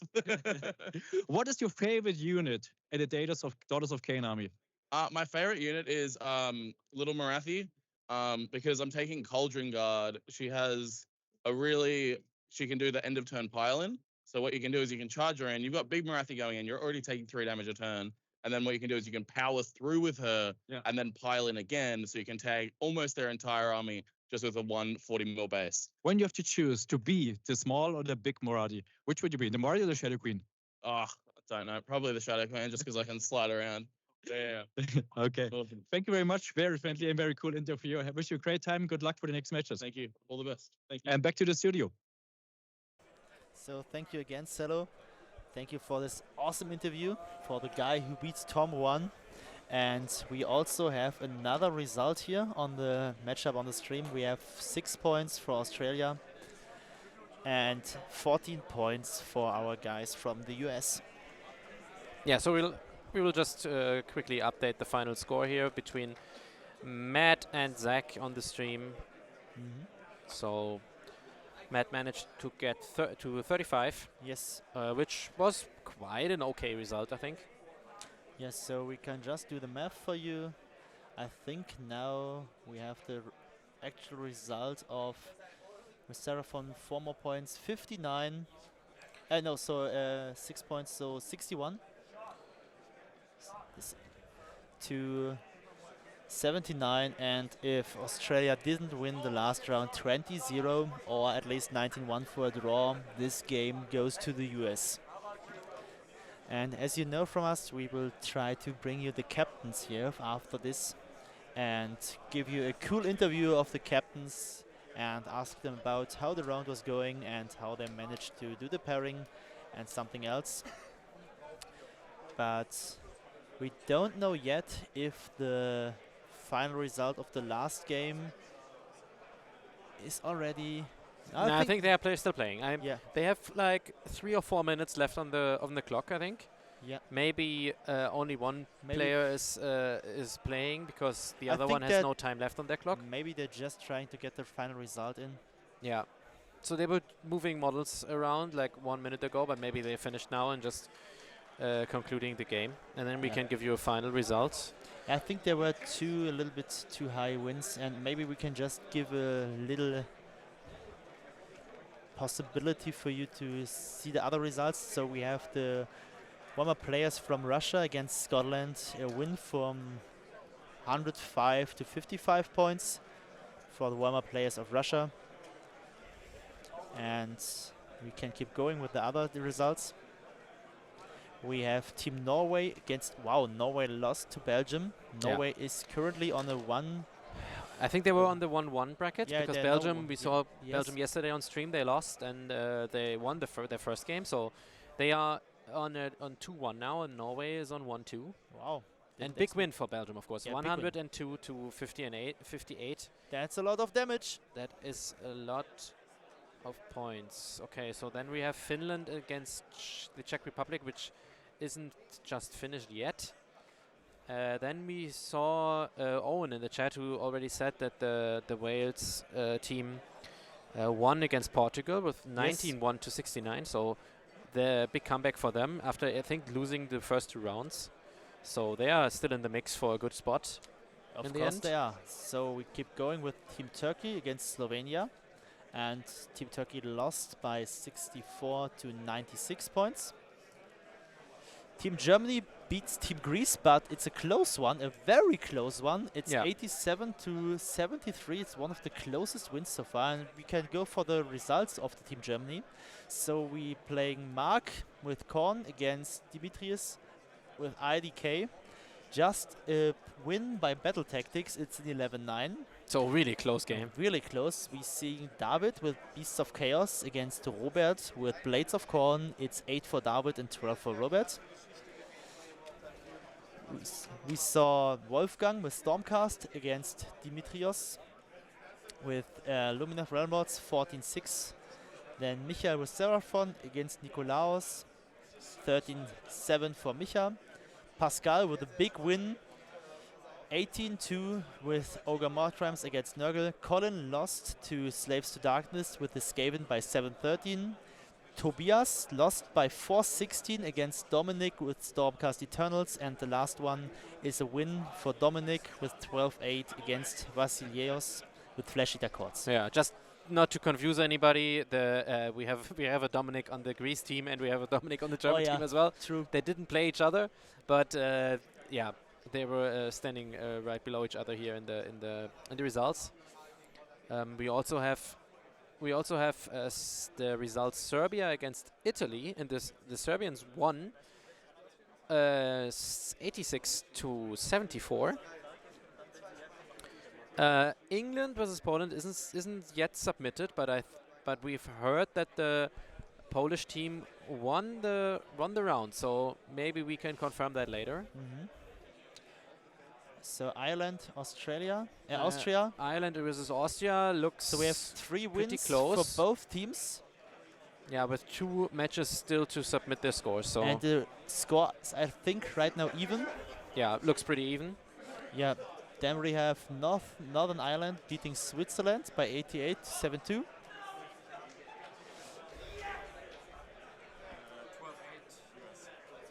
For US. And we have the also final score. So US wins the last game by 12-8. So the final score is 69 for Team Australia and 91 points for the Team US, who's Yeah. living the dream, the American dream, for going 3-0 right now and still aiming for the top spots. Maybe Yeah. they now have to face the France team. Yeah, this could be definitely possible. I mean, Maybe the Polish France or Polish. the Polish team is also on 3-0. France is also on 3-0 and maybe Spain. So Yeah. these are right now the best contenders for the top places here. Yeah, and I mean the Australians gave them a fair fight, so they took course. a lot of points. If you take into consideration that the Americans took the first 2 rounds, almost scoring all the points by 120, they now only got 91. So that's still nice. And I'm just seeing that the captains are setting up for a small interview here. Maybe Henning can just give you the final results of the other games, and Salah will take it from me here right now.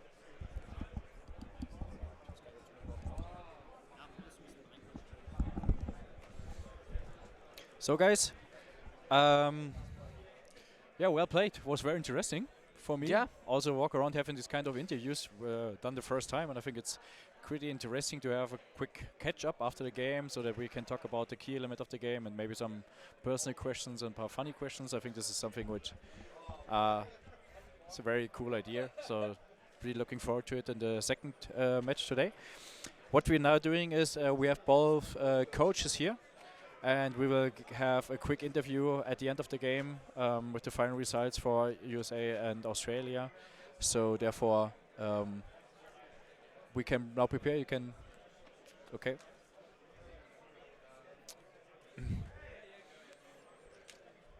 What's very important, I think this is what we can discuss in during the break. What kind of questions are interesting to ask? I mean, I want to ask some questions in terms of the game, about the strategy or Yeah, key sure. elements, and I also want to have some funny stuff. So Yeah, like, of course. and so to have a little bit more enthusiasm and cool vibes. Yeah, I and mean, stuff. I think we mixed it up pretty good for now. So Okay. I think it was interesting to hear. But of course, the chat can also answer this. If there's anything you want us to ask them. This will be great. So if you have any questions which are amazing to ask the players after the game, please let us know. I will notice them and ask them. And from my perspective now, we can start with the interview in our back. Can switch over. No. My good side. Is there a script for this? So these guys are ready. So Darius just discussing. Are you right? Are you right? Okay, then we can start. Thank you. So, ladies and gentlemen, I got the two captains from Team Australia and Team US here with me. One of the matchups we all looking forward to see and hoped for to see. Unfortunately, for you guys, it's not the best clock time at your home countries. 3 a.m. But for you, it is. So we hopefully will give you the opportunity to go for another stream. Yeah. But for now, we have the final result.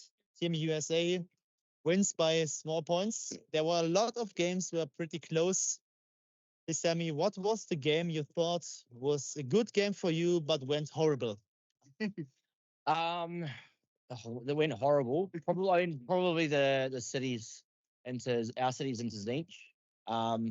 We didn't think it'd be a big win, but we thought that we'd probably be able to get a fair amount of points out of it. But it sounds like a late double turn. It was 12-8 for Zinch, right? 12-8 for Zinch. So it sounds like a late double turn around turn 4 has swung the game towards the Matt side. So, bit unfortunate there, but that is what it is. That's all guys to play Wormer who knows Matt. He's an awesome Zinch player a long time ago, so I think he managed to get some points squeezed out of this matchup. Are there any matchups you think you will win and then, whoops, you lost? Actually, Jordy's game against Cities, I didn't think we would win it, but it went tragically bad for us. It seemed like there were a lot of dice rules that kind of swung early in the game. But you know, Jeremy's a great cities player, and he scrambled for quite a lot of points. So that was a game I was hoping would go better, but you know, he still scraped 5 points out of it, which is amazing. And then the Siege Cities game was wild, just to watch Matt and your cities player. So as you can see, the estimations are not always as the game comes out, and that's what coaches have to live with, have to deal with. When was the moment you get nervous that you can lose this game, or maybe how long did the hope go on for you?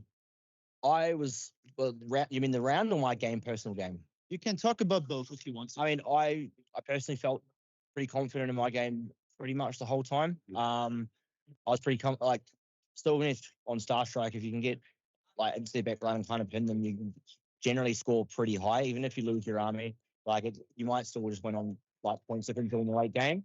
The rounds, I was just as I'd done it in the pairings, I was questioning my decision to attack Iron Jaws with Corn? No, Iron Jaws and Slanesh into the corn. I picked I'd probably pocket the Stormcast, didn't end up sticking with it. So I ended up taking those. Probably should have attacked the Iron Jaws in the cities, and it probably changes up the back half of the pairings dramatically. So you learned maybe a lot for the next rounds? Yeah. Because we play 6 rounds in this tournament, so there can be only one 6-0 player a team, but there maybe there can be no 6-1 players, 6-0 players. So 5.1 and the close loss here, everything's possible for you. And for you, keeping the American dream alive? So far, so good. So you're aiming for 6-0? I mean, that's always the goal, right? But it's a tough field. So I don't know who we have next round yet, but I'm sure it's going to be an absolute war. I can give you a hint. The Polish guys are 3-0. I think the Spanish guys are 3-0, and the France guys are 3-0. Okay, so probably one of them. For you, I can give you a hint because there are a lot more to one, guys. Yeah. So we had a lot of interviews in field here, and I got a lot of good ideas for asking you the last question. Okay. If you could be one of your models in your army, what would it be and why? I don't have an army here. I'm not playing, so. No, not your army playing here. Your main army. Your main army. I don't have a main army. I play like 10 armies. Then what of you're making it very hard for me. You have 10 I armies. don't have an answer. You have 10 armies. I give you a little bit more time here. No, I will tell you. I would be Catacross. He's an absolute boss. I'm a big fan of Catacross. I went with Catacross to Atlanta last year, so I'm on your side. Yeah. And for you, what model would you be? From my specific army or any army? You can decide. Scar Bloodwrath. Scar Bloodwrath? Yeah. Why? He just don't want to die. Thank you guys so much. Before I let you go and celebrate with your team or get a preparation for the next round, I have to get one of your dice. Of course. Yeah, I got it over there. Good to see you. Thank you so much. Appreciate you. Yeah. And good luck for the next round. Okay, man. Thanks. Yeah, hey, that's awesome, man. Well, good luck next round. So, we have done with the first match for today, and we will have a short break as well to get some food, and we will back here in approximately 30 minutes, and then we will have the second round for today, so the third round in total, and of course there will be a winner bracket team here on the stream. And we don't know yet, but stay tuned, stay updated. We will be here. We'll enjoy it. And speak to you soon. We will have some music and breaking time. Speak to you soon in 30 minutes. Bye-bye.